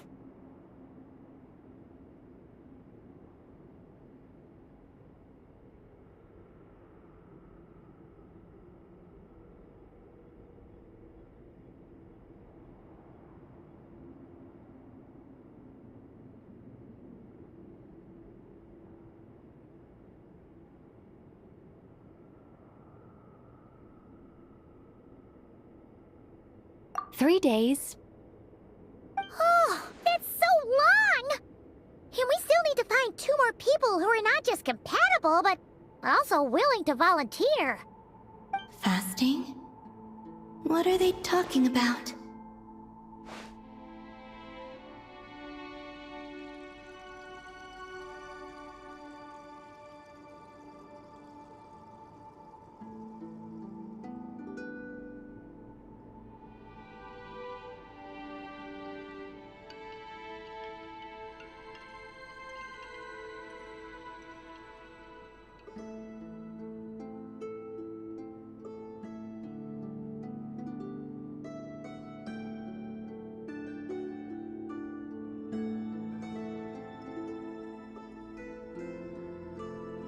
Really?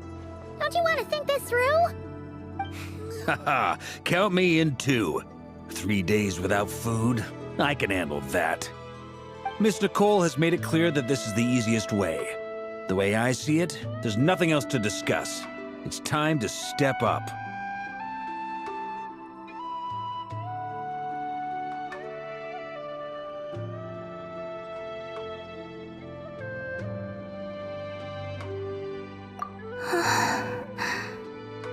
Yeah, you're right. In that case, Paimon volunteers to be Captain of Logistics. She'll keep the fires lit and grab some spare clothes to keep you comfortable.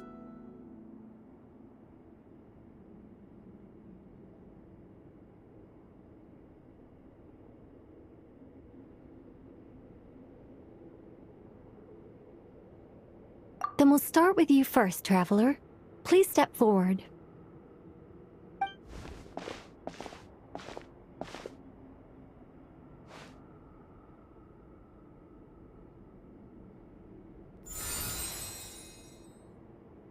How's it going?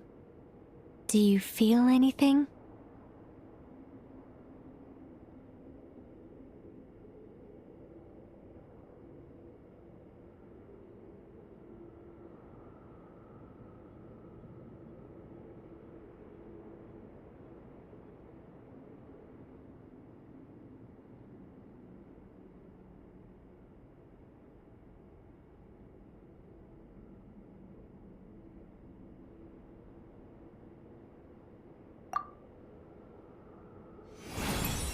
How about now?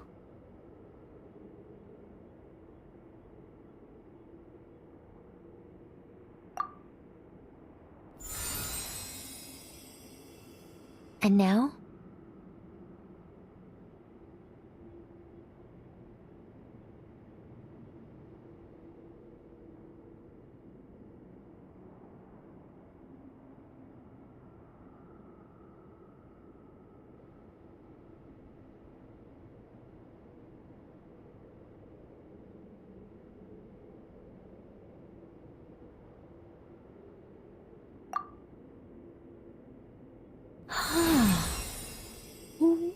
What about now?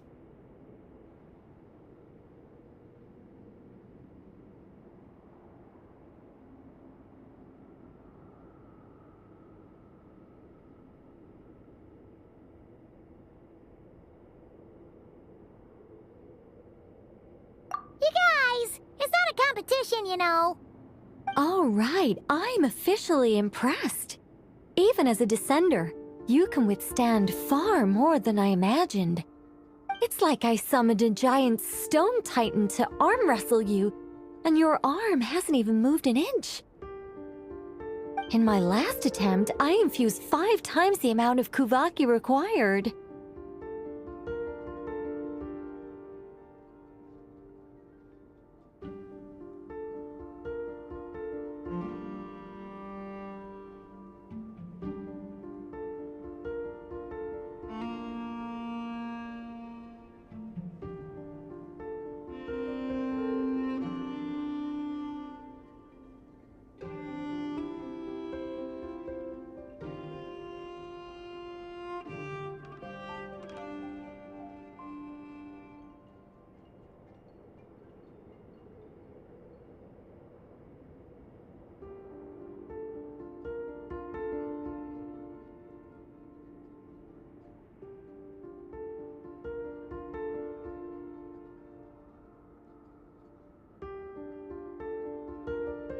Yes. Safe to say, compatibility won't be an issue for you. You're eligible to join. You're next, Mr. Varka. Sure, here goes nothing. All right. I'll start where we left off. 5 times the required Kuvaki dose. Whoa, whoa, whoa, hey, wait a minute. How's it going? No, not great. I kind of want to puke. Feels like I've been drinking too much. A few bottles of wine, then a big stein of Dark Horse, with some hard liquor from Liyue mixed in. You think this is funny? I just lost to a young lady in an arm wrestling contest. I'm never gonna live that down. My apologies. I'll lower the concentration and try again. Oh. How's it going now? I'm not as dizzy as last time, but I can still feel it pulsing around. In that case, you wouldn't be an ideal choice, Mr. Varka. Let's try someone else. Okay. Let's go ask some of our other friends then.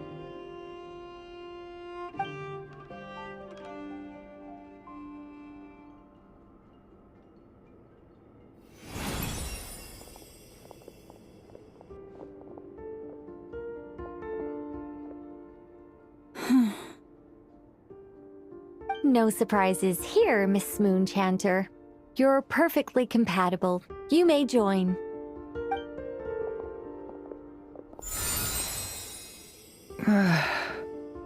I'm getting a slight headache. Shame. You were so close. Whoa! I'm itching all over! Allergic reaction. We can't have that. Huh?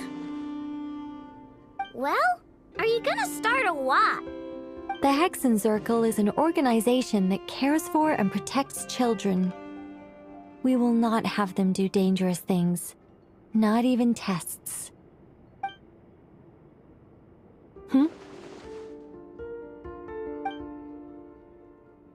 Is something the matter? The candidates have to be human. I guess that rules me out too. Huh. Everyone except the Moonchanter got beaten. Guess I don't need to feel so bad after all. I mean, looks like this isn't gonna be as easy as we thought. Perhaps I could ask for volunteers among the Frost Moon Scions. I'll see about talking to some trusted Lightkeeper colleagues. Itlua springs to mind. In fact, I think we had some former Frost Moon Scions join our ranks recently. Can you give me the scientific explanation for how the test works? I can probably make some kind of test bot. Then we can just zip through Nasha Town, going up to people and pressing a button to check their status. Wouldn't that be way easier? No. Wow! No elaboration for once. How about I contact the Knights of Favonia's garrison in the Wave Chaser plane? Shame that Lohan's already left. And that guy's even tougher than I am. Strange. The moon goddess is clearly revered by many people. So why is she on the brink of disappearing? She mentioned that the world has rejected her from the very beginning. And when we fought the Reikir of Solnari, it seemed like she exhausted her power for our sake. Also, I'm not sure revered is the right word for how people feel about her. Gratitude, certainly. For my part, anyway. It's basic reciprocity. She helped us, so she deserves our help in return. Yeah. Even though she looked like she didn't care, she still saved a ton of people, including me. A review of the relevant data leads me to conclude that Miss Columbina is a good person. Yep, you bet! They really think so? I'm super surprised that Columbina isn't her actual name, though. I think it really suits her. It's light and graceful and... yeah, just a really pretty name. I know, right? Unfortunately, that's not our decision to make. Columbina. That was the code name the Fatui gave me. But it also came up in the song I heard when I was born. But... is that really all there is to it? What do I truly think of my own name? Is there anyone left who will still call me by that name?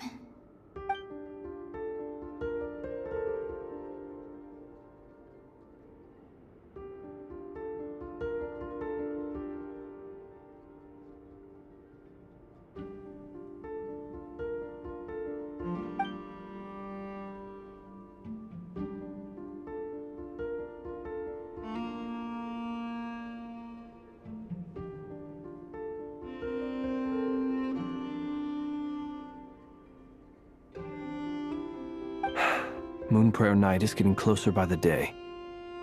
We're running out of time. We need to look for other candidates. Then allow me to try. Huh? What are you doing here? You contacted your friends via the Adventurers Guild. Sandrone has been keeping an eye out for something like that, so she informed me. Since I have the ability to accommodate a moon marrow, I should prove to be a suitable candidate. Arlecchino. When can we begin? I see. We can begin right away.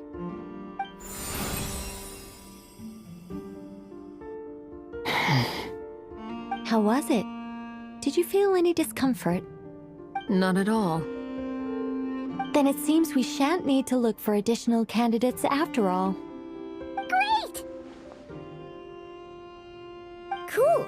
All right, like Paimon said, the rest of us can take turns making sure the three of them stay warm and comfy. Then, my job is to take care of the caretakers. I will ensure everyone receives food and accommodation.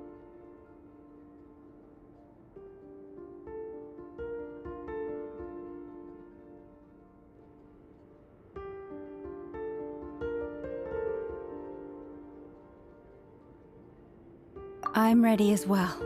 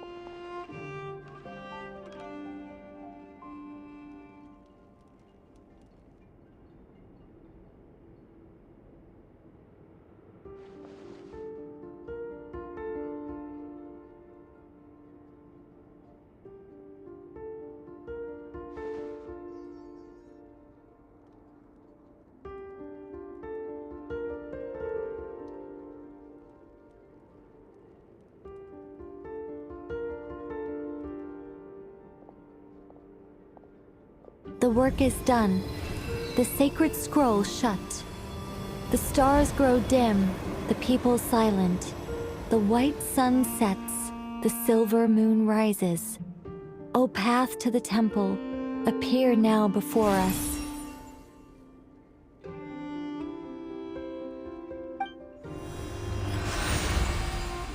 Wow! It really opened! So that's what all this is about. They've been trying to open this gate. Come, let us enter. It might be best to eat something first. Take care to chew properly and swallow slowly. It will give your body time to readjust to the digestion process. They will head in soon. They will need to enter this gate.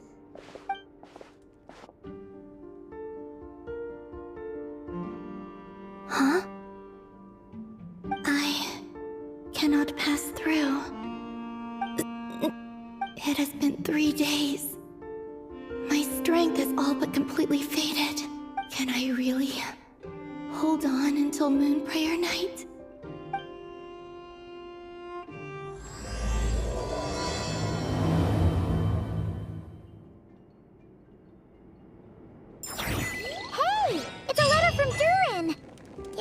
famous in Mondstadt.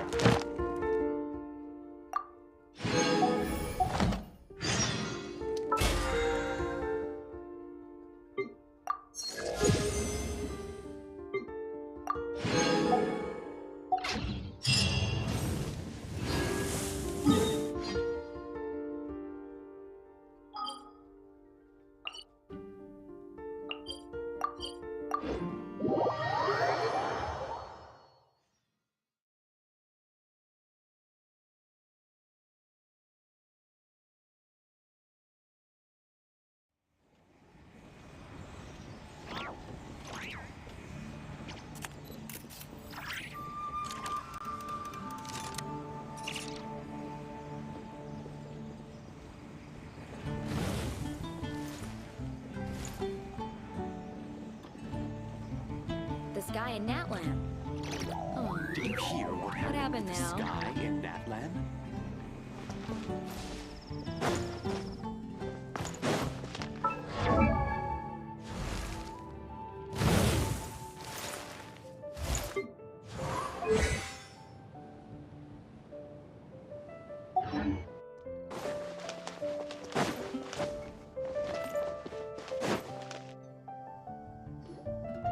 Some say the god of fate calls the outcome of every dice roll before it's even made.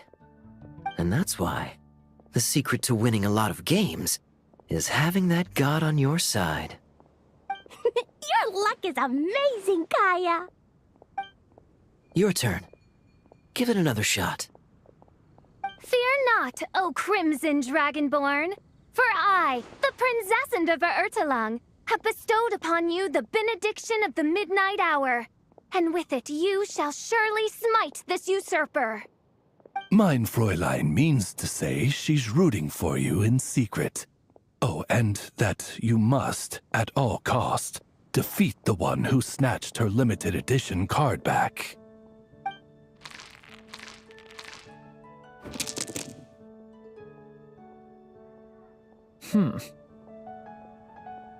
I'm not too sure if that counts as good luck or bad.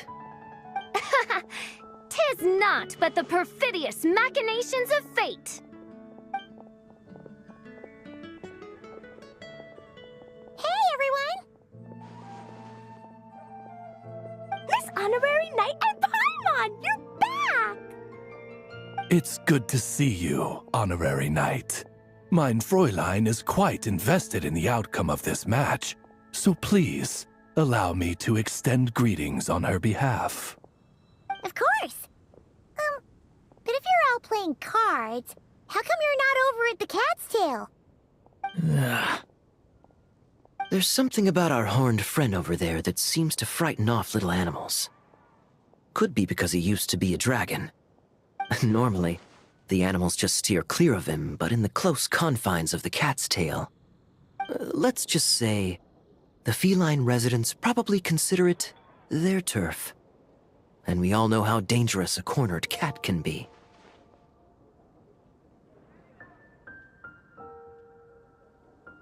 I just wanted to borrow one of their nests for a nap. What are their nests? Wait, you mean a cat sofa? Yeah, it's more comfortable for me. I can stretch out just the way I like. But it turns out the Black Cat and his minions are quite territorial. Luckily, Miss Diona helped smooth things over, and they finally agreed to let me use one. But, I only get to use it after dark.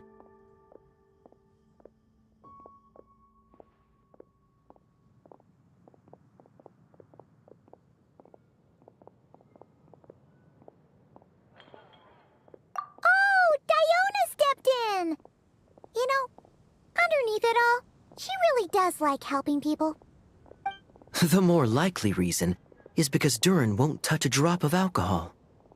As far as Diona's concerned, that pretty much makes them two peas in a pod. It's a shame, really, considering everything Mondstadt has to offer in that regard. Mondstadt's alcoholic drinks are a bit too much for me to handle right now.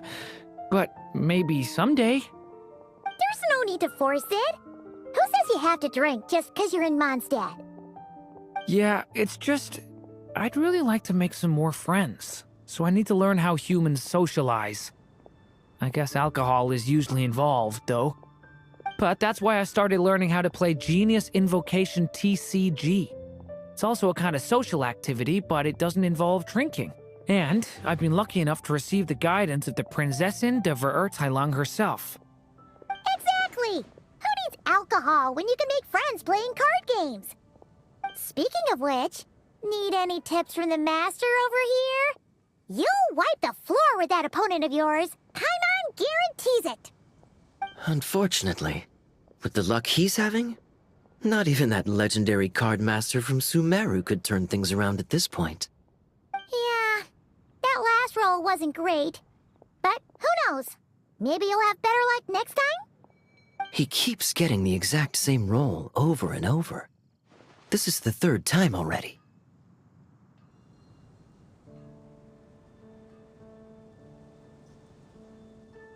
If there really is a god of fate, they could have cut this kid a bit of slack. Like, I don't know, make it possible for him to roll at least one other side of the dice? I think I've lost.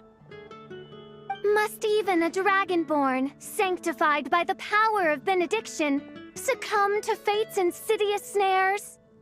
Don't be sad, Durin. You'll definitely win the next round. You can even borrow Todoko if you want. Mom says she brings good luck. Thanks, Klee, but there's something more important I need to take care of now. Oh, okay. So, the book's given us another hint, right? Yep, and I think I've guessed where we're headed this time. Come on, follow me.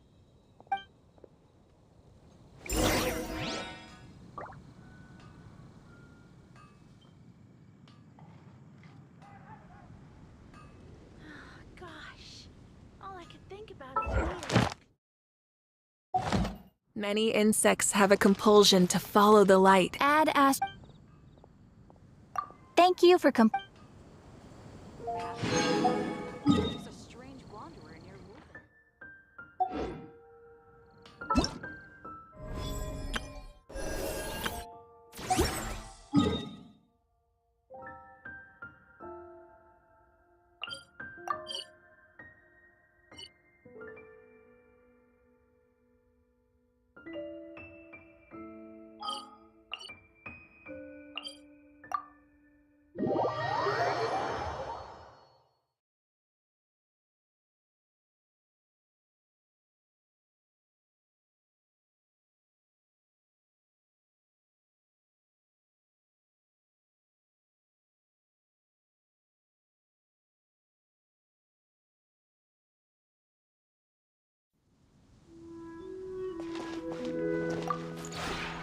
This rep...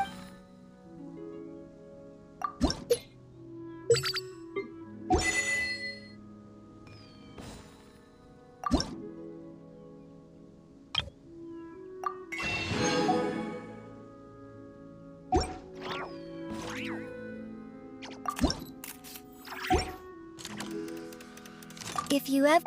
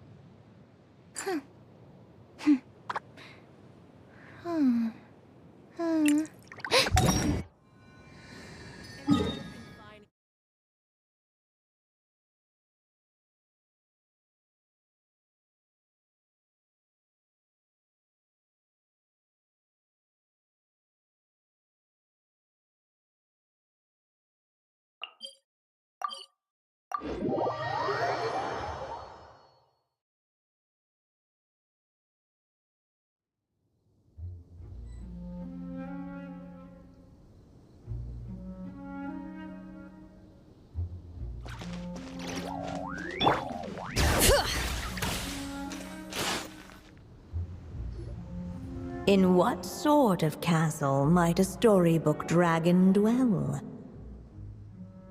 The witch turned to a mighty dragon born upon the wind to seek her answer.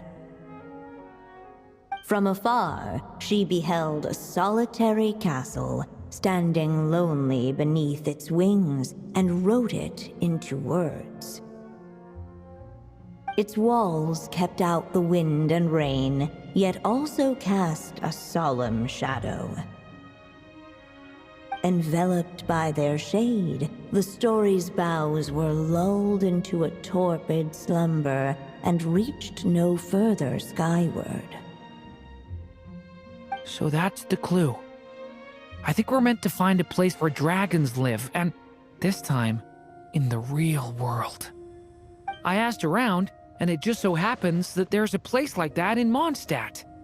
Yep, that checks out. I've heard that the dragon here is called Dvalin, and that he's a magnificent creature. I hope I get the chance to meet him. Wait a second. Do you think having the two of them meet is the best idea? You know, considering everything that happened in the past?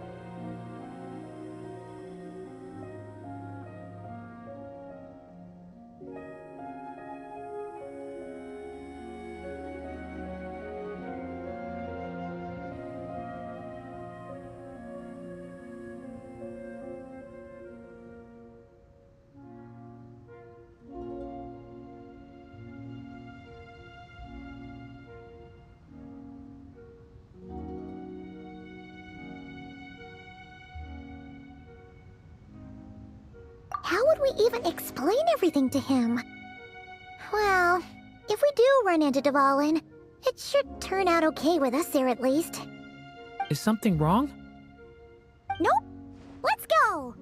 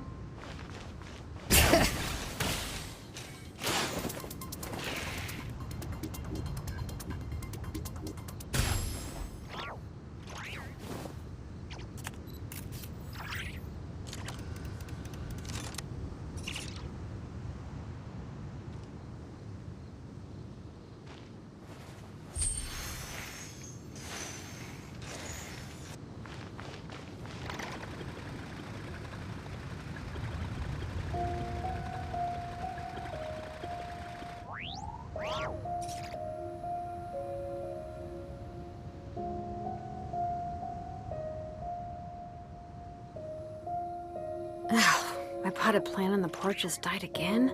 I was watering it every day. Ugh, don't tell me I overdid it this time.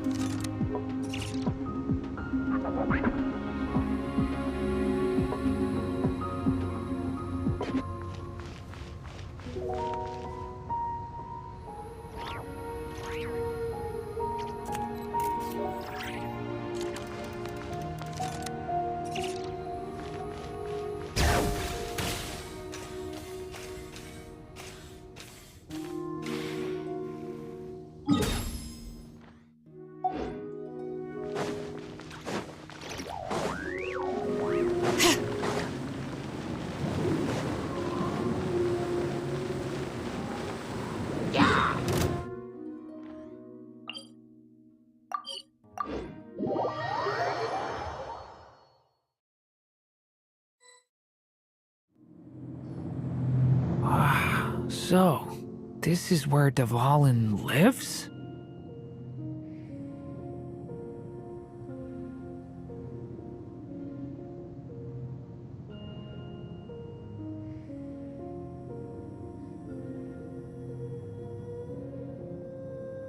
Yeah, right into the middle of a raging storm. If you're afraid of getting blown away, Paimon, you can always hang onto my sleeve. This isn't Paimon's first rodeo. Come on, let's get going.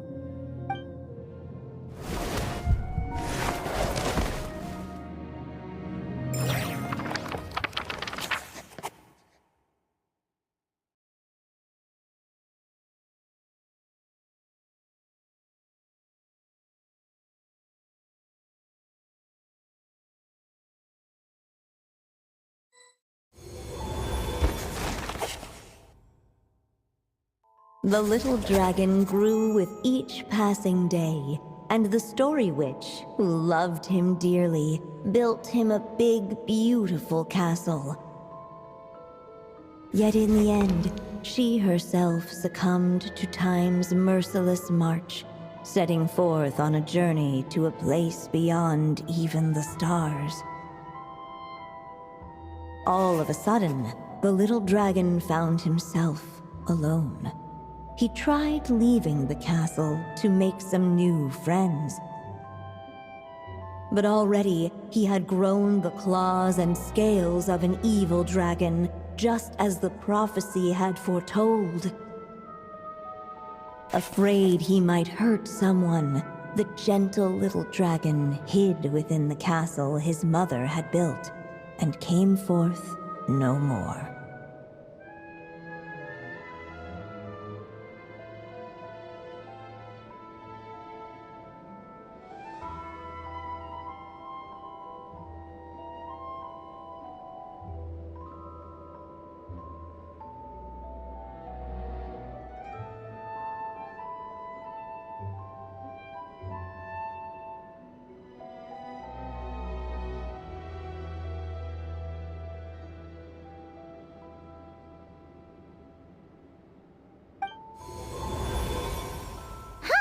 Looks like we're back in the story world.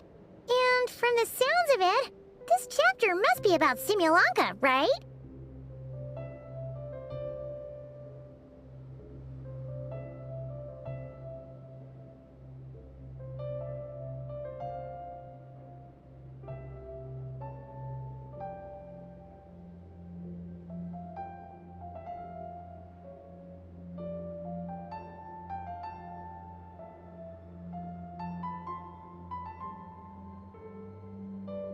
Yeah, like the fairy from the Forest of Blessings, the king of Yep. That will be Nilu, Navia, and Kirara. Oh, and there's Hat Guy, too. Only...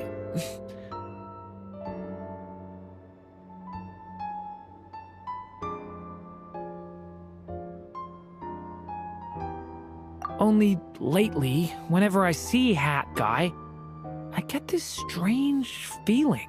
What kind of feeling? It's like there's something on his mind. He hasn't told me what it is, but I can sense it all the same. Well, he's always been kind of... I guess I should focus... Yeah, we should get started on this chapter. So, let's track you down... That day, they Hey! Instead of... The little dragon had shut himself inside the tall tower at the castle's center. Anyone who wished to reach him must traverse the barriers that wall off his heart, for there is no other way. Looks like we're in for another long one. Let me try something. Ooh, do you have an idea? If that little dragon in the tower used to be me, then surely I'd know how he shuts people out better than anyone. Come on, follow me.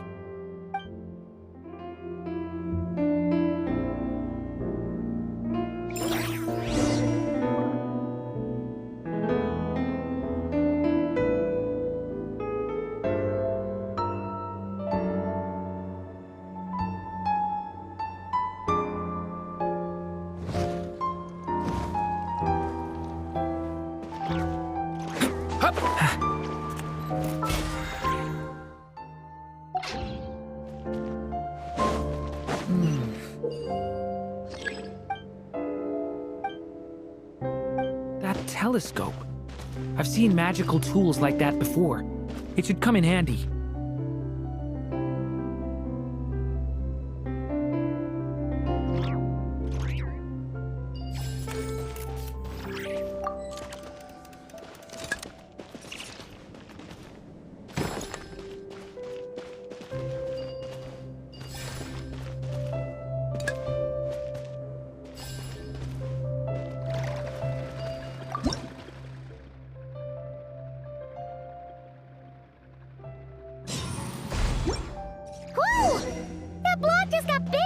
We can get past the obstacles ahead by using these blocks to jump upwards.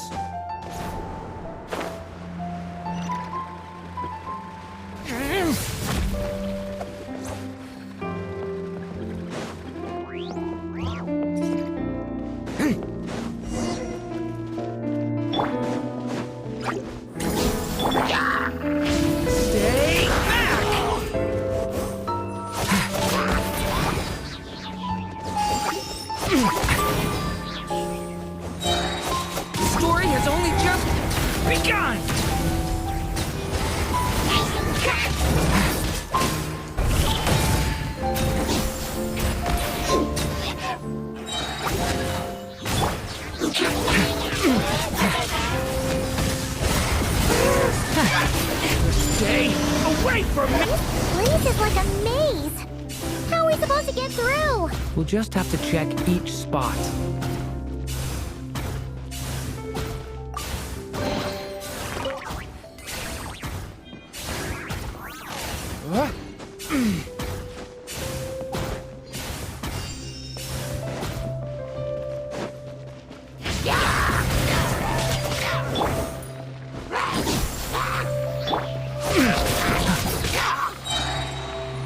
Stay away from me!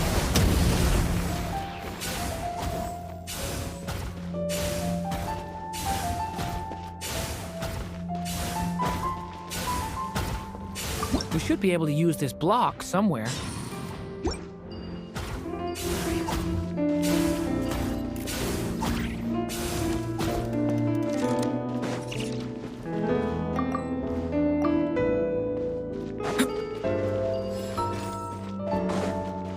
Looks like this telescope is missing some blocks. Oh.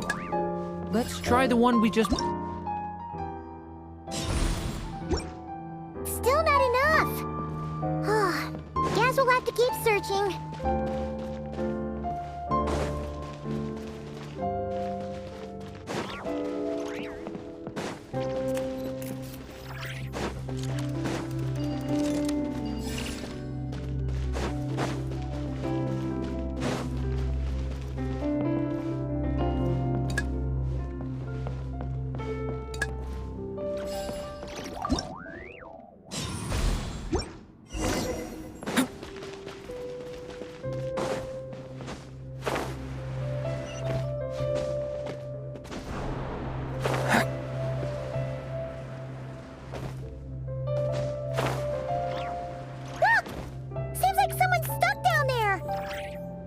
Should they continue towards the tower, or plunge into the shadows to rescue those in need?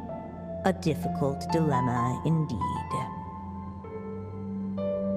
The path to the tower is up ahead. We better stick with Durin.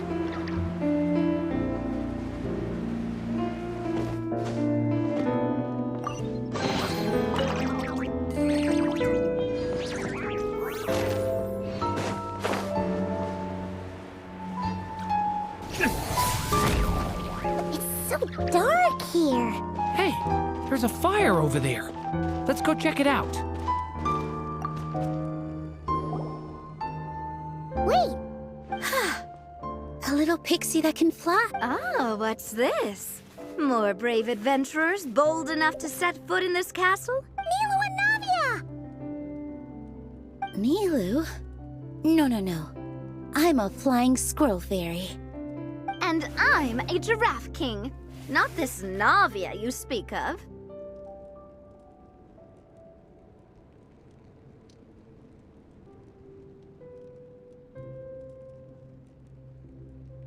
That's right. Oh, and don't forget Catbox Lady. Are you friend or foe? Friend! Definitely friend, Miss, yeah, Simulonka is... Okay, I think I get it now. Flying Squirrel Fairy, Giraffe King, Catbox Lady, please follow me. The shadows cast from the high walls of the tower were manifestations of the dragon's loneliness, barring the path of any visitor who wished to be his friend. The group of brave creatures sought to aid the little dragon in lifting his curse, yet without light to lead the way, the group was trapped, waiting on a miracle. Huh. These shadows are blocking our path. It seems like the little dragon is afraid to meet us. If only we had more firelight. But you three don't seem to fear these shadows. Why? Because I carry more than enough firelight for all of us. Besides, even though we're here to complete the story, who says it can't look a little different this time? Before I met you all, I was so sure I'd never make a single friend.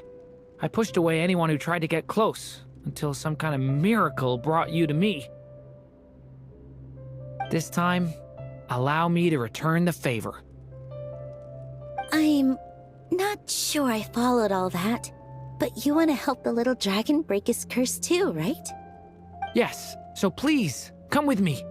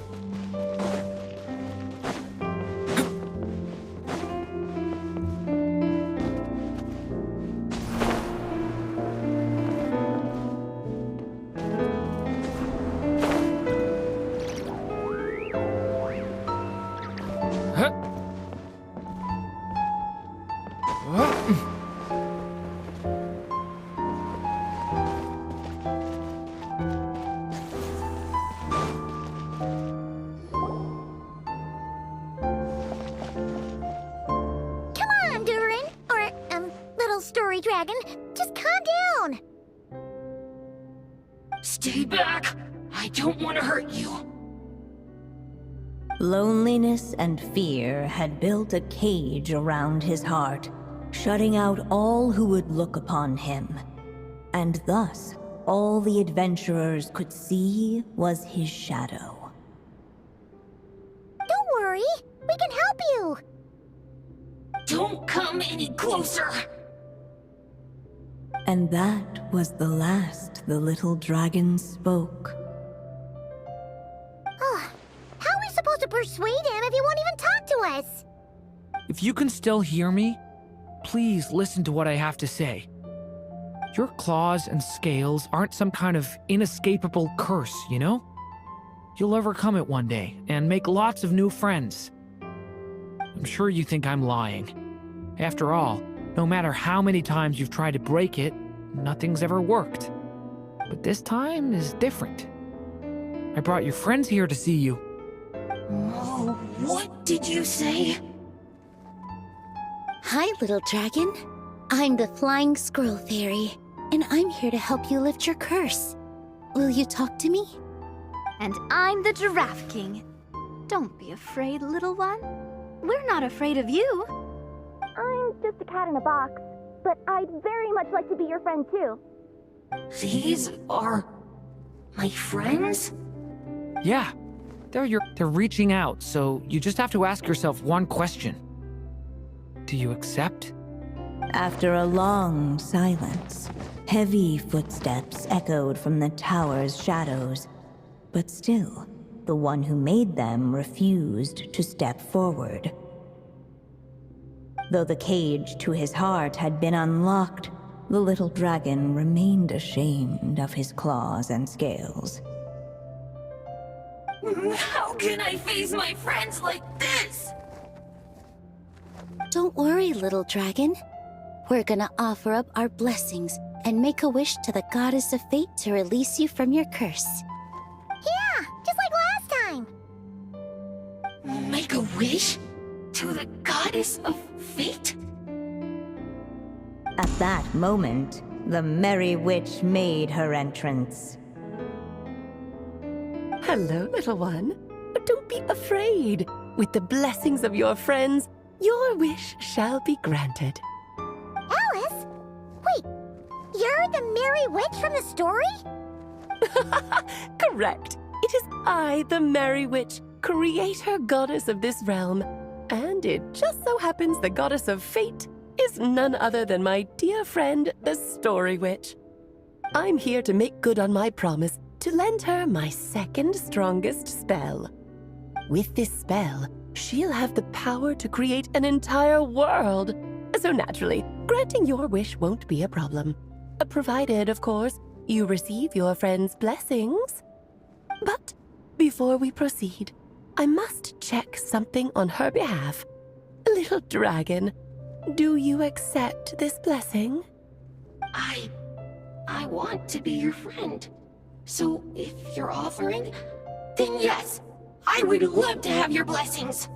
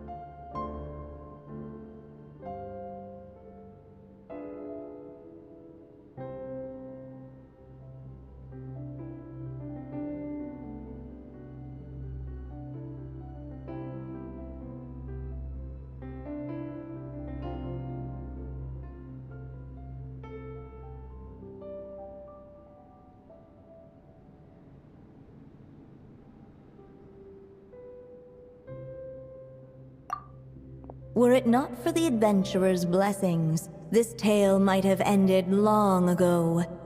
Thanks to them, another ending was now possible. Yet in that moment, they did not know if this blessing was truly a gift or just another trial in disguise. What?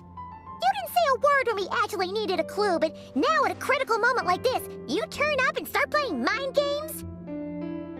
Another trial. Ha, that actually sounds about right. Be it the fictional problems of Simulanka or unavoidable conflicts in the real world, if you think about it, that's what they've been all along. But if it wasn't for those trials, I never would have met any of you. So, despite all that, I'd still like to give my blessings. That's the spirit! Come on, Durin! Let's help you make your wish come true again! On behalf of both my past and present selves, thank you. my friends. Fortunately, a brave band of adventurers heard tell of the little dragon's story.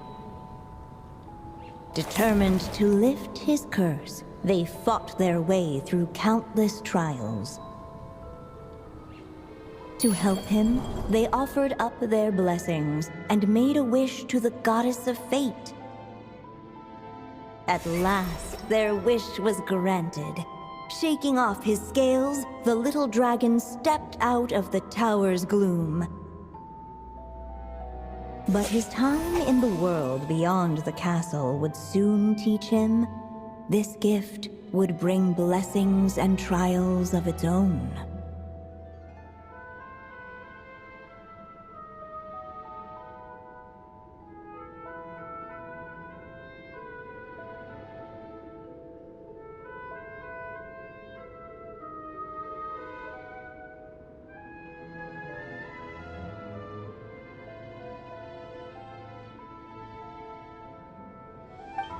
And as far as the little dragon was concerned, the tricks of fate had just begun.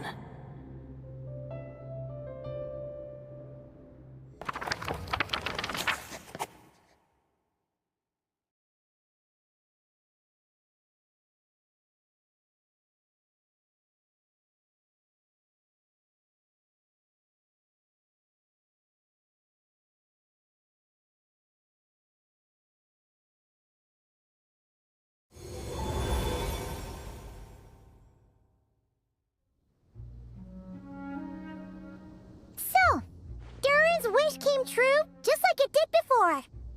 If this story was written by my mother, then surely that was the last chapter we just completed. Oh yeah! So, in other words, we finished it! Looks like that's a wrap on Alice's task, and there's even some ink to spare.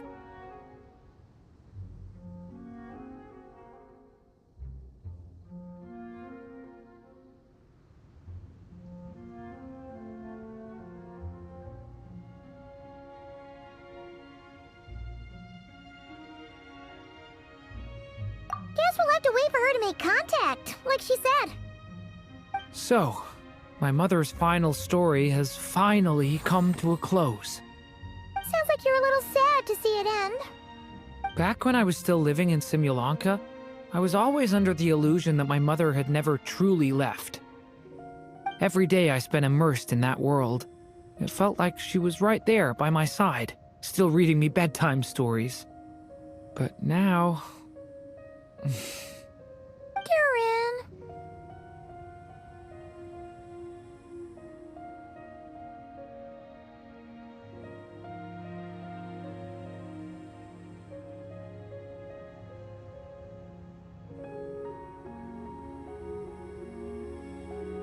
That's right! And you've got so many other friends waiting for you back in Mondstadt! Yeah. Speaking of which, after all that flying around, Paimon's starting to feel hungry again. So, why don't we head back to Mondstadt? Perfect excuse for a big meal with the rest of the gang. Now that you've fulfilled your mom's final wish, a little celebration seems in order, right? It's just a pity we never got to see that big, beautiful dragon. You were really looking forward to meeting him, huh? He might not be here all the time, but Paimon's sure you'll get a chance at some point. All right, no worries. Anyway, since this feast is to celebrate me fulfilling my mother's final wish, I guess it should be my little treat. Pretty sure that's how humans do it, right? Nuh-uh. This one's on the Traveler and Paimon. Celebrating each other's achievements is what friends are for. Honestly, when it comes to who treats who, human rules are so complicated. See? He wants to be friends with you, too. But the moment hasn't come. At least, not yet. In any case, the story should have a better ending this time, don't you think?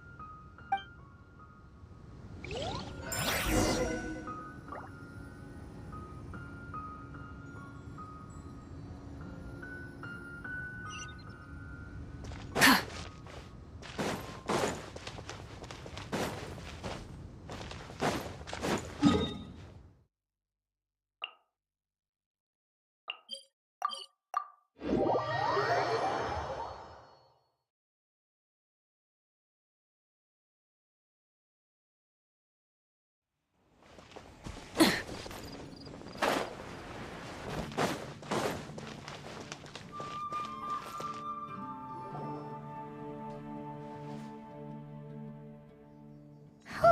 Feels like we were gone for ages.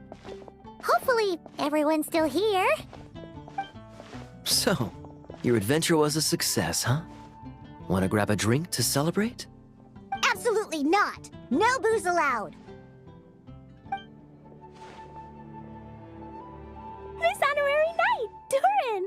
I want to hear all about your big adventure.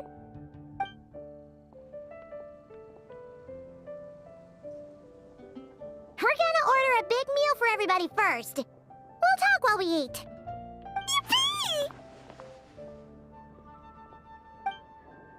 Excuse me. Did I hear you call him Durin just now? But wasn't Durin the evil dragon that fell on Dragonspine? Come on, miss! This Durin isn't that evil dragon from Dragonspine. Albedo said... well, it was kinda confusing. But anyway, it's super cool! Oh, is this your first time meeting him, Marjorie? No wonder you're getting him confused. Still, even if you hadn't met him yet, shouldn't you have heard about him at the very least? At this point, pretty much the whole city has.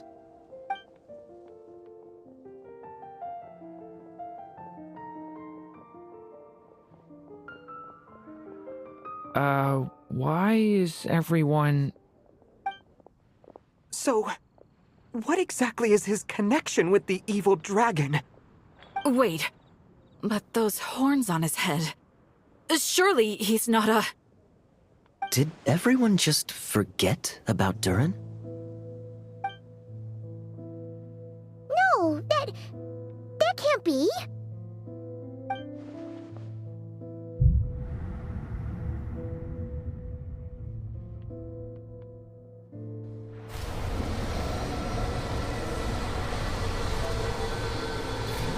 The tricks of fate had just begun.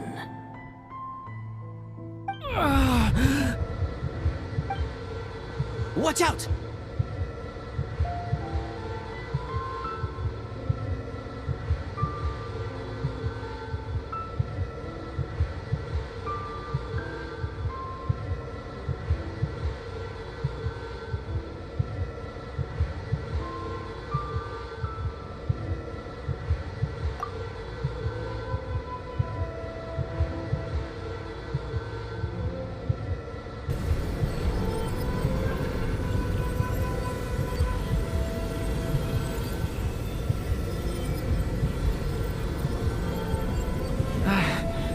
No one got hurt.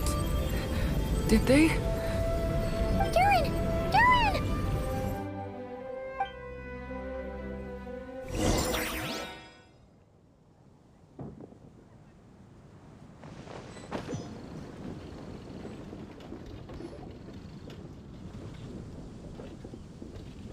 I just had Barbara check him over. He's not badly hurt, but he seems to have burned through a lot of energy fending off some kind of dangerous power. He'll need some time to rest before he wakes up. So, can someone explain what's going on here? It seems like, aside from Durin's close acquaintances, the people of Mondstadt have forgotten everything about him. How could that even happen? Worse still, the abyssal power within him is showing signs of extreme instability. Could be a separate issue, though. I'm not sure. If the abyssal power inside him spirals out of control, Mondstadt will be in grave danger.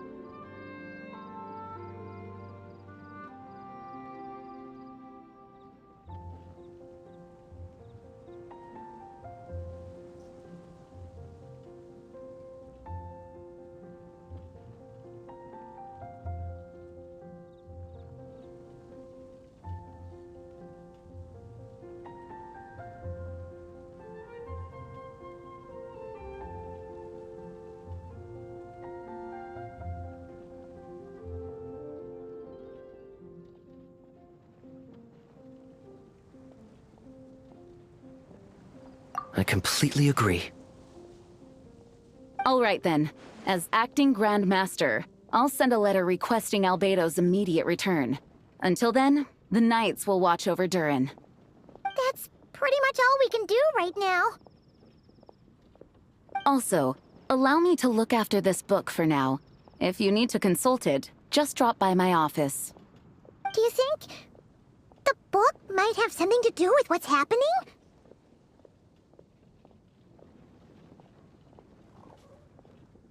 It's just weird that Alice still hasn't contacted us. Maybe we should head back inside the book and take another look.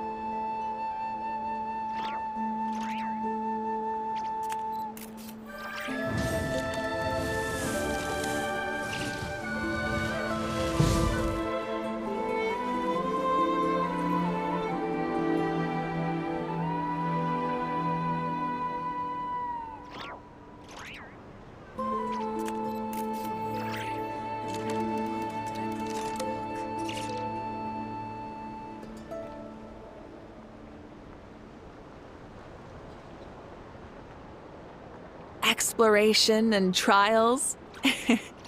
Adventuring is right up my alley.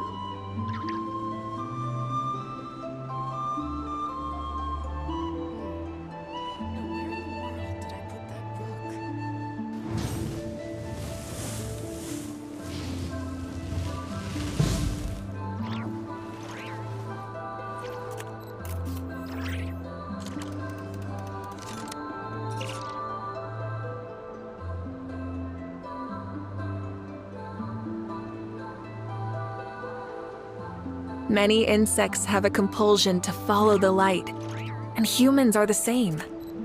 Except we call that light hope.